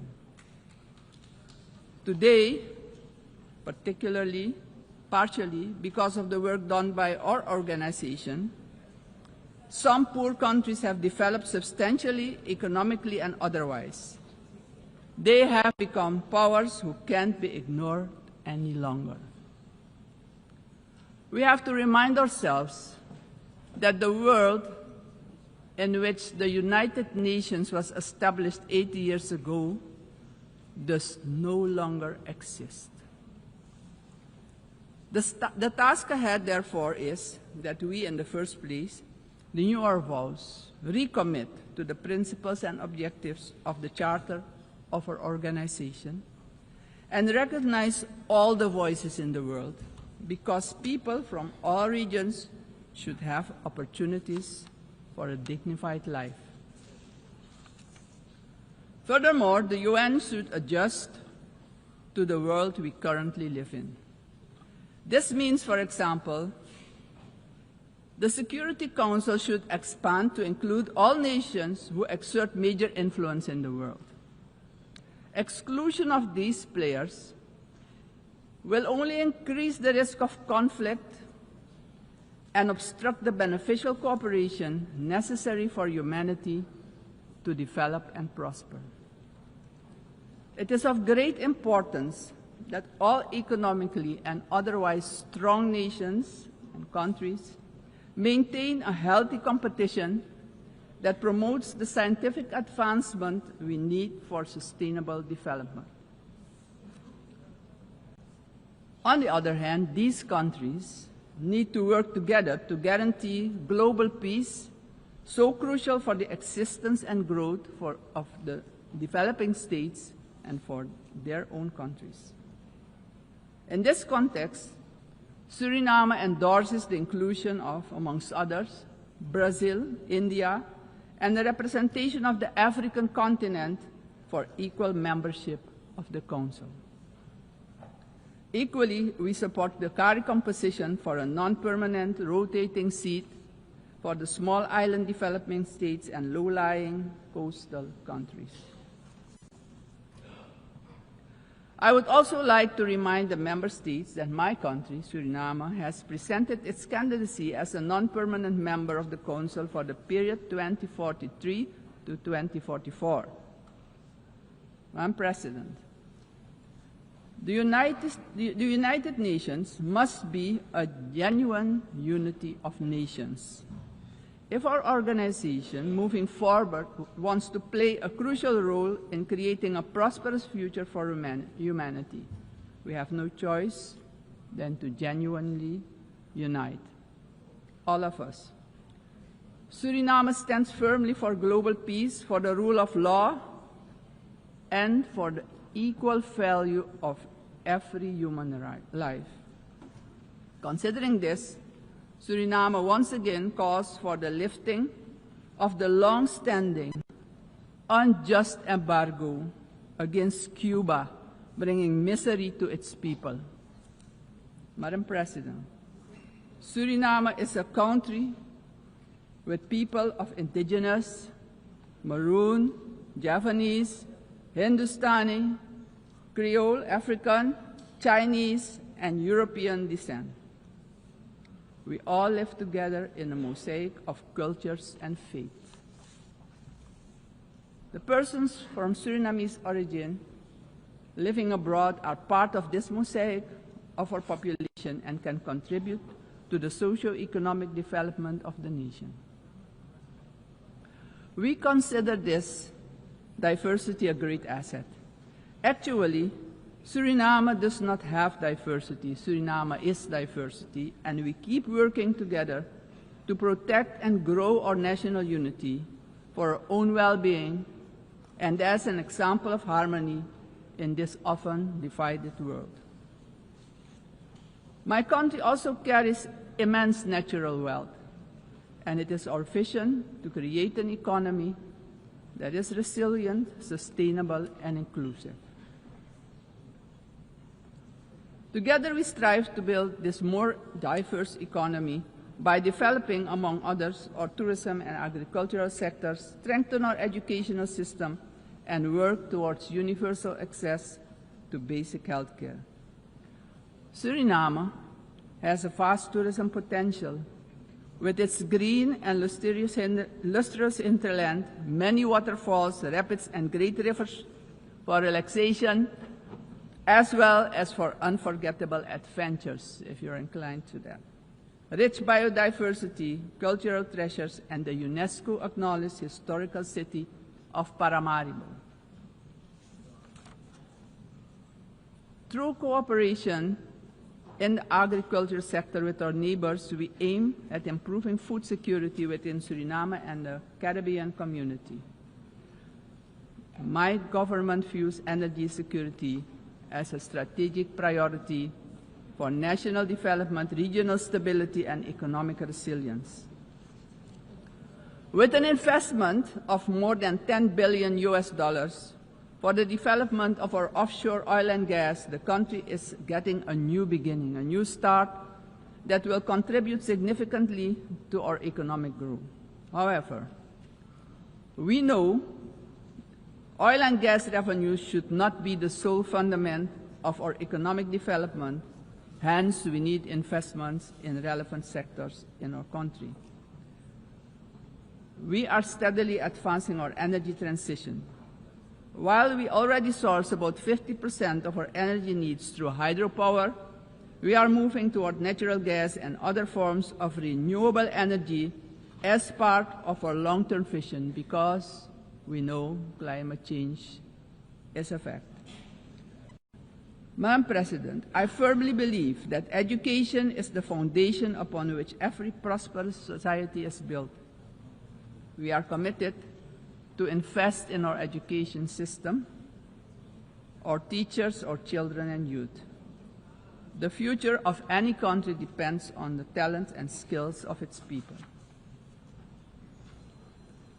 My country reaffirms strongly its commitment to upholding the rights of indigenous and tribal communities, ensuring that their livelihoods, tradition, knowledge systems are respected and preserved, and the acknowledgement of their collective land rights. strengthening our institutions is high on our agenda. Suriname has worked tirelessly on the prevention of diseases, and despite challenges, we have achieved results that we as a country can be proud of. As of June 30, 2025, Suriname has officially been declared malaria-free by the World Health Organization after 30 years of continuous fight against this disease, the first in the Amazon region to receive such a recognition. We're aware of the responsibility to remain vigilant as government as well as a community to ensure that these gains are sustained. Suriname's example showcases that we too can surely make a valuable contribution in combating infectious diseases. Madam President, the Caribbean community is expanding its outreach. And in this light, Suriname also welcomes the recently concluded Second Africa CARICOM Summit held in the Republic of Ethiopia. This, Madam President, honors the historic, cultural, and human bonds between the regions of the Caribbean and Africa. Suriname also acknowledges the CARICOM 10-point plan for reparatory justice, which has our full and strong endorsement. Slavery was a crime, is a crime against humanity, and we're talking about reparations, yes. We will furthermore continue to contribute with CARICOM, aiming at enhancing the organization's geopolitical influence. Despite our commitment as a country to the Paris Agreement 10 years ago, we see that the climate crisis is worsening. It's worse than we feared. Our countries have least contributed to climate change and carbon emissions, but are hit the hardest by its effects, directly impacting the livelihood and economic growth of our peoples. Suriname calls for the urgent attention of the international community to address the detrimental impact of climate change facing the small island developing states and countries with low-lying coastal areas. Our forests stand strong.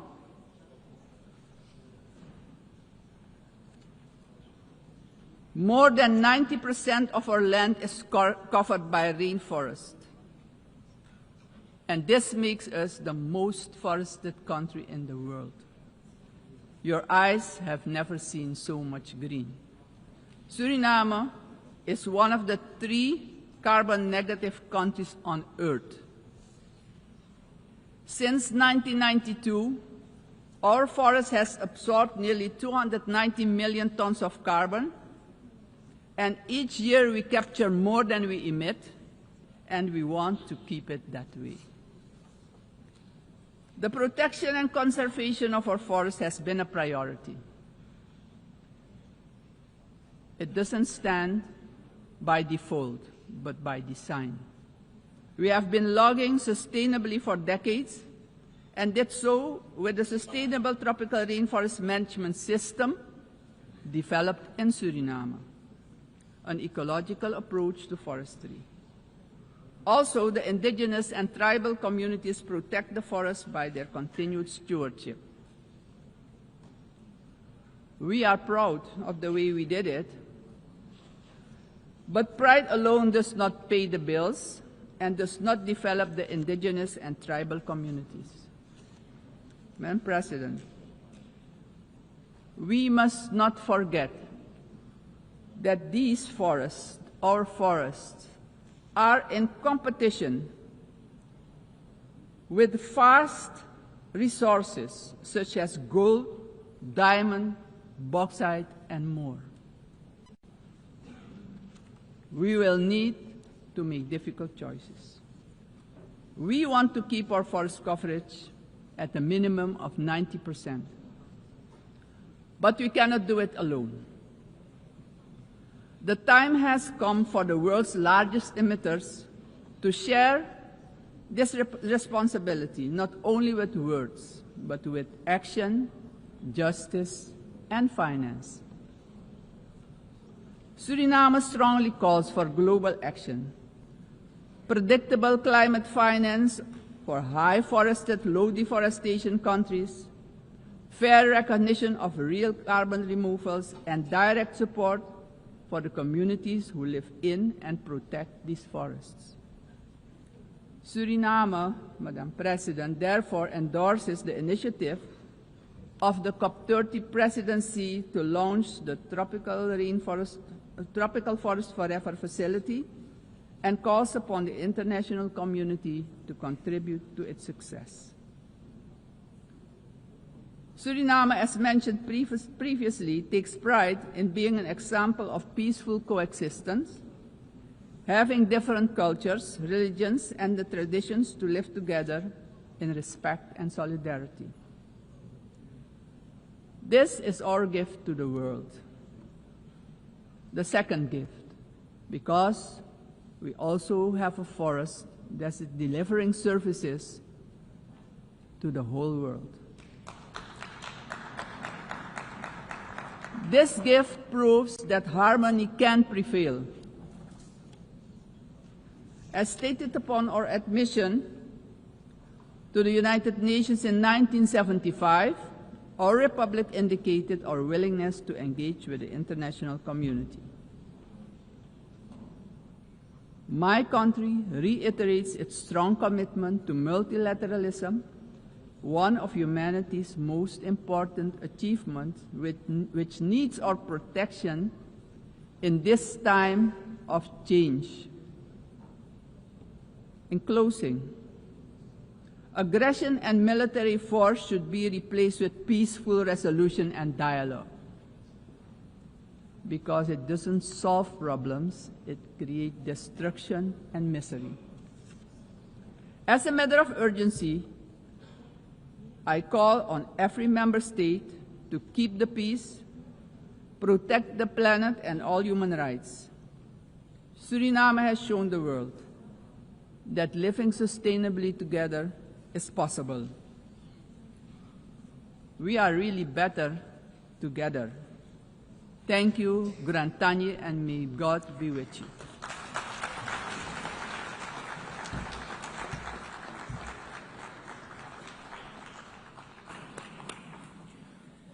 On behalf of the Assembly, I wish to thank the President of the Republic of Suriname. The Assembly will hear an address by His Excellency Katinas Nauseda, President of the Republic of Lithuania. I request protocol to escort His Excellency and invite him to address the Assembly.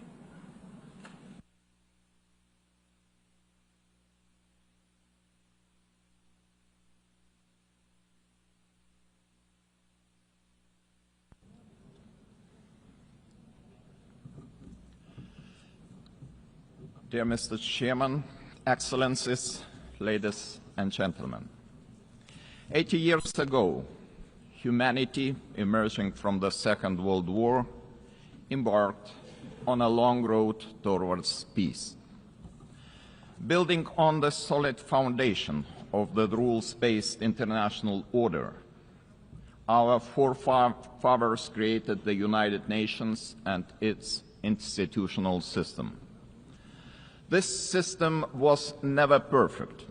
Many nations, Lithuania included, had to struggle for decades, seeking freedom, independence, and sovereignty. Many people suffered war, famine, and premature death. And yet, it was the best international order that we have ever. The United Nations system embodied the great hope that nourishes the human soul and guides our actions for the universal good. Together we succeeded in condemning war and conquest, at least in theory, if not always in practice. To this day, even the worst aggressors feel ashamed to openly conquer, destroy, and enslave. Instead, they talk about special military operations and the need to protect those who frankly do not want to be protected. This shame is a significant achievement of our time. To the extent that current international norms limit the behavior of offenders, they help countless people to survive, escape torture, or even prosper. Thus, it is an ever-growing concern to witness these same norms being subjected to increasingly open and brutal attacks.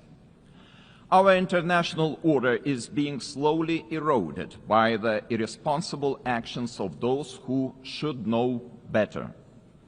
The world is turning into a much more dangerous place. We have seen this before. We cannot ignore the striking parallels between the present day and the events of 1938, a time when the world chose appeasement over international law and diplomacy over deterrence, culminating in the infamous Munich Pact. That was a short-sighted attempt to satisfy a dangerous revisionist aggressor by giving away the territory of a sovereign nation.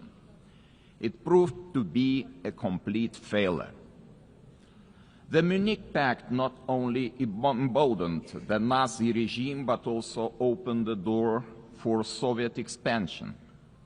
Soon after, the secret protocols of the Molotov-Ribbentrop Pact carved Europe into spheres of influence and sealed the fate of many independent states. As Europe descended into another great war, Lithuania and the other Baltic states were illegally occupied, annexed, and brutalized. After regaining the independence 35 years ago, Lithuania feels a duty to guard the bitter memory of past mistakes. Never again will we place our hopes in appeasement. Never again will we stand aside. Never again shall Pandora's box be opened. In 1938, it was Czechoslovakia that was abandoned. Today, we cannot abandon Ukraine alone. The war in Ukraine is well into its 4th year. The international community has not done enough to stop aggressor. This is a quest that goes far beyond the usual lines that keep different nations apart. What matters is not the distinction between large and small, or between global north and global south nations, but the basic principles of the UN Charter, which guarantee peace and security across the globe. If one UN member is attacked with impunity year after year by a permanent member of the Security Council, what does that mean for the rest of us? When power replaces law and fear silences the truth, the foundations of the global order begin to crack. And then nobody can feel safe anymore. Ladies and gentlemen, the effects of Russia's war against Ukraine are being felt across the world. This war has sparked crises in energy, migration, and food security, while also deepening global poverty, hunger, environmental damage, and climate change. It all began with the illegal occupation of Crimea in 2014 and escalated into a full-scale invasion marked by systematic war crimes. The targeted destruction of civilian infrastructure, indiscriminate missile attacks, and the forced deportation of thousands of Ukrainian children are not isolated abuses. These are calculated efforts to erase Ukraine's identity and undermine its sovereignty and territorial integrity, all in open defiance of the United Nations Charter.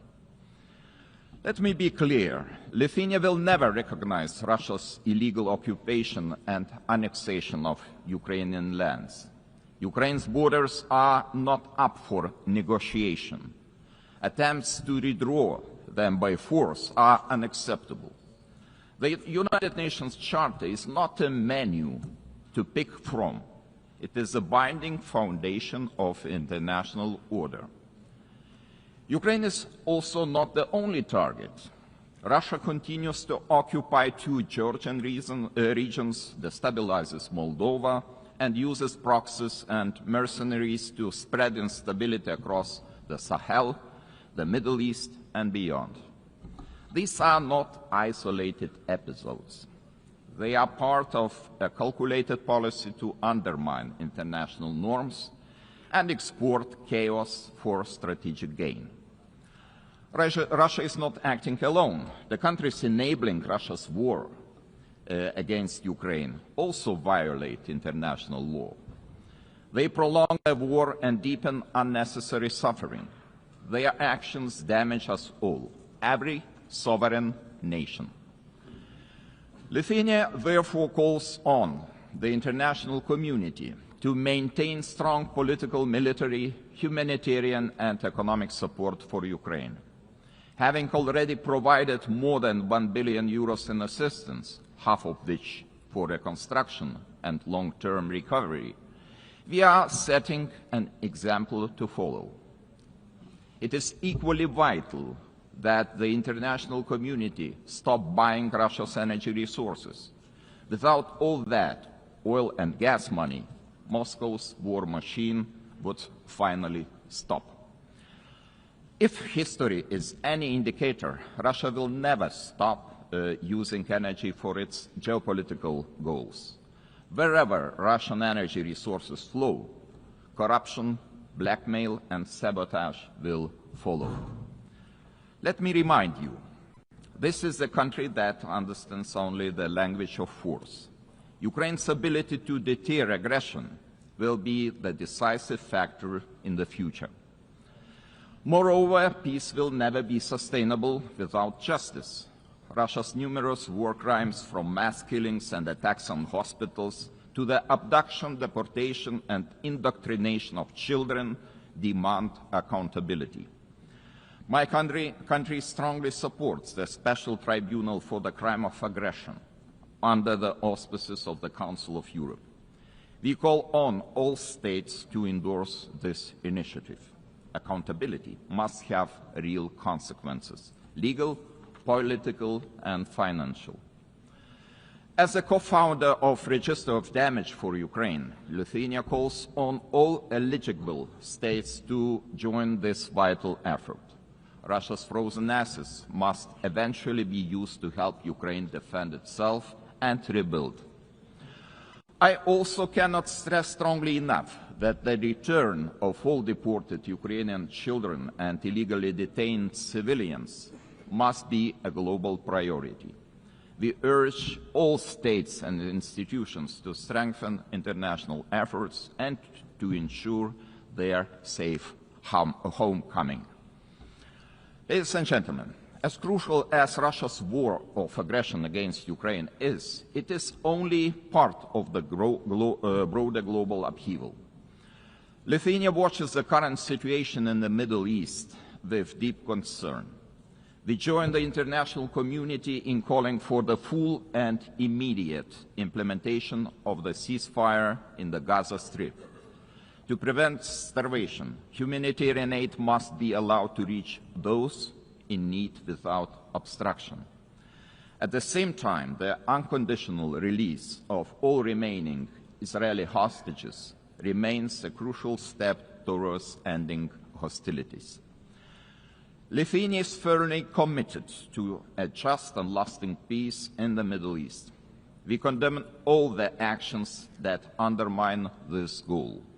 The ongoing mediation efforts led by the United States, Qatar, and Egypt deserve our full support.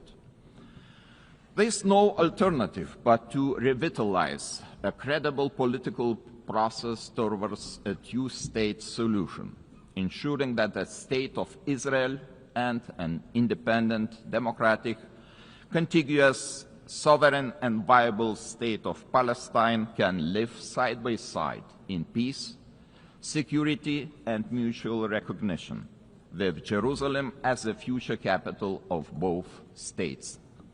Sadly, many states remain trapped in cycles of conflict, crisis, and long-term fragility. It is our shared responsibility to support those in need as destabilization spreads far and wide across international borders, regions, and continents. Our attention must also focus on the growing challenge of disinformation, which is increasingly being used to undermine democratic institutions and destabilize entire nations and societies. Lithuania calls on all members of the international community to defend truth as the supreme value and to fight attempts to rewrite history. Historical memory must be preserved. Ladies and gentlemen, as we face high global uncertainty, one choice remains entirely clear. Either we will repeat the mistakes of history, or we will find the resolve to defend the core principles of the United Nations. Today, Lithuania chooses to act. We call on the international community to respond to today's challenges with unity and determination. We call on the United Nations to return to its founding purpose, to prevent the scourge of war, to protect human dignity, and to uphold the rights of nations large and small. Together, we must ensure that no permanent seat on the Security Council grants any state permanent impunity. We must support those who defend the very principles of the UN Charter. In this spirit, I welcome the Secretary General's UNAT reform agenda, a timely blueprint for adapting this institution to the realities of today's world. His call for a more inclusive, effective, and accountable United Nations deserves our broad support.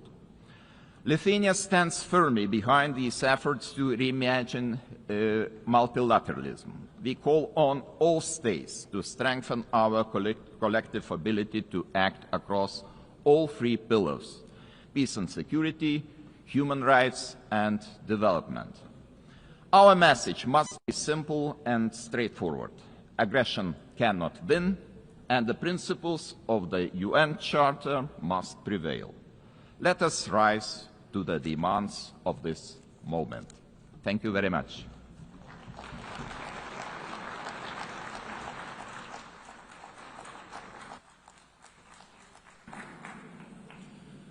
On behalf of the Assembly, I wish to thank His Excellency, the President of the Republic of Lithuania. The Assembly will hear an address by His Excellency Marcelo Rebelo da Sousa, the President of the Portuguese Republic. I request protocol to escort His Excellency and invite him to address the Assembly.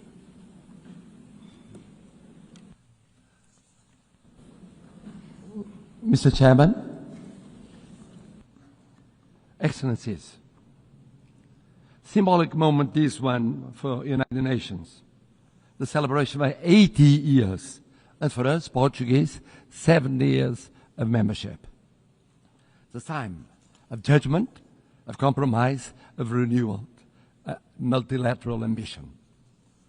Portugal is today what always aspired to be, an open country to the world, listening, dialoguing, building bridges, deeply multilateralist and guided by the Charter of the United Nations. A world with more cooperation and respect for international law is safer, more predictable, stable, peaceful, prosperous, plural, representative, and able to respond collectively to global challenges. 70 years ago, we were living still in dictatorship. And we found in this community the space to rediscover the real values and contributing to global solutions. And even now, in the changed world, fragmented, polarized, unpredictable, this community is a key community to defend basic principles of a coexistence between nations, cultures, civilizations. And it is with this coherence and the sense of responsibility, with the conscience of the need of contributing, acting and deciding, guided by values and principles, that will be candidates to the Security Council in 27-28, a decision we formalized in 2013. Excellencies, let me pay tribute to the former President of the General Assembly for his support to the adoption of the Pact for the Future. Let me congratulate the present President of this session, wishing the success in her term. But I would very specifically, and in Portuguese this time, say a word about the remarkable work of the Secretary-General António Guterres. O seu humanismo, his humanism, o apego ao direito internacional, his attachment to international law, as reformas por que tem lutado, the reforms that he's been defending since 2017, que inclui agora o UN 80, o Pacto para o Futuro, UN 80 and the Pact for the Future, são a sua marca e o seu legado. His mark and legacy. It is a pride for me, é orgulho para mim, having a Portuguese as Secretary-General of the United Nations, ter português como Secretário-Geral das Nações Unidas. Someone that is projecting a Portuguese way of acting in international relations. Uma forma portuguesa de estar nas relações internacionais. He will always be supported by Portugal. Contará sempre com o apoio de Portugal. And I must congratulate him for his speech. Because he said, I will never give up. I know him ever since we were teenagers. He never gave up, ever. And he's right. It's true we live at a time of multiple crises and persistent crises. Division, polarization, violations of international law, cleavage between power exercise and responsibility, technology and ethics, urgency of crisis and capacity of response and action. United Nations faces an existential moment. Without change, without renewal, the United Nations will be marginalized, and we could be left to the law of force. No G1, no G2, no G3, no G1 plus 1, 1 plus 2, or 2 plus 1 will be an alternative. No absence of multilateralism will avoid the need of multilateralism. The world is multipolar, will be multipolar. Just think of the situation in Ukraine or the situation in the Middle East. In Ukraine, for years, and now for months, for 8 months, one is waiting the mediation of the most powerful in the world. Do we have a ceasefire? No, we don't. In the case of Middle East, we waited and waited for the intervention of the most powerful in the world. Did we have a ceasefire? Without the multipolar, multilateral intervention of so many countries, here in New York, with the recognition of the existence of the state of Palestine, some Europeans, others non-Europeans, we won't change soon.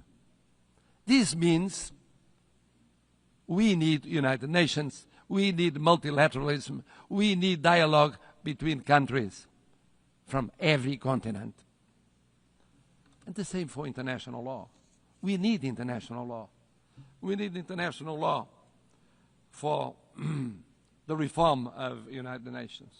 We need international law as a foundation of peace and justice.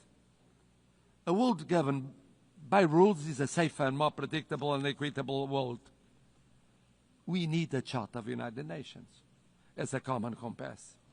Of course, we must adjust the United Nations, but we must never forget the lesson of the League of Nations. When one forgets the principles, when one abandons the principles on account of pure realpolitik, I mean the power or the powers of the moment, one forgets that no power is eternal. No personality is eternal. Empires went up and went down. We know by experience it. Colonial empires, European empires inside Europe, all kinds of empires went up and went down. We believe that in the reform of United Nations, we have three pillars: prevention, partnership, and protection. Preemptive action before the conflict, not just afterwards. Mediation, preventive diplomacy, intervention of the Secretary General and of the PBC. Avoiding destruction and institution collapse. Building peace, fighting against the deep causes of violence, promoting resilient and peaceful societies.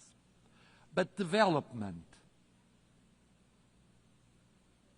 peace building without development, preventive action without development, doesn't work. We co-presided, together with an African partner, Burundi, the preparation of the fourth conference on financing of development. Ideas, dialogue, determination, results. Without sustainable development, no lasting peace is possible. Never forget to implement the 2030 agenda and the reform of the international financial architecture. It's a priority, involving the digital, the space, the artificial intelligence technologies as force for peace, not tools for domination. Bridging the digital and technological divides as central to build resilient societies. C'est aussi très fier que nous partageons la priorité des océans, la priorité du changement du climat. On peut parler contre le changement du climat, mais on admet tout de suite qu'il y a ce changement. Et c'est pourquoi on a préparé l'UNOC 2 à Lisbonne. On a été à l'UNOC 3 à Nice. On a renouvelé notre compromis avec la protection des océans. Des premiers États européens à ratifier le traité BBNG. Protégeant 27% de notre surface maritime, juste à une distance de 3% de l'objectif en 2030. Excellencies, speaking of the pillar of partnership, the United Nations must deepen partnerships, strategic partnerships with regional organizations. Portugal has experience that is very specific. Nós temos a experiência da comunidade de países de língua portuguesa, the experience of the Portuguese-speaking community, present in 9 countries, 4 continents, 1 language, presentes em 9 países, 4 continentes, uma língua, uma plataforma com voz própria na ONU. Nós acolhemos o Fórum Global da Aliança das Civilizações. We received the Forum for the Alliance of Civilizations. Also, the UN Conference on Racism. Portugal organizou a primeira conferência da ONU sobre racismo e promovemos a aplicação da Declaração de Durban em todo o mundo.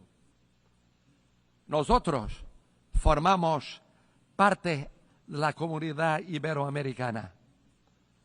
Portugal se siente hermano de América Latina, compartiendo prioridades comunes como el multilateralismo inclusivo, el desarrollo sostenible y la cohesión social. A nossa parceria, our partnership with the Global South, is made of respect and solidarity.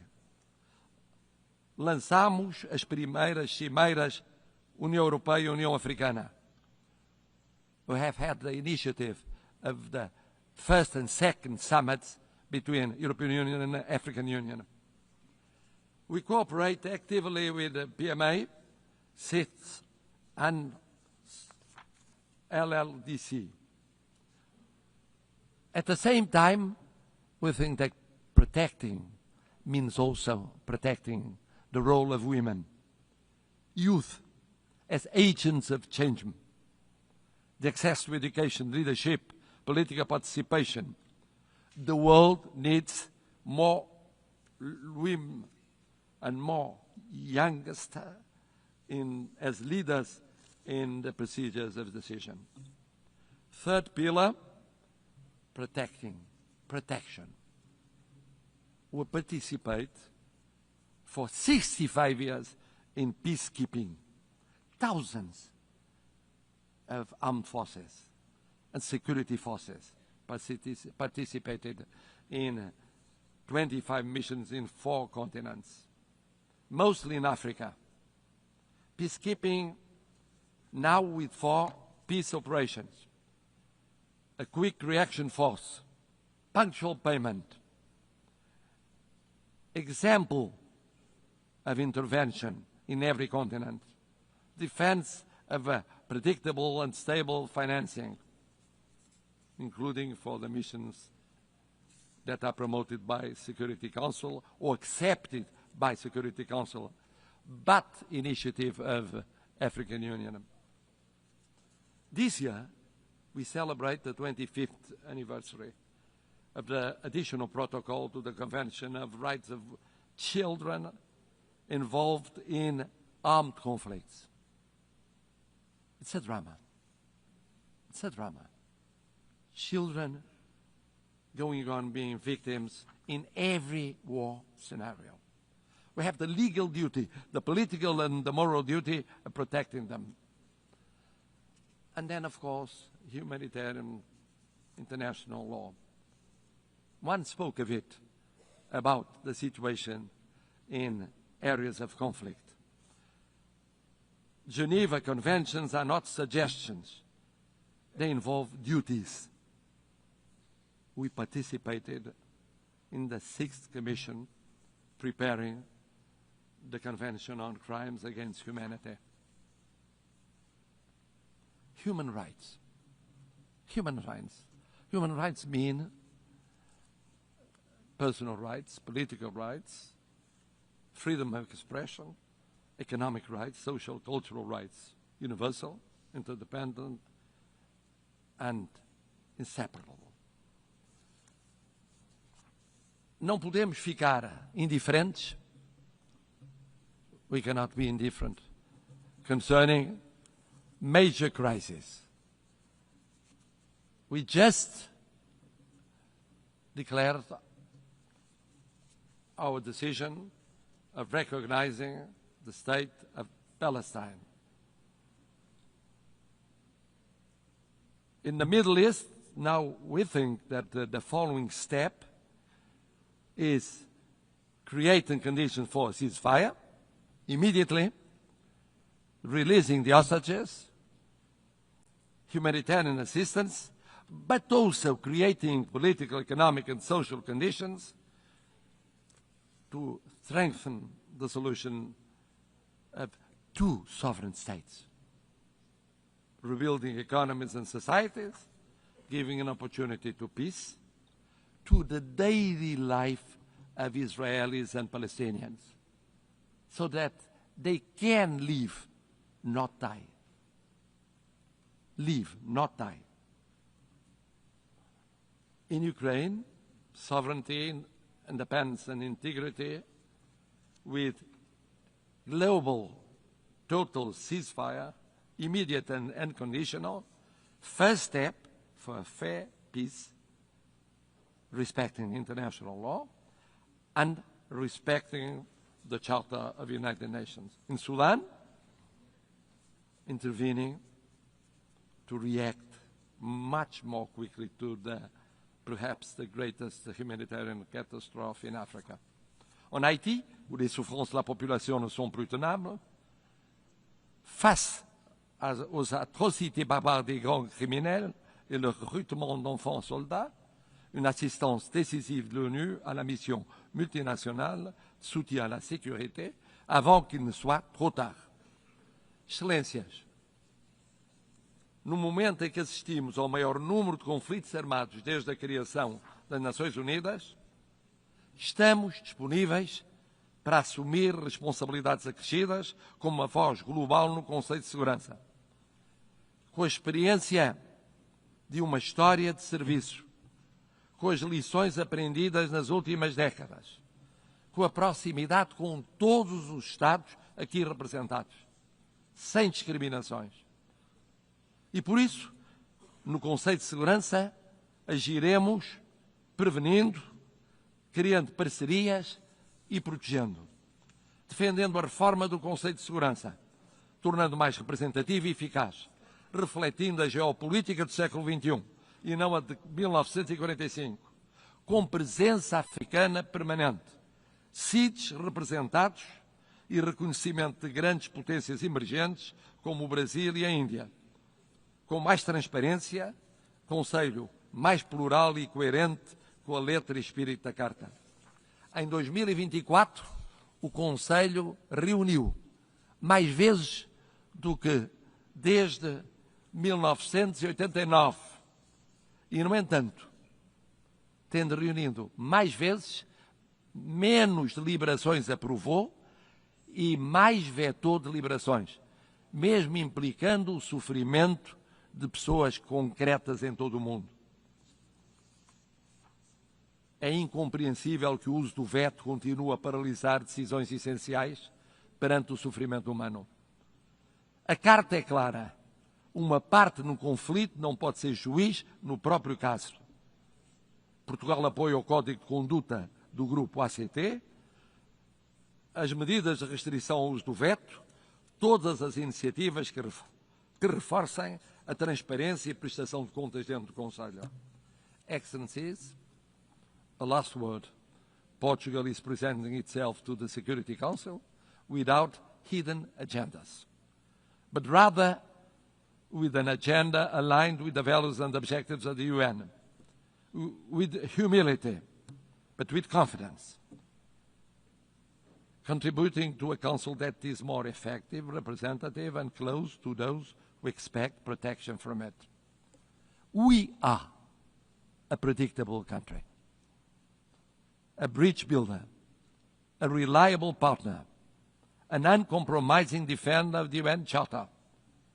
It is in this spirit that we want to serve, that we reaffirm our commitment to the United Nations today, and that we hope will earn your trust for the future of the United Nations, but mostly for the future of the world, more peaceful, more just, more respectful of dignity, human dignity, in so many conflicts that represent a shame for all of us. Thank you.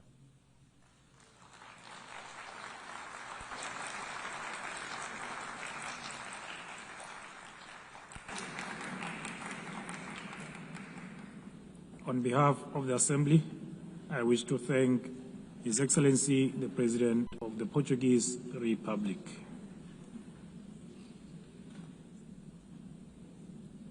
The Assembly will hear an address by His Excellency Yomandu Usi, President of the Eastern Republic of Uruguay. I request protocol to escort His Excellency and invite him to address the Assembly.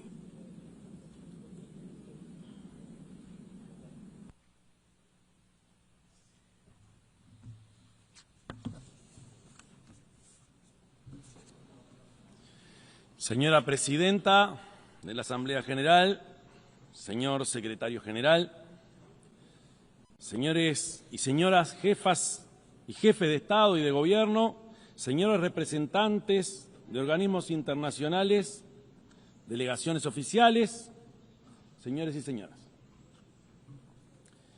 Vengo de una república situada al oriente del río Uruguay que el mapa, la historia y la cultura ubican en una pequeña esquina del sur del mundo. Un país pradera con balcón al mar, donde la tranquilidad y hospitalidad de su gente es una de sus principales señas de identidad. Vengo de un país donde ya es práctica corriente que un presidente concurra a países vecinos acompañado por sus antecesores o con sus antecesores de otros partidos políticos. Un país donde la alternancia de los partidos en un gobierno no se traduce en una crisis de carácter institucional. Es más, esa alternancia se constituye en un acto de pura normalidad. Vengo de un país cuyo presidente puede caminar sin custodia entre la gente, puede disfrutar de un partido de fútbol en una tribuna como un hincha más. Vengo de un país cuyos partidos políticos, casi todos ellos con más de medio siglo de historia, siempre están dispuestos a acordar soluciones nacionales a urgencias también nacionales. Soluciones, como decimos nosotros, a la uruguaya. Con estos gestos quiero expresar que Uruguay lleva en su vida cotidiana una vocación profunda de paz y de respeto. Vivo en un país, por supuesto, que no está a las puertas del paraíso, porque enfrenta nuevos desafíos en términos de pobreza infantil, seguridad pública o desigualdad social, y sobre estos temas también hay en líneas generales un consenso nacional. La histórica solidez institucional y política ha permitido que Uruguay aún se destaque en la región por su alto nivel de desarrollo humano o sus políticas de distribución del ingreso, y que sea un país de reglas estables, donde los contratos se cumplen, donde se honran los compromisos internacionales, donde la estabilidad macroeconómica es una política de Estado. Pero esta acumulación positiva también se expresa más allá de nuestras fronteras. Porque Uruguay es reconocido en el mundo por su vocación de paz, su incansable lucha en pos de la solución pacífica de los conflictos, su respeto irrestricto al derecho internacional como a la mayor garantía para la soberanía de los pueblos, y por ser una tierra fraterna y hospitalaria con los migrantes de todas las latitudes. Desde ese pequeño país que cultiva la tolerancia y el diálogo, y cultiva el acuerdo como clave histórica de convivencia, y que está inserto en un continente sin conflictos ni guerra entre estados, venimos a esta asamblea a sumar esfuerzos para contribuir con la estabilidad y la paz en el mundo, cada vez más convulsionado y desafiante. La creciente tensión geopolítica y el aumento de conflictos, sumados al desfinanciamiento de los esfuerzos por un orden global pacífico y basado en reglas, plantea enormes retos a escala planetaria. Para ejemplificarlo, basta mencionar algunos datos. Según el Índice Global de Paz de 2025, en 2023 hubo 59 conflictos interestatales, el número más alto desde el fin de la Segunda Guerra Mundial. Para el 2024, el gasto militar global sufrió un aumento de casi un 10% en términos reales, comparado con 2023. lo que representa el mayor incremento anual desde el fin de la Guerra Fría. Estamos hablando de un gasto militar de 2.7 o 2,7 millones de dólares. No solo se trata de un mayor aumento de conflictividad entre naciones, ni de un gasto militar que crece aceleradamente para sustentarlo.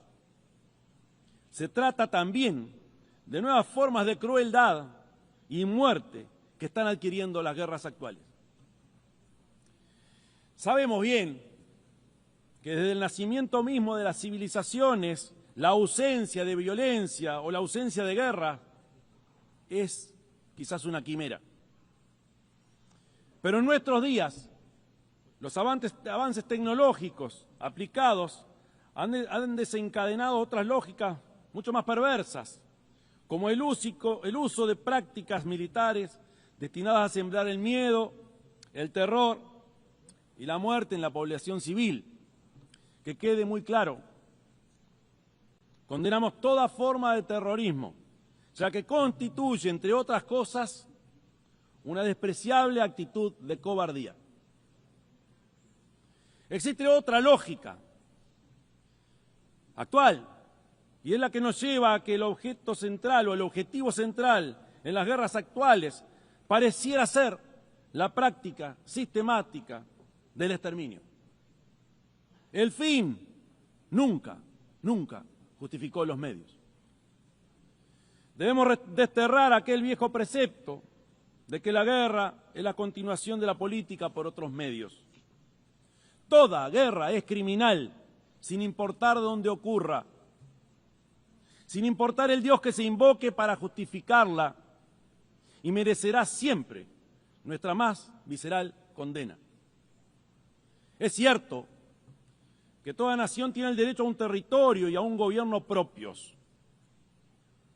Es cierto que tiene derecho a establecer un nivel de autodeterminación que le permita la convivencia con los demás pueblos. Eso es real. Y el valor de las Naciones Unidas es justamente garantizar que estos principios se concreten de manera pacífica y civilizada. Ningún Estado que se precie de democrático y de vivir bajo el mandato del derecho internacional puede, aún bajo el legítimo derecho de defenderse contra el terrorismo, ejercer la barbarie sobre ninguna población civil, menos aún contra personas especialmente vulnerables e indefensas. Desde 1948, Uruguay ha mantenido una posición coherente y firme que va en línea con los principios de autodeterminación y coexistencia pacífica. Y bien conocidas son nuestras posturas históricas con respecto a los principales conflictos a escala mundial, en especial el que se desarrolla en Oriente Medio. Siempre Uruguay sostuvo la posición: dos naciones, dos pueblos, dos estados. Y en este sentido, además, el gobierno uruguayo toma muy en serio los informes que desde la comunidad internacional se elaboran en referencia a los territorios palestinos e instamos a implementar las recomendaciones formuladas por la ONU e instamos a la suspensión inmediata de las operaciones militares, a la suspensión de las muertes de civiles inocentes e instamos a la liberación de los rehenes. En nuestro mundo también persisten y se agravan otros dramas más extendidos y permanentes. A tal punto que la Declaración Universal de Derechos Humanos, votada en el marco de esta Asamblea hace ya 77 años, constituye un manifiesto revolucionario ante los tiempos que estamos viviendo. Empezando por su artículo primero, que proclama: todos los seres humanos nacen libres e iguales en dignidad y derechos, y, dotados como están de razón y conciencia, deben comportarse fraternalmente los unos con los otros. ¿Cuán lejos estamos de nuestros propios principios y compromisos cuando vemos que la distancia entre quienes más tienen y quienes más sufren es cada vez mayor? ¿Cuán lejos estamos cuando observamos que los principios de libertad e igualdad están cada vez más divorciados y que se suele hablar mucho más de un supuesto individuo libre que de sociedades igualitarias en términos de ingresos o goce de derechos? ¿Cuán lejos estamos del sentido humano cuando olvidamos que nuestra principal vocación debe ser estar del lado de las mayorías, poniendo oído ante cada problema o angustia de nuestros pueblos y entendiendo, incluso y fundamentalmente, al que piensa distinto? Señora Presidenta, vengo de un país con una tradición a prueba de toda trazabilidad y archivo en materia de política internacional. Esa tradición incluye un firme apoyo al multilateralismo en todas sus facetas, política, económica, cultural, como la mejor y única forma de enfrentar los desafíos a los que hacía referencia. También incluye, por supuesto, el compromiso permanente con el derecho internacional, la apuesta al diálogo y la construcción de la paz, como una de nuestras mayores contribuciones en el contexto de un mundo fragmentado y polarizado. Todo el sistema político de mi país se enorgullece de contribuir decisivamente en tareas globales, como el mantenimiento de la paz y la seguridad internacionales, la consolidación y el desarrollo del derecho internacional mediante la participación en ámbitos de elaboración normativa y cortes internacionales, con el apoyo al desarme, la seguridad alimentaria, la salud global y el compromiso con el cambio climático. En este contexto, quiero destacar especialmente un compromiso histórico de mi país con el sistema multilateral de mantenimiento de la paz. En los últimos 35 años, y de manera ininterrumpida, Uruguay ha desplegado batallones en diversas operaciones de paz de las Naciones Unidas.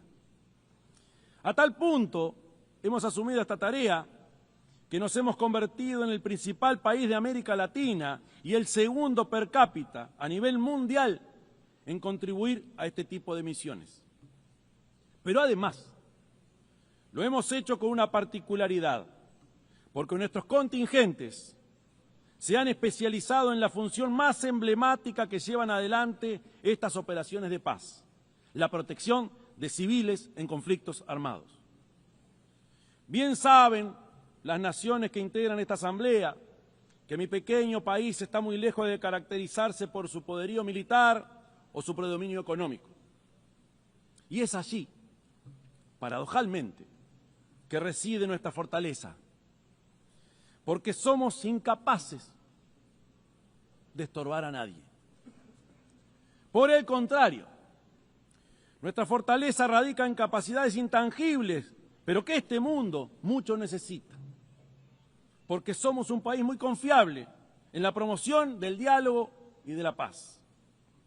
En primer lugar, porque estos principios nos definen como república y se expresan en el respeto a la separación de poderes y el Estado de Derecho, la fortaleza del sistema democrático y el respeto y promoción de los derechos humanos y la equidad social, entre otros. Y en segundo lugar, porque esa ha sido nuestra conducta histórica en los foros internacionales. Ya en 1907, por ejemplo, mi país llevó una postura firme a la Conferencia de La Haya sobre el arbitraje como mecanismo esencial y obligatorio para resolver los conflictos entre Estados. Unos años después, 1921, Uruguay fue el primer Estado del mundo en aceptar la jurisdicción de la Corte Permanente de Justicia Internacional, predecesora de la Corte Internacional de Justicia. En función de estos y otros antecedentes históricos, me permito afirmar que Uruguay está en condiciones inmejorables de ofrecerse al mundo como un anfitrión de negociaciones, como promotor de redes de diálogo y mediación que conduzcan a la construcción de la paz y prevención de conflictos. Créanme que estamos preparados para este reto cada vez más urgente, para este reto cada vez más necesario. Entre otras razones, porque aprendimos, como dijo el presidente de mi país, José Mujica, que la tolerancia es el fundamento para poder vivir en paz. Muchas gracias.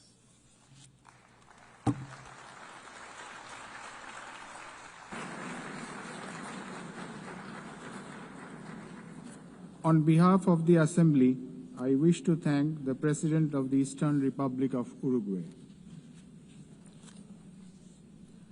The Assembly will hear an address by Her Excellency Nataša Pirc-Musar, the President of the Republic of Slovenia. I request protocol to escort Her Excellency and invite her to address the Assembly.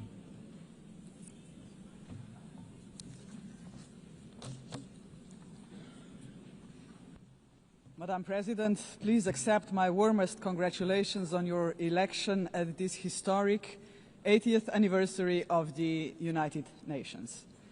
Your election underscores the vital importance of including women in the decision-making process.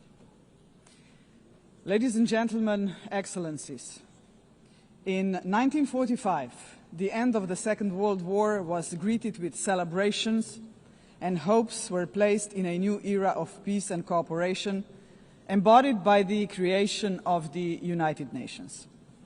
However, those hopes were soon overshadowed by the onset of the Cold War. When it ended in 1991, we once again dared to believe that this would pave the way to the vision of lasting peace, security and cooperation as enshrined in the UN Charter. Sadly, that vision has not materialized. In fact, the situation has worsened, and here is why. Firstly, the Security Council, envisioned as the very pillar of collective security, is failing to meet the expectations of the world, if it ever has. The Permanent Five were supposed to be role models for the rest of the world working for peace. Some work in their own interests instead. Secondly, the promise of the Sustainable Development Goals is faltering. Progress is lagging, and with cuts in development assistance, millions of the world's poorest are pushed further away from the access to even the most basic services. Thirdly, international law appears to stand at the precipice of irrelevance. The independence of elected international judges, the integrity of human rights institutions, personal security of human rights defenders, and the authority of this organization are under siege. Fourthly, the Genocide Convention risks becoming a relic of the past. Some states have put the International Criminal Court to its greatest challenge ever. Its prosecutors, whose only duty is the pursuit of justice, and its judges, whose responsibility is to uphold the law, our international law, now face sanctions and intimidation. As if the states that sanction them would prefer to shield the alleged perpetrators of atrocities rather than confront the truth and help deliver justice. Fifthly, the landmark opinion of the International Court of Justice affirming that international law obliges states to prevent harming the climate already feels obsolete. And finally, states are withdrawing from the Paris Climate Agreement, from the Ottawa Treaty, and from the UN agencies, or simply cutting their finances. Each such act chips away at the support for multilateralism, a system designed not for the powerful few, but for the benefit of all of us. Madam President, how are we to explain these trends to our electorates, to our people, and above all, to our children?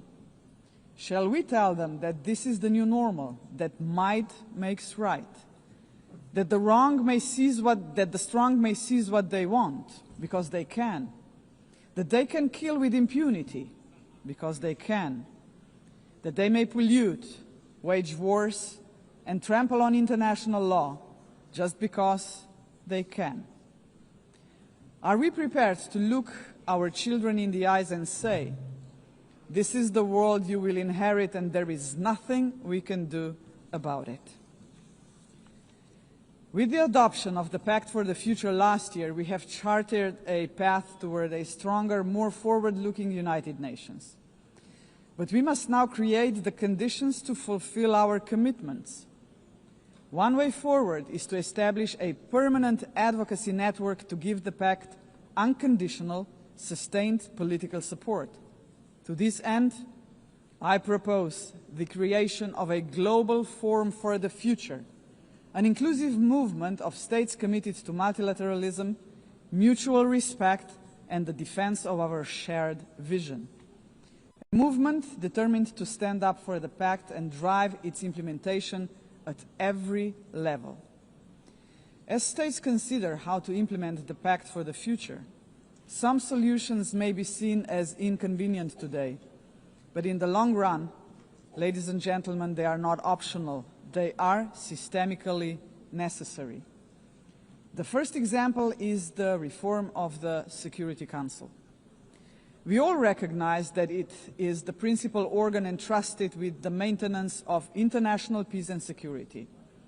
But what it is not, and must never be, is a body that stands above international law to defend the interests of some at the expense of others. Jus cogens norms must be safeguarded as a matter of principle.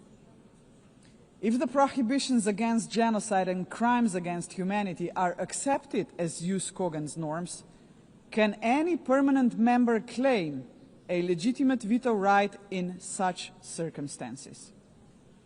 Member states have attempted to address this question through many reform proposals, but with minimal progress.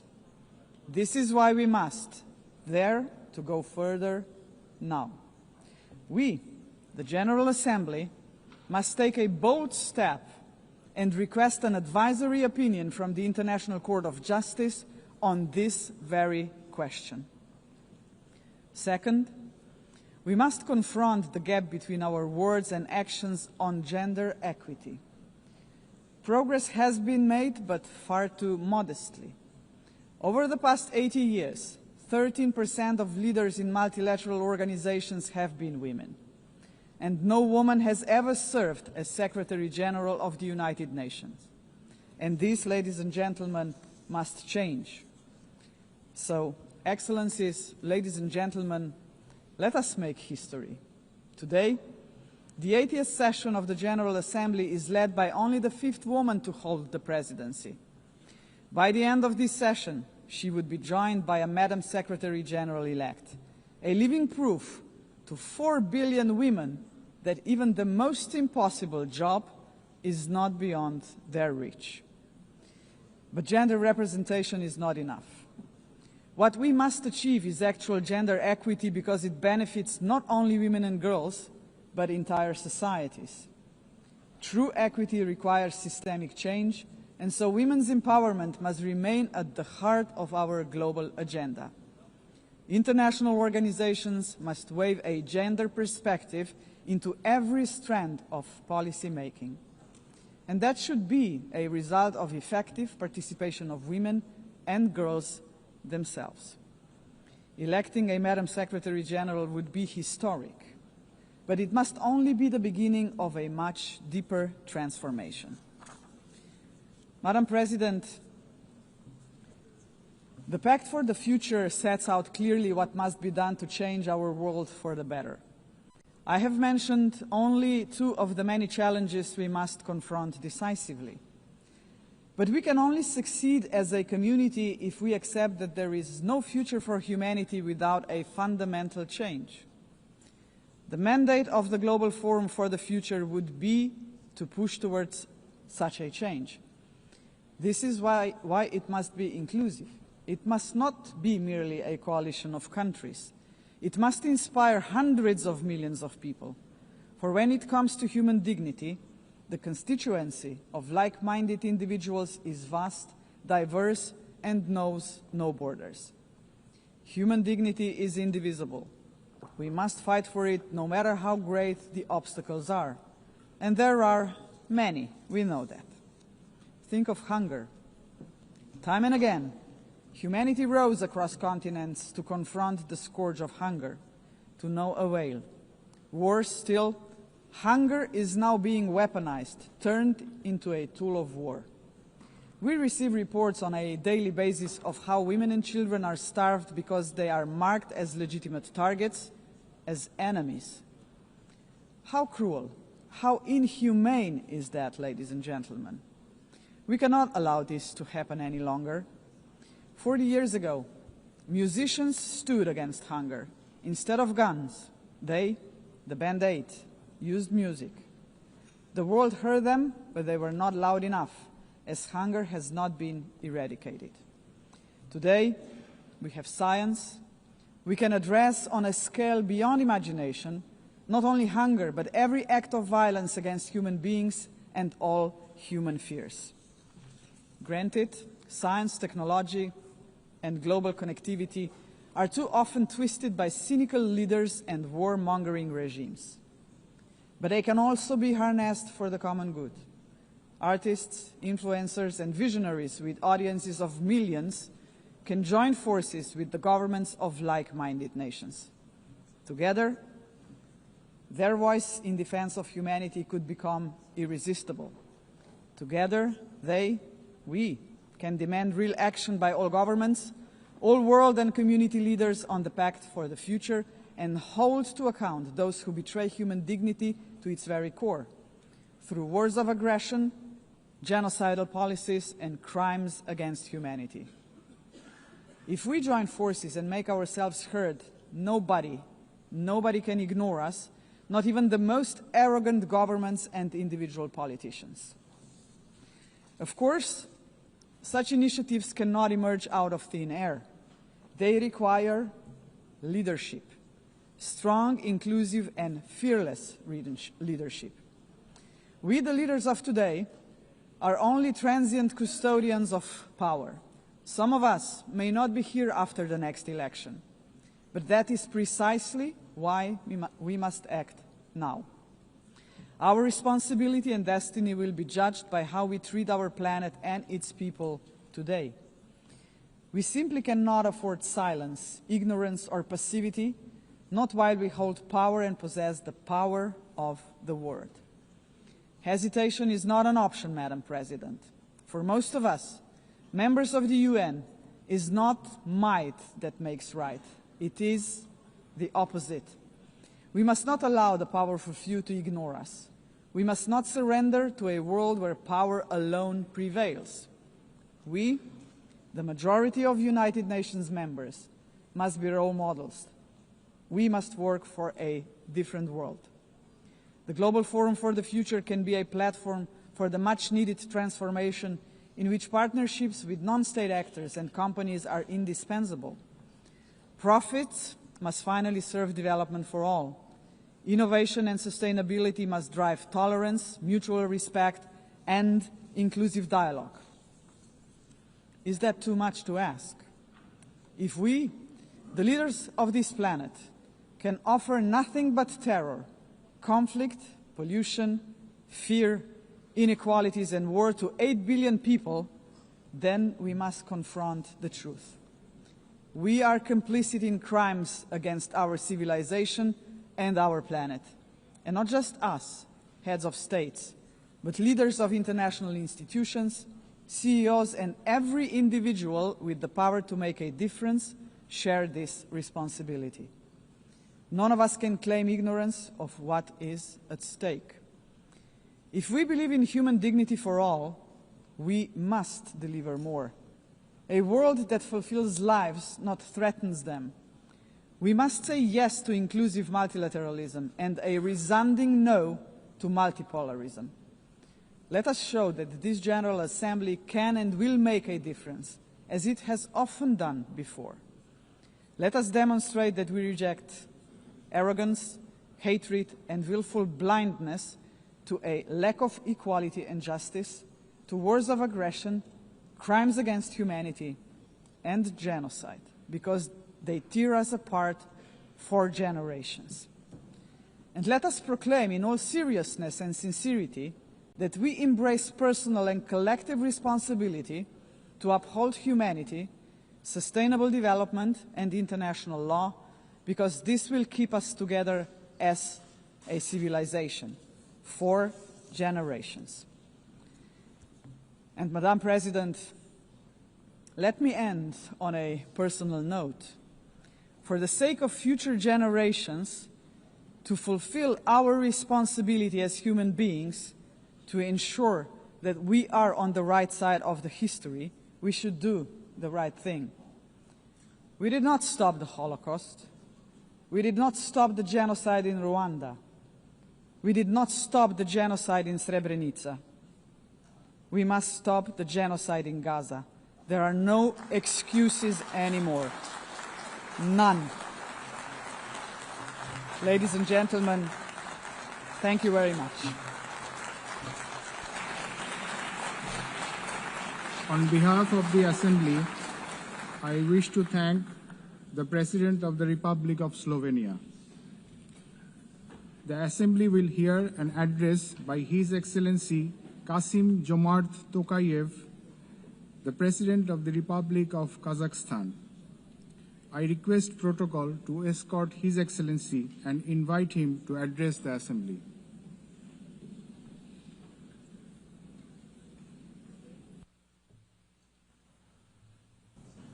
Madam President, Mr. Secretary General, distinguished delegates, for 8 decades, the United Nations has played a pivotal role in combating humanity's global challenges.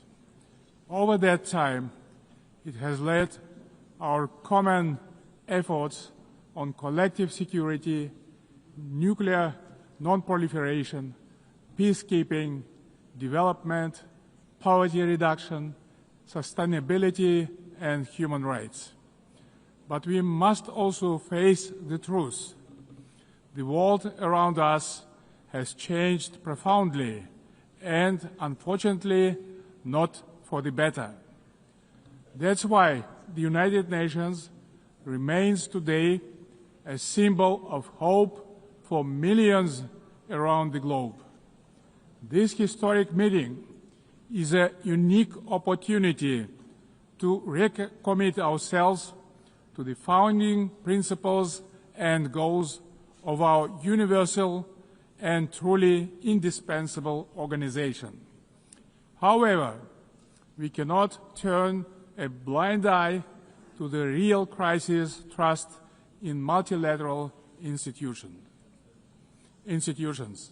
Serious violations of international law have become new normality, which undermines global stability and erodes confidence between peoples, between political leaders, and between states. In this challenging time, we all must empower the United Nations to make it more adjustable to the realities of today's unpredictable world. The spirit of mutual understanding and eagerness to cooperate must prevail over dangerous warmongering. State leaders have a responsibility to move toward making peace. A failure of the current generation of leaders to act is not an option, because future generations will pay a much greater price. In this regard, comprehensive reform of the United Nations is a strategic necessity, not a subject for endless contemplations. We need to establish a new group of truly dedicated people who will highly professionally and without any hesitations make concrete proposals for reforming the United Nations to make it better suited to the challenges of today and objectives of tomorrow. A central pillar of this bold effort to renew the United Nations should be a reform of the Security Council. Major powers of Asia, Africa, and Latin America should be represented in the Security Council on the rotational basis. In addition, Kazakhstan strongly believes that the voices of responsible middle powers also need to be seriously amplified in the Security Council.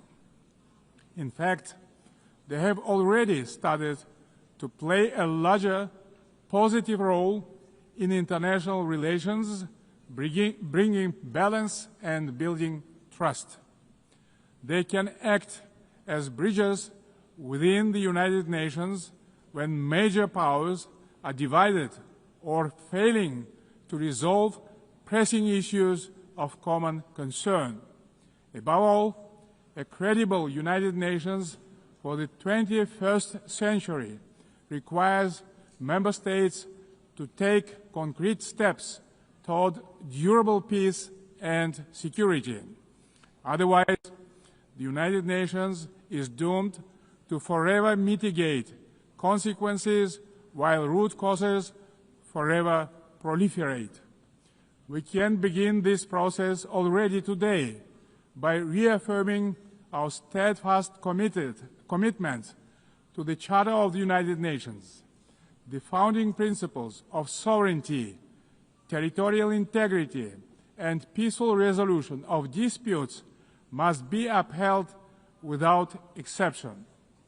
Selective application of the Charter undermines its credibility. The world needs a new consensus based on trust, inclusiveness, and shared responsibility. For example, the enemy state clauses of the Charter, historical remnants of the Second World War, have already been recognized by the overwhelming majority of the international community is obsolete. For all these reasons, it's time to have a serious conversation about Charter review. Today we face an alarming reality. Arms control treaties are collapsing, and with them, so are the foundations of strategic stability. Global military spending in 2024 hit a record $2.7 trillion. The global cost of violence reached nearly $20 trillion.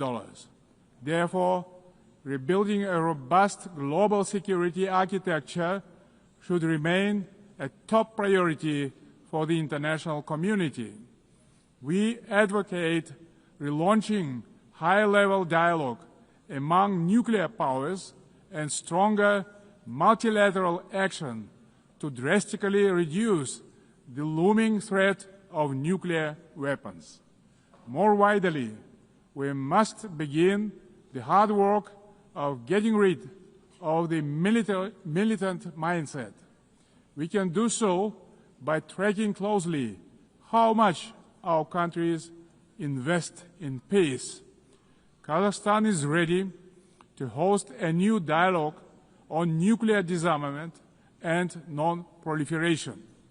We can focus on informal, inclusive exchanges that reinforce the NPT and support progress toward the CTBT.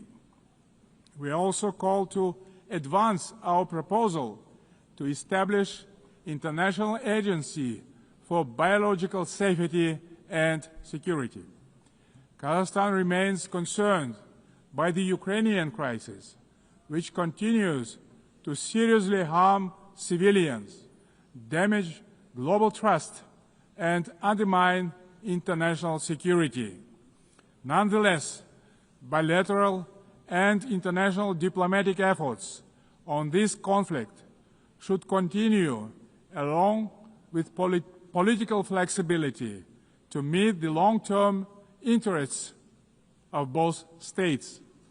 Territorial disputes are never easy to resolve and require mutual restraint and responsibility for the sake of future generations.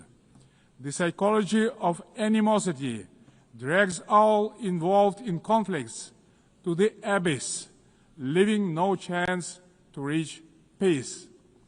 The humanitarian crisis in Gaza has reached a disastrous scale that cannot be ignored. This conflict stems from a complex historical background. We cannot ignore the root cause of this belligerence.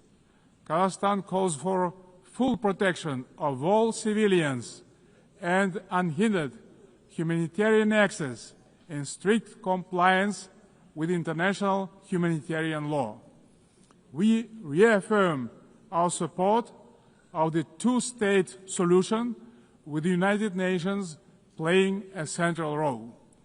Kazakhstan acknowledges diplomatic initiatives aimed at regional reconciliation in the Middle East, including the Arab Peace Initiative, the New York Declaration, and the Abraham Accords, and others. They demonstrate that leadership and political will can turn division into cooperation and shared benefit. We also welcome the normalization of relations between Azerbaijan and Armenia under the mediation of the United States President. It shows that even entrenched conflicts can be settled through diplomacy and common sense. Guided by this principle, Kazakhstan consistently favors diplomacy over escalation and dialogue over force. Current geopolitical tensions sometimes tempt some leaders to claim that a clash of civilizations is inevitable. Yet, these divisions are not fact or fate. They are political choices. Global public goods such as science, medicine, sports, religion, and culture should not become subjects of geopolitical divisions and sanctions. These spheres of human activity bind us together under a humanitarian umbrella. When political leaders make irresponsible statements or take reckless decisions, manipulating religion and identity for political gain, they in fact seriously damage the trust and goodwill in striving for peace. Political leadership must be rooted in mutual understanding and respect, not mutual suspicion and arrogance. Tolerance and wisdom are the foundation of lasting peace and must be upheld through the rule of law. Dear friends and colleagues, we observe a growing fragmentation and political bias of investment flows.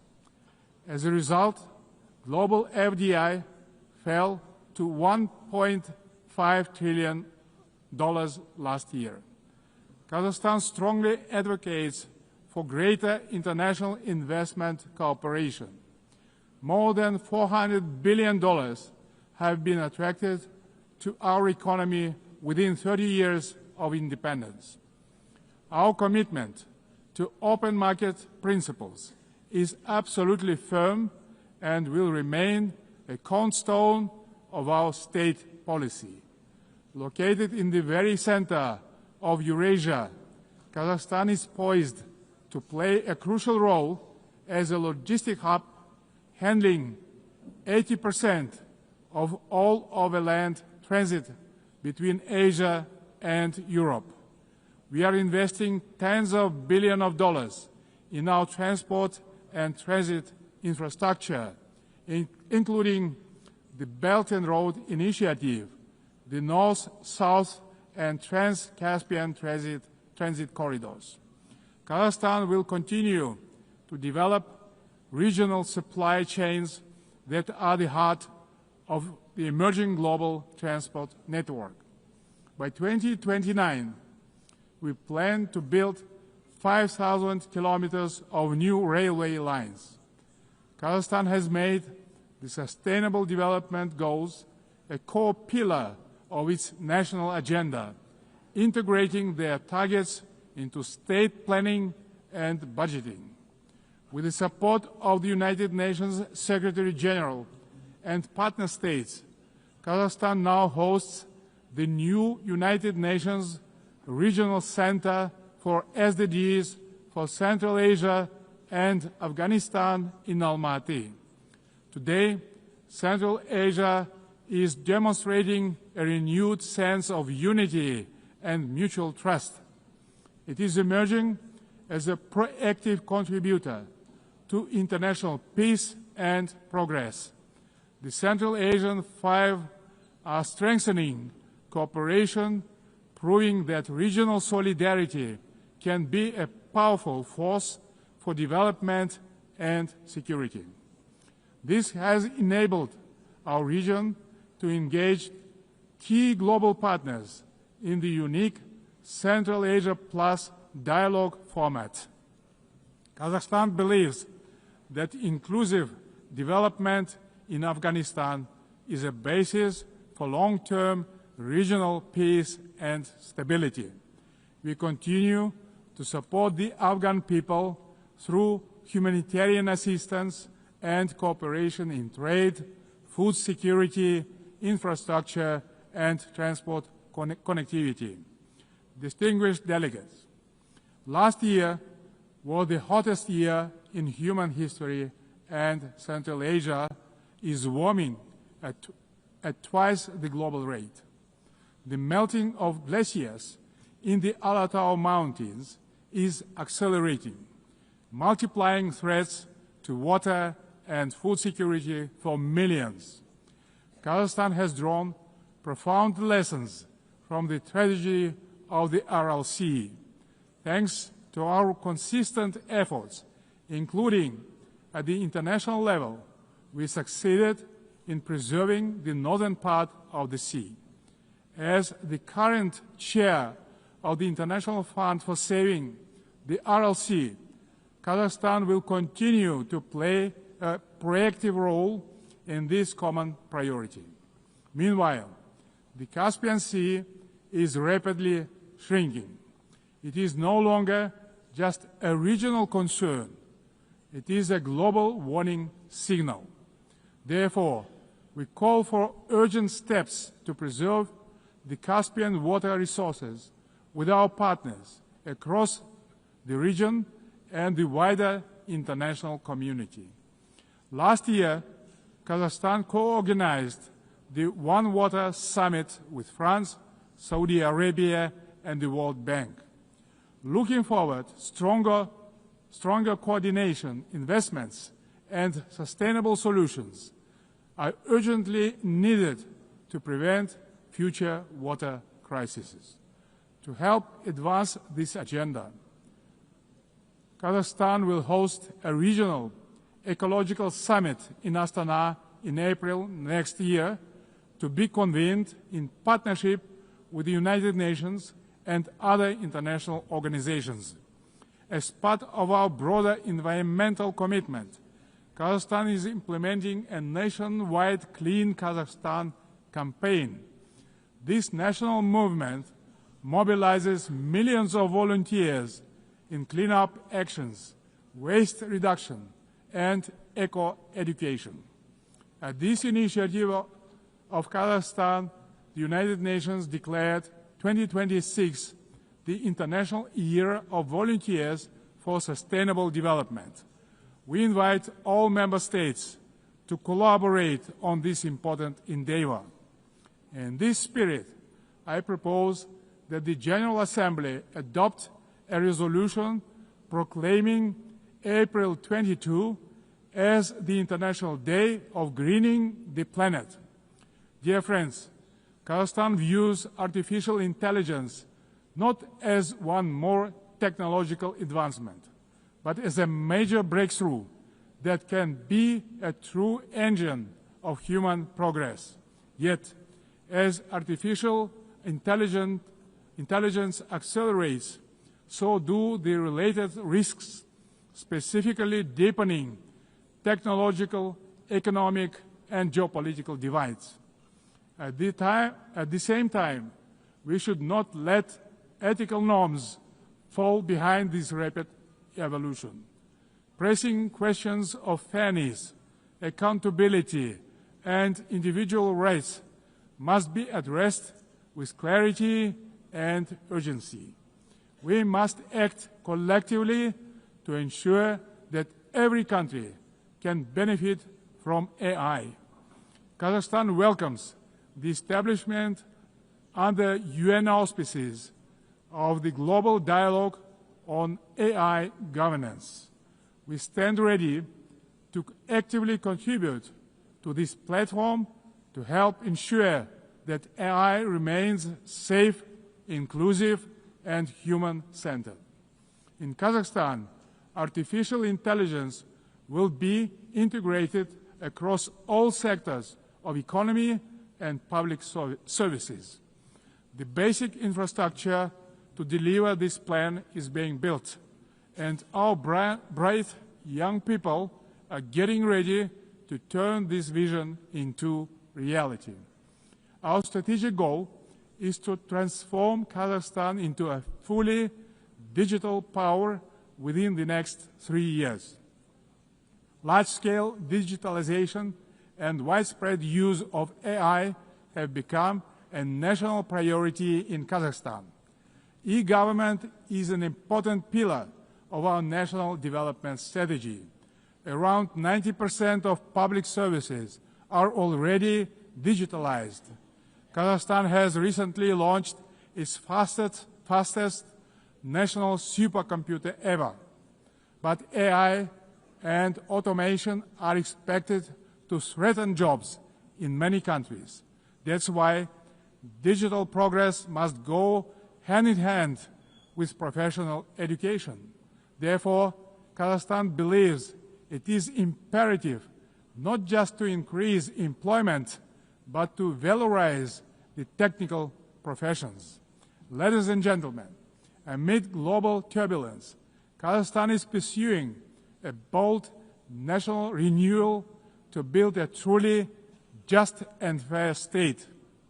Over the last 3 years, we have carried out large-scale political and economic reforms that are unprecedented in our part of the world. Through a national referendum, we introduced a single 7-year presidential term, thereby strengthening democratic accountability. We remain committed to the formula of strong president, influential parliament, and accountable government. Guided by strong wish to modernize Kazakhstan, I have proposed a single-chamber parliament for a national referendum to consider. Our objective is to continuously embrace the political system to make it more transparent, effective, and reflective of people's aspirations. At the heart of these reforms lies a clear principle: law and order must prevail.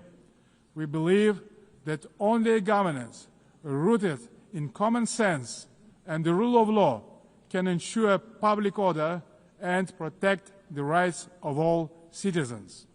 It creates good conditions for international investment, trade, cooperation, and more broadly, the dynamic development of our country. The interests of law-abiding people and decent citizens must always come first, maintained through justice, accountability, and mutual respect. Kazakhstan's economy is showing clear signs of sustainability and resilience. This year, economic growth is expected to exceed 6%, underscoring the sustainability of our economy as the largest in our part of the world. But we are not complacent. We will continue our efforts to ensure a long-term growth. Kazakhstan's energy strategy is based on 4 pillars: oil and gas, coal, uranium, and critical minerals. These precious assets are the basis of reliable energy partnerships. Climate change and the green agenda cannot be accepted by all countries that have huge deposits like coal, which nowadays can be cleaned up by advanced technologies. That's why we have committed to decarbonize our country in 35 years. Renewable energy is not the single solution to all energy problems. Agriculture is another driver of our development with huge potential for global markets. Kazakhstan's grain export capacity has amounted to 12 million tons, reaching a great number of international markets, creating new opportunities for trade expansion using enhanced transport connectivity. We will continue our cooperation with all major international partners and regional stakeholders to further diversify our external trade and economy, making it more inclusive and resilient. Excellencies, we will remain firmly on this path, deepening governance reforms at home while supporting global governance abroad. Kazakhstan will continue to serve as a bridge builder and peacemaker. It will also continue to choose balance over domination, cooperation over confrontation, and peace over war. We stand ready in cooperation with other players, stakeholders in the international community to renew the promise of the United Nations as a beacon of peace, justice, and cooperation. Thank you very much. On behalf of the Assembly, I wish to thank the President of the Republic of Kazakhstan. The Assembly will hear an address by His Excellency Matamela Cyril Ramaphosa, President of the Republic of South Africa. I request protocol to escort His Excellency and invite him to address the Assembly.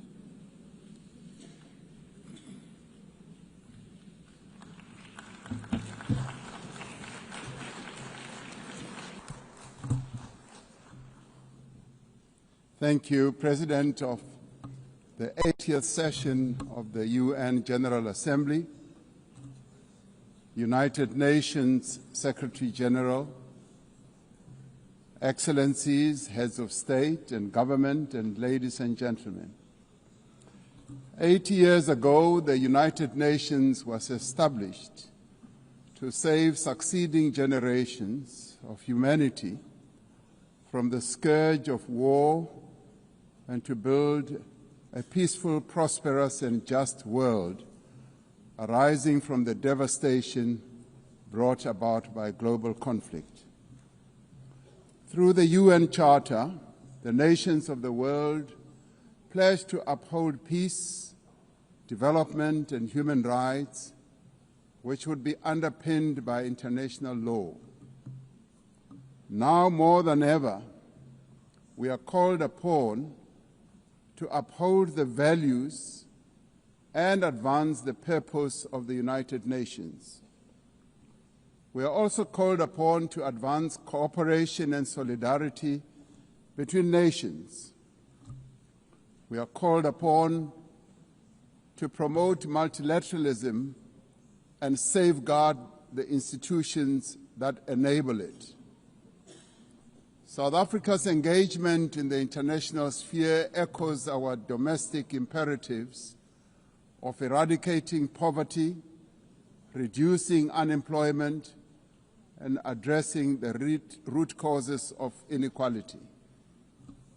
Our foreign policy is guided not only by the needs of our people, but also those of the continent of Africa and the global South.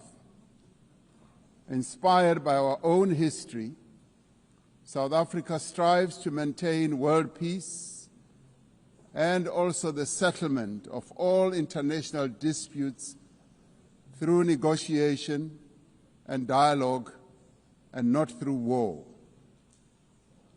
We therefore welcome the strong partnership between the African Union and the United Nations in promoting peace, security, and stability on the African continent. This year, South Africa is honored to preside over the G20. This is the first time that G20 Leaders Summit will be held on the African continent, the cradle of humanity. South Africa's G20 presidency is guided by the theme equality, solidarity, and sustainability. To give full meaning to our theme of equality, solidarity, and sustainability, we have invited the G20 countries to join us in prioritizing the following areas. Firstly, in discussion to strengthen disaster resilience and response by addressing the increasing frequency and impact of climate-induced natural disasters. Secondly, to ensure that we have debt sustainability for low-income countries by crafting innovative ways to support countries to have low levels of debt to maintain economic stability. Thirdly,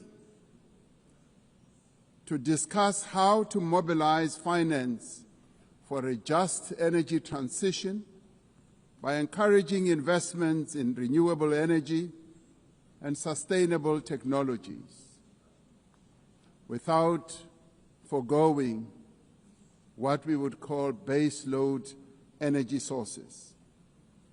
Fourthly, by harnessing critical minerals for inclusive growth and sustainable development through the value addition processes, that is, beneficiation of these minerals at the source where the minerals are extracted, to foster the development of communities where these minerals are found. These priorities reflect South Africa's commitment to addressing global challenges and promoting inclusive growth and sustainable development. Our country's G20 presidency is a significant opportunity for South Africa to advocate for Africa's development agenda and to amplify African voices in global economic governance for a continent that is irreversibly on the rise. As member states of the United Nations, we have all adopted the Sustainable Development Goals. However, many of these goals remain elusive. There are many reasons that hold many countries back from fulfilling and implementing these development goals. Some of these reasons are lack of sufficient financial resources that can finance the advance that these countries need to make to fulfill those goals. Many countries with developing economies, especially in Africa and the global south, do not have adequate capital to finance their development goals.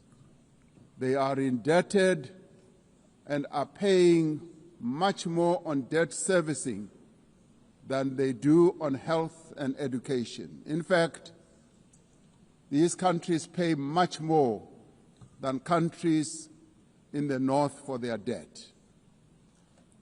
Yet through global solidarity, by having fairer lending rules, especially for several of the global south countries, we can achieve our shared commitment.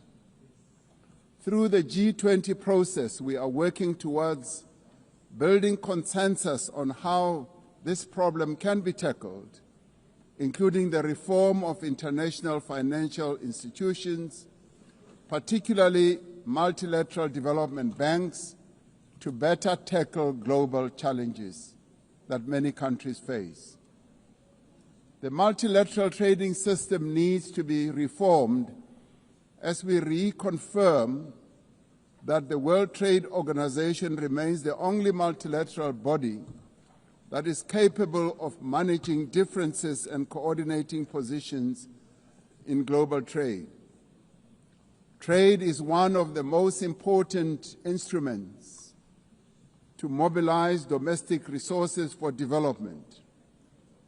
It is concerning that geopolitical shocks and unprecedented trade policy volatility are destabilizing the global economy and jeopardizing a critical source of development finance. In fact, trade is now being used as a weapon against a number of countries in the world.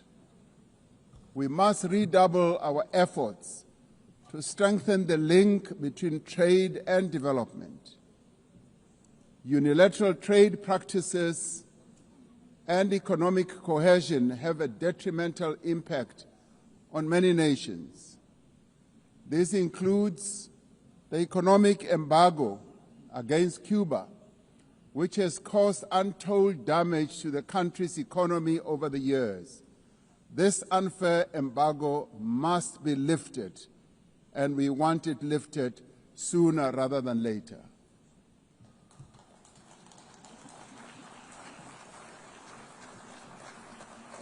In the midst of global trade uncertainty, the African continent is providing a pragmatic example of constructive collaboration and cooperation by using the African Continental Free Trade Area as an engine for sustainable growth and development. This will, with commitment, become the central pillar of economic cooperation and integration for our continent. As part of the effort to build more inclusive economies, South Africa's G20 presidency has launched an extraordinary committee of independent experts on global wealth inequality. This committee, chaired by Professor Joseph Stiglitz, a Nobel laureate, will deliver the first ever report on global inequality to G20 leaders when they meet in November in Johannesburg in South Africa. Climate change is an existential threat. We are failing future generations by our inability to reduce global warming. Climate change is reversing economic growth and development gains in many countries, especially in the global south. Although Africa carries the least responsibility for climate change, many countries on the continent of Africa experience much of its harshest effects. Extreme weather events like floods and droughts are driving food insecurity, displacing populations, causing damage to infrastructure, and leading to the unnecessary loss of livelihoods. Member states must honor their undertakings and commitments in line with the guiding principle of common but differentiated responsibilities and respective capabilities. The Secretary General recently reported that global military expenditure has reached historic highs, just as the world is falling behind on its core development promises. We are building weapons when we should be building social infrastructure that advance the lives of our people. We are fighting wars that cause death and destruction when we should be fighting poverty and developing the livelihoods of vulnerable people. We must act decisively to silence all the guns everywhere to realize the goal of sustainable development and global peace. And I do believe that this is an objective that is possible to reach. As we commemorate the 80th anniversary of the UN, the relevance of this institution and various multilateral processes for the maintenance of international peace and security is being willfully undermined. There is an increasing reliance on unilateral military action in contravention of international law. The United Nations Security Council has proven to be ineffective in its current form and composition in carrying out its charter mandate to maintain international peace and security.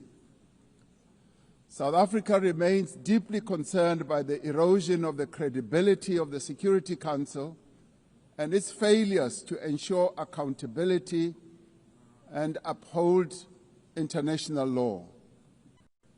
As the security and humanitarian situations in the Democratic Republic of the Congo, Sudan, Gaza, and elsewhere deteriorate, it is a matter of great concern that there are countries that continue to violate international law and also defy the United Nations resolutions and rulings, also from bodies like the International Court of Justice.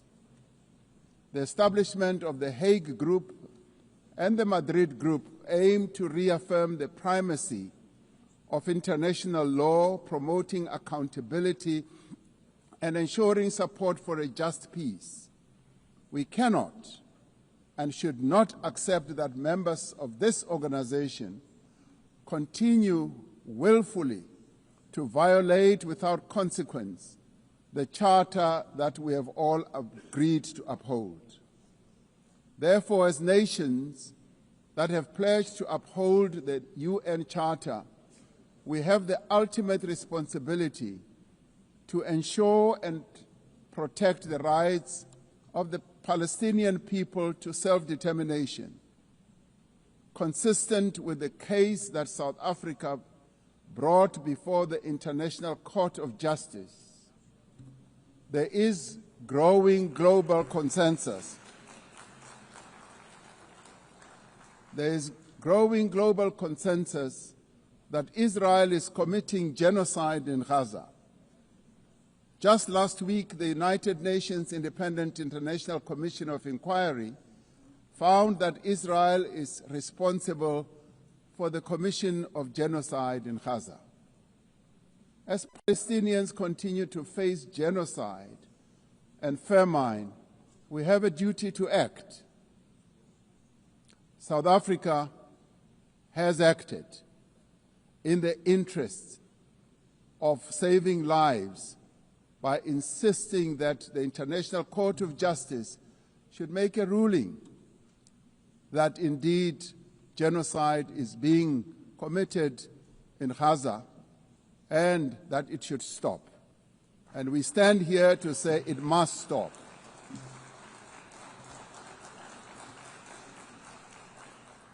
We welcome the historic high-level meeting held yesterday on the two-state solution yesterday in this very chamber. This reflects the determination of the global majority, a global majority that now stands at 142 and more countries, that Palestinians deserve a peaceful state alongside a peaceful Israel. Many nations in the world are calling for that, and that is the voice that we believe that Israel should heed, and those powerful nations that can make a two-state solution viable and possible and implementable should act in that regard. The long overdue announcement by increasing number of countries to recognize the state of Palestine is testament to this determination. We have a responsibility as the member states of the United Nations to reaffirm the right also of self-determination of the people of Western Sahara.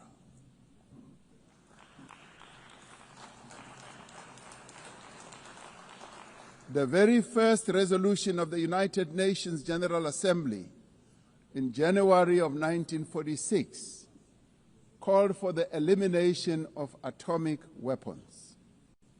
The resolution was passed shortly after the catastrophic use of atomic bombs on Hiroshima and Nagasaki that killed thousands of people. Decades later, we have not made significant progress in the fulfillment of the commitment to nuclear disarmament. In 2026, next year, South Africa will be presiding over the first review conference of the Treaty on the Prohibition of Nuclear Weapons. This treaty reaffirms that there is no greater assurance of non-proliferation than the complete prohibition of nuclear weapons. I was glad to hear that a number of leaders stood here to speak against nuclear weapons and the use thereof. This year we celebrate the 30th anniversary of the Beijing Declaration and Platform for Action as a roadmap for the achievement of gender equality, the empowerment of the women and girls of the world. South Africa reaffirms its unwavering commitment to the empowerment of women and their full, equal, and meaningful participation in all spheres of life.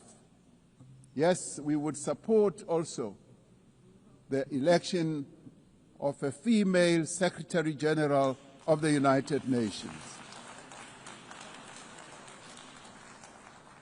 The Beijing conference milestone reminds us of our shared responsibility to advance human rights, dignity, and justice for all. We are all equal, men and women, and there is no reason that we continue to hold the women of the world backwards. The right to development must be central to the policies and operational activities of the United Nations and its specialized agencies, programs, as well as funds. It must be at the core of the policies and strategies of the international financial and multilateral trading systems. As we celebrate 80 years of the United Nations, we must seize the opportunity to build a better United Nations for the next 80 years. What is needed now is a stronger and more capable United Nations, a United Nations that is based on the renewed commitment to its founding principles. We must invigorate the negotiations on the Security Council reform at the intergovernmental negotiations in the General Assembly, including by initiating text-based negotiations. The Security Council must be accountable. It must also be representative. It must be democratic and effective in executing its mandate. We can no longer accept that a large portion of the world's population is not represented in the United Nations Security Council. My own continent, Africa, home to 1.4 billion people, as well as South America, are not represented in the United Nations Security Council. This is unjust, this is unacceptable, and it must end. We want representation in the Security Council.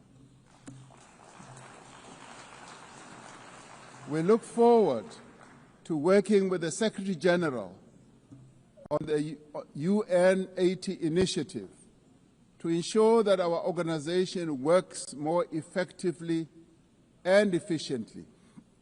Mandates given by member states must be implemented, and the necessary structural changes and program realignment must be implemented across the UN system. In the face of the decrease in funding to the United Nations to fulfill its mandate, the UN 80 initiative is important to maintain the integrity of the multilateral system and to uphold international law. Lastly, I am reminded that our collective membership of the United Nations is our shared humanity in action. The United Nations at 80 compels us to reflect on our collective achievements and to chart a way forward, building an organization that is able to address our common challenges. We must rise to the occasion and do our utmost together to ensure the political, economic, and social freedom of all humanity. We must reaffirm that freedom is indivisible and that the denial of the rights of one person diminishes the freedom of all of us. We must reaffirm the equal dignity and worth of every person and must therefore leave no one behind and no country behind. I thank you. On behalf of the Assembly, I wish to thank the President of the Republic of South Africa. The Assembly will hear an address by His Excellency Shavkat Mirziyoyev, President of the Republic of Uzbekistan. I request protocol to escort His Excellency and invite him to address the Assembly.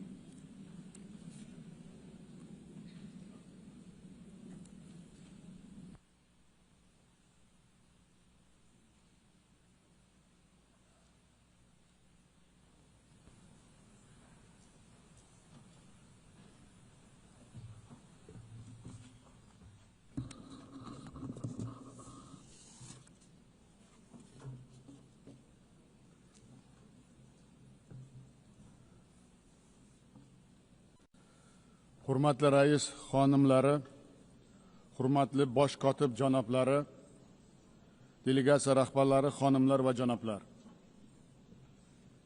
Birlashgan Millatlar Tashkiloti Bosh Assambleyasining yubiley anjumani 80-sessiyasi bilan sizlarni qutlashdan mamnunman. Bugungi yig'ilishimiz shiddat bilan o'zgarayotgan murakkab global vaziyatda o'tmoqda. Bu esa tashkilotimiz faoliyati va uning kelajagiga yangicha yondashuvlar va bilan qarashga chorlamoqda. Hozirgi kunda dunyoda xalqaro institutlarning o'rni va roli zaiflashmoqda. Qarama-qarshilik, nizo va urushlar kuchaymoqda.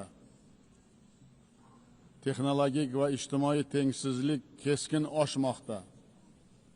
Iqtisodiy va gumanitar inqirozlar ortib bormoqda. Bularning hammasi mutlaqo yangi xavotirli geosiyosiy voqelikning vujudga keltirmoqda. Biz bosh kotib Antonio Guterres janob olilarining tashkilotimizning eng og'ir va o'tkir global masalalarni murosa bilan hal etish uchun asosiy platforma sifatida saqlab qolishga qaratilgan sa'y-harakatlarini yuksak baholaymiz. Bu borada BMT 80 tashabbuslarini to'liq qo'llab-quvvatlaymiz. Kelajak uchun paktga qat'iy sodiqligimizni tasdiqlaymiz. Biz zamonaviy xavf-xatarlarni qarshi samarali kurashish, rivojlanayotgan davlatlarning manfaatlarini himoya qilish maqsadida Birlashgan Millatlar Tashkiloti Xavfsizlik kengashini transformatsiya qilish va uning tartibini kengaytirish tarafdorimiz. Hurmatli sessiya ishtirokchilari, biz barqaror rivojlanish maqsadlariga xomahang holda demokratik, huquqiy, ijtimoiy va dunyoviy yangi O'zbekistonni barpo etish siyosatini olib bormoqdamiz. Ortga qaytmas islohotlarimizning izchil davom ettiryapmiz. Ustuvor maqsadimiz mamlakatimizda yashayotgan har bir oilaning, har bir fuqaroning hayotini tubdan o'zgartirish, inson qadrini va farovonligini oshirishdir. So'nggi yillarda O'zbekistonda kambag'allik darajasi 35% dan 6.6% gacha qisqartirishga erishdik. Bunga avvalo ta'lim va ilm-fan sohasini o'zgartirish, innovatsion tarmoqlar va texnologik sanoat korxonalarini barpo etish, yashil energetika va transport infratuzilmasini modernizatsiya qilish, kichik biznesni har tomonlama rivojlantirish va natijada millionlab ish o'rinlarini yaratish orqali erishmoqdamiz. Mamlakatimizda maktabgacha ta'lim qamrovi 27% dan 78% gacha oshdi. Yoshlarimizni oliy ta'lim bilan qamrovi esa 9% dan 42% ga yetdi. Eng asosiysi, o'qituvchi va ustozlik kasbining obro'si va nufuzini keskin oshirishga hal qiluvchi masala sifatida qaramoqdamiz. Pedagoglarning o'zaro tajriba va bilim almashish uchun yagona xalqaro platformani yaratish maqsadida O'zbekistonda butun jahon professional ta'lim sammitini o'tkazishni taklif etamiz. Shuningdek, mamlakatimizda ilg'or sog'liqni saqlash tizimini yaratmoqdamiz. Ertaga Birlashgan Millatlar Tashkiloti bosh qarorgohida tashabbusimiz bilan bolalar saratoni va boshqa og'ir kasalliklarga qarshi kurashga bag'ishlangan yuqori darajadagi tadbir o'tkaziladi. Unga barcha xorijiy hamkorlarimizni taklif etamiz. Yana bir muhim yo'nalish gender siyosati. Mamlakatimizning ijtimoiy, siyosiy va hayoti va tadbirkorlik sohasidagi xotin-qizlarning roli bundan buyon ham mustahkamlashni maqsad qilganmiz. Keng mintaqamiz miqyosida esa Osiyo xotin-qizlar forumini doimiy platformaga aylantirib, muntazam o'tkazib borish tarafdorimiz. Yana bir bor ta'kidlamoqchiman. Biz barqaror rivojlanish maqsadlariga erishish yo'lida olgan majburiyatlarimizga sodiqmiz. 2030-yilga borib daromadi o'rtadan yuqori bo'lgan mamlakatlar qatoriga kirishni niyat qilganmiz. Shu maqsadga ochiq va pragmatik siyosatimizni izchil davom ettiramiz. Hurmatli xonimlar va janoblar, bundan 8 yil muqaddam biz ushbu yuksak minbardan turib, Markaziy Osiyoni tinchlik, yaxshi qo'shnichilik, sheriklik makoniga aylantirishga qat'iy qaror qilganimizni e'lon qilgan edik. Bugun chuqur mamnuniyat bilan ta'kidlash mumkinki, biz bu strategik maqsadga erishdik. Yopiq chegaralar, hal etilmagan bahs va nizolar davri tarixda qoldi. So'nggi yillarda mintaqamizda o'zaro savdo, investitsiyalar va transport tashuvlari hajmi 5 barobargacha ko'paydi. Biz qo'shma investitsiya jamg'armalari, chegara hududlarda savdo va sanoat zonalari, yirik infratuzilma loyihalarini amalga oshirmoqdamiz. Markaziy Osiyo davlat rahbarlari maslahat uchrashuvlari mintaqaviy integratsiyani chuqurlashtirish yo'lida samarali mexanizmga aylanganini ham umumiy yutug'imiz sifatida e'tirof etamiz. Shuni qat'iy ishonch bilan aytishim mumkinki, bugungi kunda yangi Markaziy Osiyoni shakllantirish jarayoni boshlandi. Mintaqamiz o'zining hamjihatligi, barqarorligini o'ziga xosligi bilan xalqaro munosabatlar tizimida alohida subyekt sifatida tobora mustahkam o'rin egallanmoqda. Maqsadlarimizga erishish uchun barcha xorijiy sheriklarimiz bilan o'zaro manfaatli aloqalarni kengaytirishga asosiy e'tibor qaratganmiz. Bu borada Birlashgan Millatlar Tashkiloti tuzilmalari bilan mintaqamizda qator yangi loyiha va dasturlarni amalga oshirishni taklif etamiz. Jumladan, ECOSOS va UNCTAD shafeligida Markaziy Osiyo davlatlarining iqtisodiy taraqqiyotini masalalariga bag'ishlangan xalqaro forum o'tkazish, UNIDO bilan sanoatda yashil texnologiyalar mintaqaviy hubini tashkil etish, mintaqamizda suv resurslaridan oqilona foydalanish, yashil makon barpo etish hamda demografik barqarorlikka erishish bo'yicha dasturlarni qabul qilish tashabbuslari bilan chiqamiz. Shu bilan birga Bosh Assambleyaning Markaziy Osiyo mamlakatlarining mintaqaviy sheriklik va iqtisodiy integratsiyani chuqurlashtirish harakatlarini qo'llab-quvvatlashga doir rezolyutsiyasini qabul qilish taklif etamiz. Hurmatli delegatsiya rahbarlari, global va mintaqaviy xavfsizlik va barqaror rivojlanish haqida gapirganda albatta Afg'oniston to'g'risida to'xtalmaslik mumkin emas.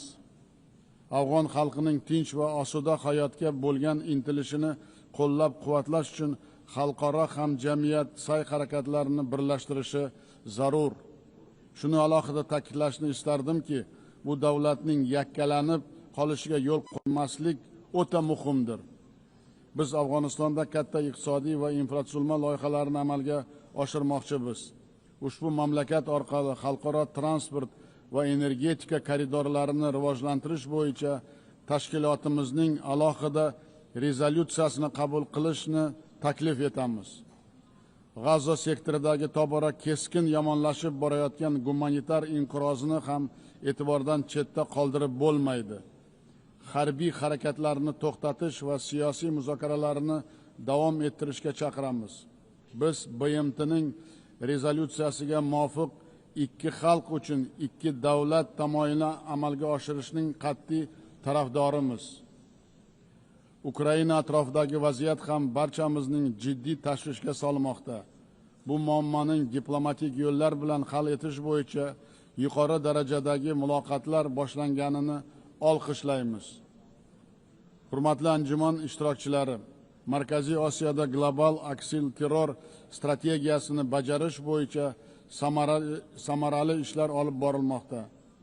BMTning terrorizmga qarshi kurash boshqarmasi bilan hamkorlikda reabilitatsiya va qayta integratsiya masalalari bo'yicha mintaqaviy kengash tuzilgan. Biz uni xalqaro kompetensiyalar markaziga aylantirishni taklif etamiz. Bu tuzilma muammoli hududlardan qaytarilgan shaxslarni tinch hayotga moslashtirish bo'yicha tajriba almashish uchun muhim platforma bo'lib xizmat qiladi.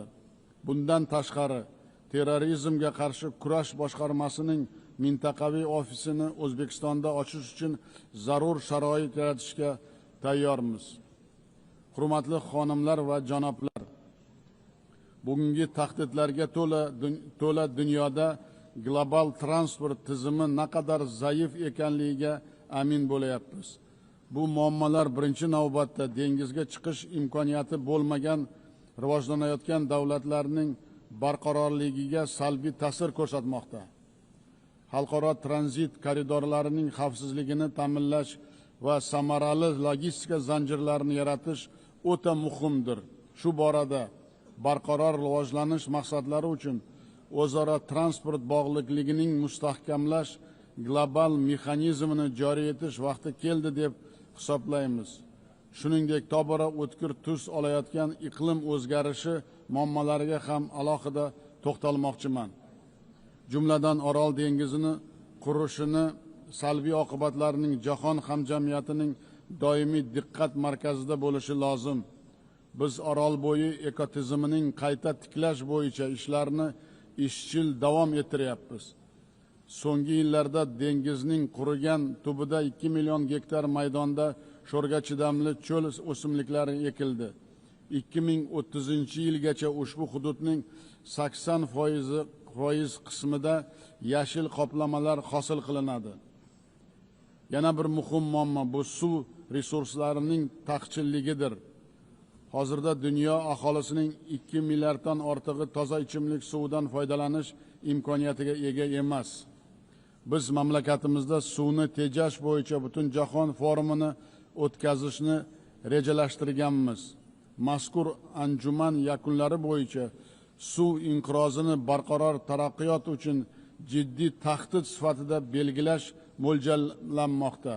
Bu borada global darajada innovatsiya texnologiyalarini joriy etish uchun alohida yo'l xaritasini qabul qilish niyatdamiz. Ekologik o'zgarishlarning yana bir salbiy ko'rinishi iqlim migratsiyasining kuchayib borayotganidir. Afsuski ushbu yo'nalishda aniq xalqaro mexanizmlar va huquqiy baza hanuzgacha yaratilmagan. Biz bu jiddiy masalaga keng xalqaro sheriklik va muvofiqlashtirilgan siyosat yuritish bo'yicha global pakt qabul qilish tarafdorimiz. Hurmatli yig'ilish ishtirokchilari, mamlakatlar o'rtasida raqamli rivojlanish va sun'iy intellektdan foydalanishda tengsizlikning oldini olish juda muhim ahamiyatga ega. Sog'liqni saqlash, ta'lim va madaniyat sohalarida sun'iy intellektning amaliy yechimlari va modellarini beg'araz almashishga qaratilgan xalqaro hamkorlik mexanizm yaratishni taklif etamiz. Yana bir ustuvor masalaga alohida to'xtalmoqchiman. Ertangi kunimiz dunyoning taqdiri va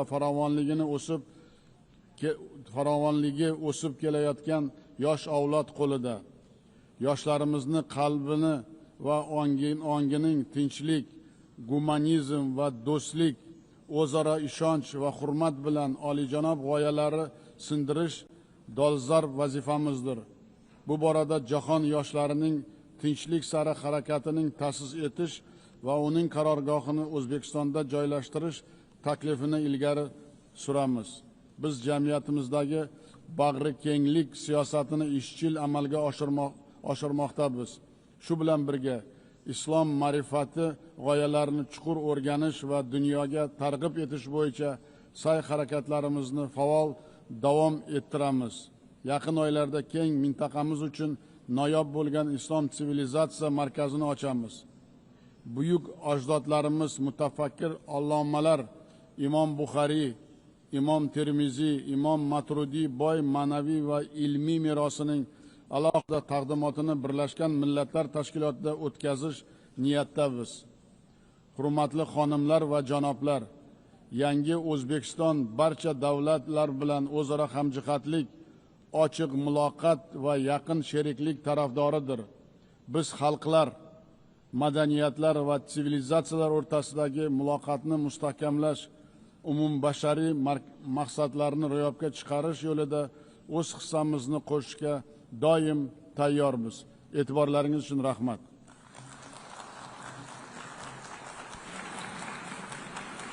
On behalf of the Assembly, I wish to thank the President of the Republic of Uzbekistan. We have heard the last speaker in the general debate for this meeting. The next plenary meeting to continue with the general debate will be held immediately following the adjournment of this meeting. The meeting is adjourned.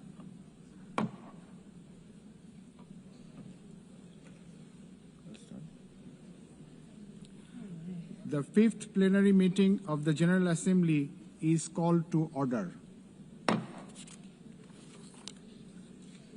The Assembly will hear an address by His Excellency Hurelsuk Ukna, President of Mongolia. I request protocol to escort His Excellency and invite him to address the Assembly.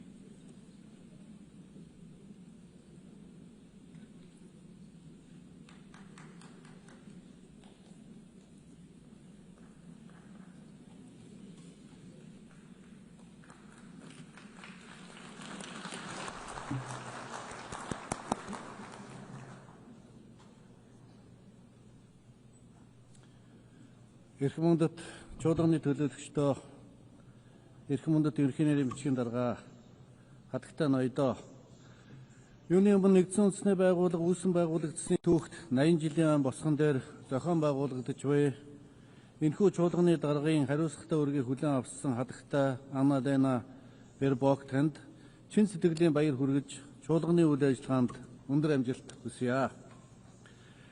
Тэртех 800-ны өмнө их эзэн Чингис хаан их Монгол улсыг байгуулж, монголчууд бидний өвөг дээдэс өрөнд орныг төрт ёс, хууль цаазын дор төвшөлтгөн, Евразийн өргөн удам нутагт Монголын их амар амгалан цогцлоож, хүн төрлөختөн хөгжин дэвжих үндэс суурийг тавьсан түүхтэй юм.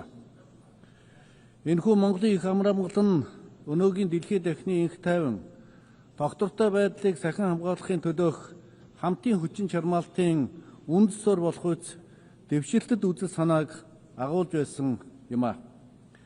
Тэгвэл 8.1 тэртех дэлхийн дайны утаа замхраагүй, хүн төрлөختний төгшүүр арилаагүй байсан тэр цаг үед нэгдсэн үндэсний байгууллага хэмээх их айл дайны дэлхийн инх тайван аюулгүй байдлын баталгаа, дэлхийн улс орнуудын итгэл найдварын их өргөө болон сүндэрлэн болсон түүхтэй юм. Тэр цагаас хойш энэхүү байгууллага хүн төрлөختний зам мөрийг гэрэлтүүлж, улс орнууд инх тайвнаар зэрэгцэн хамтдаа хөгжих итгэл найдварын гал галмт болон оршсоор ирлээ.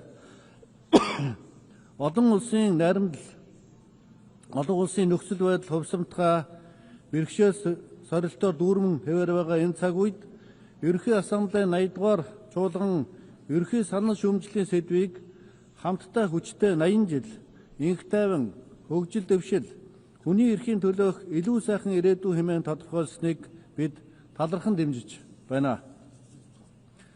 Чухамдаа энэхүү сэдв нь нэгдсэн үндэсний байгууллагын өнгөрсөн 80 жилийн ололт амжилт, алдаа оноог дүгнэн цэгнэж, үйл ажиллагаа нь түүний дүрм, олон улсын эрх зүйн зарчмуудын дагуу улам бүр бэхжүүлж, цаашид илүү тодорхой үр дүн гаргахын төлөө санал бодол, үйл хэрэгэ нэгтгэхэд биднийг уриалан дуудаж байна. Эрхэм хүндэт төлөөлөгчдөө, Монгол улс аливаа улсын тусгаар тогтнол, бүрэн эрх, нутаг дэвсгэрийн бүрэн бүрэмтэн байдлыг хүндэтгэж, маргаантай асуудлыг эв зүгээр шийдвэрлэх, хүний эрх, эрх чөлөө дээдлэх, эрх тэгш, харилцан ашигтай хамтран ажиллах тухай нэгдсэн үндэсний байгууллагын дүрм, нийтэд хүлээн зөвшөөрсөн олон улсын эрх хэмжээ зарчмыг тууштай баримтсаар ирсэн. Монгол улс нэгдсэн үндэсний байгууллагын бүрэн эрхт гишүүнээр илссэн 1961 оноос хойш олон улсын инх тайван аюулгүй байдлыг бэхжүүлэхийн төлөөх нэгдсэн үндэсний байгууллагын хүчин чармаалт, түүний дотор зэвсэг хураах, үл дэлгэрүүлэх санаачлагыг тууштай дэмжиж ирсэн бөгөөд өөрийн газар нутгийг цөмийн зэвсэггүй статустай болгон зарласан юм. Мөн зүүн хойд Азийн яриа хэлцээрийн механизм байгуулахыг ирмэлзэж нэгдсэн үндэсний байгууллагын инхийг сахиулах ажиллагаанд оролцсон, нийгэм эдийн засгийн хөгжил, хүрээлэн буй орчин, уур амьсгалын өөрчлөлтийн асуудаар хөгжлийн бодлого, зорилгоодыг ханган хэрэгжүүлэх чиглэлээр олон арван санал санаачлага гарган бүх төвшөнд хамтран ажиллаж ирсэн билээ. Нэгдсэн үндэсний байгууллагын ерөнхий нэрийн бичгийн дарга Антонио Гутерреш 2022 онд манай улсад ажиллахдаа Монгол улс бол зөрчил тэмцэлтэй дэлхийн ертөнцид инх тайвны бэлэг тэмдэг болсон улс хэмээн хэлсэн нэгдсэн үндэсний байгууллагын үйл ажиллагаа түүний инхийн үйл хэрэгт Монгол улсын оруулсан хувь нэмэр хичээл зүтгэлийг өндөрөөр үнэлсэн явдал болсон юм.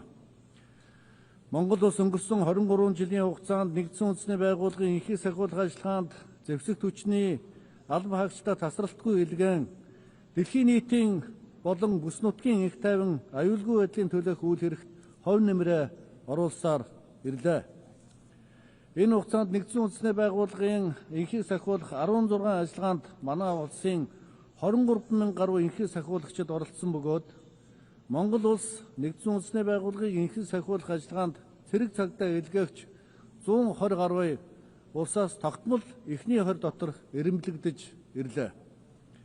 Мөн Монгол улс нэгдсэн үндэсний байгууллагын инхийг сахиулах ажиллагаанд үүрэг гүйцэтгэх эмэгтэй цэргийн албан хаагчдын тоог үе шаттайгаар нэмэгдүүлэн 14% хүргэснийг нэгдсэн үндэсний байгууллагын аюулгүй зөвлөлийн эмэгтэйчүүд, инх тайван, аюулгүй байдалд тогтоол болгосны 25 жилийн босгон дээр тэмдэглэн хэлэхэд бас таатай байна.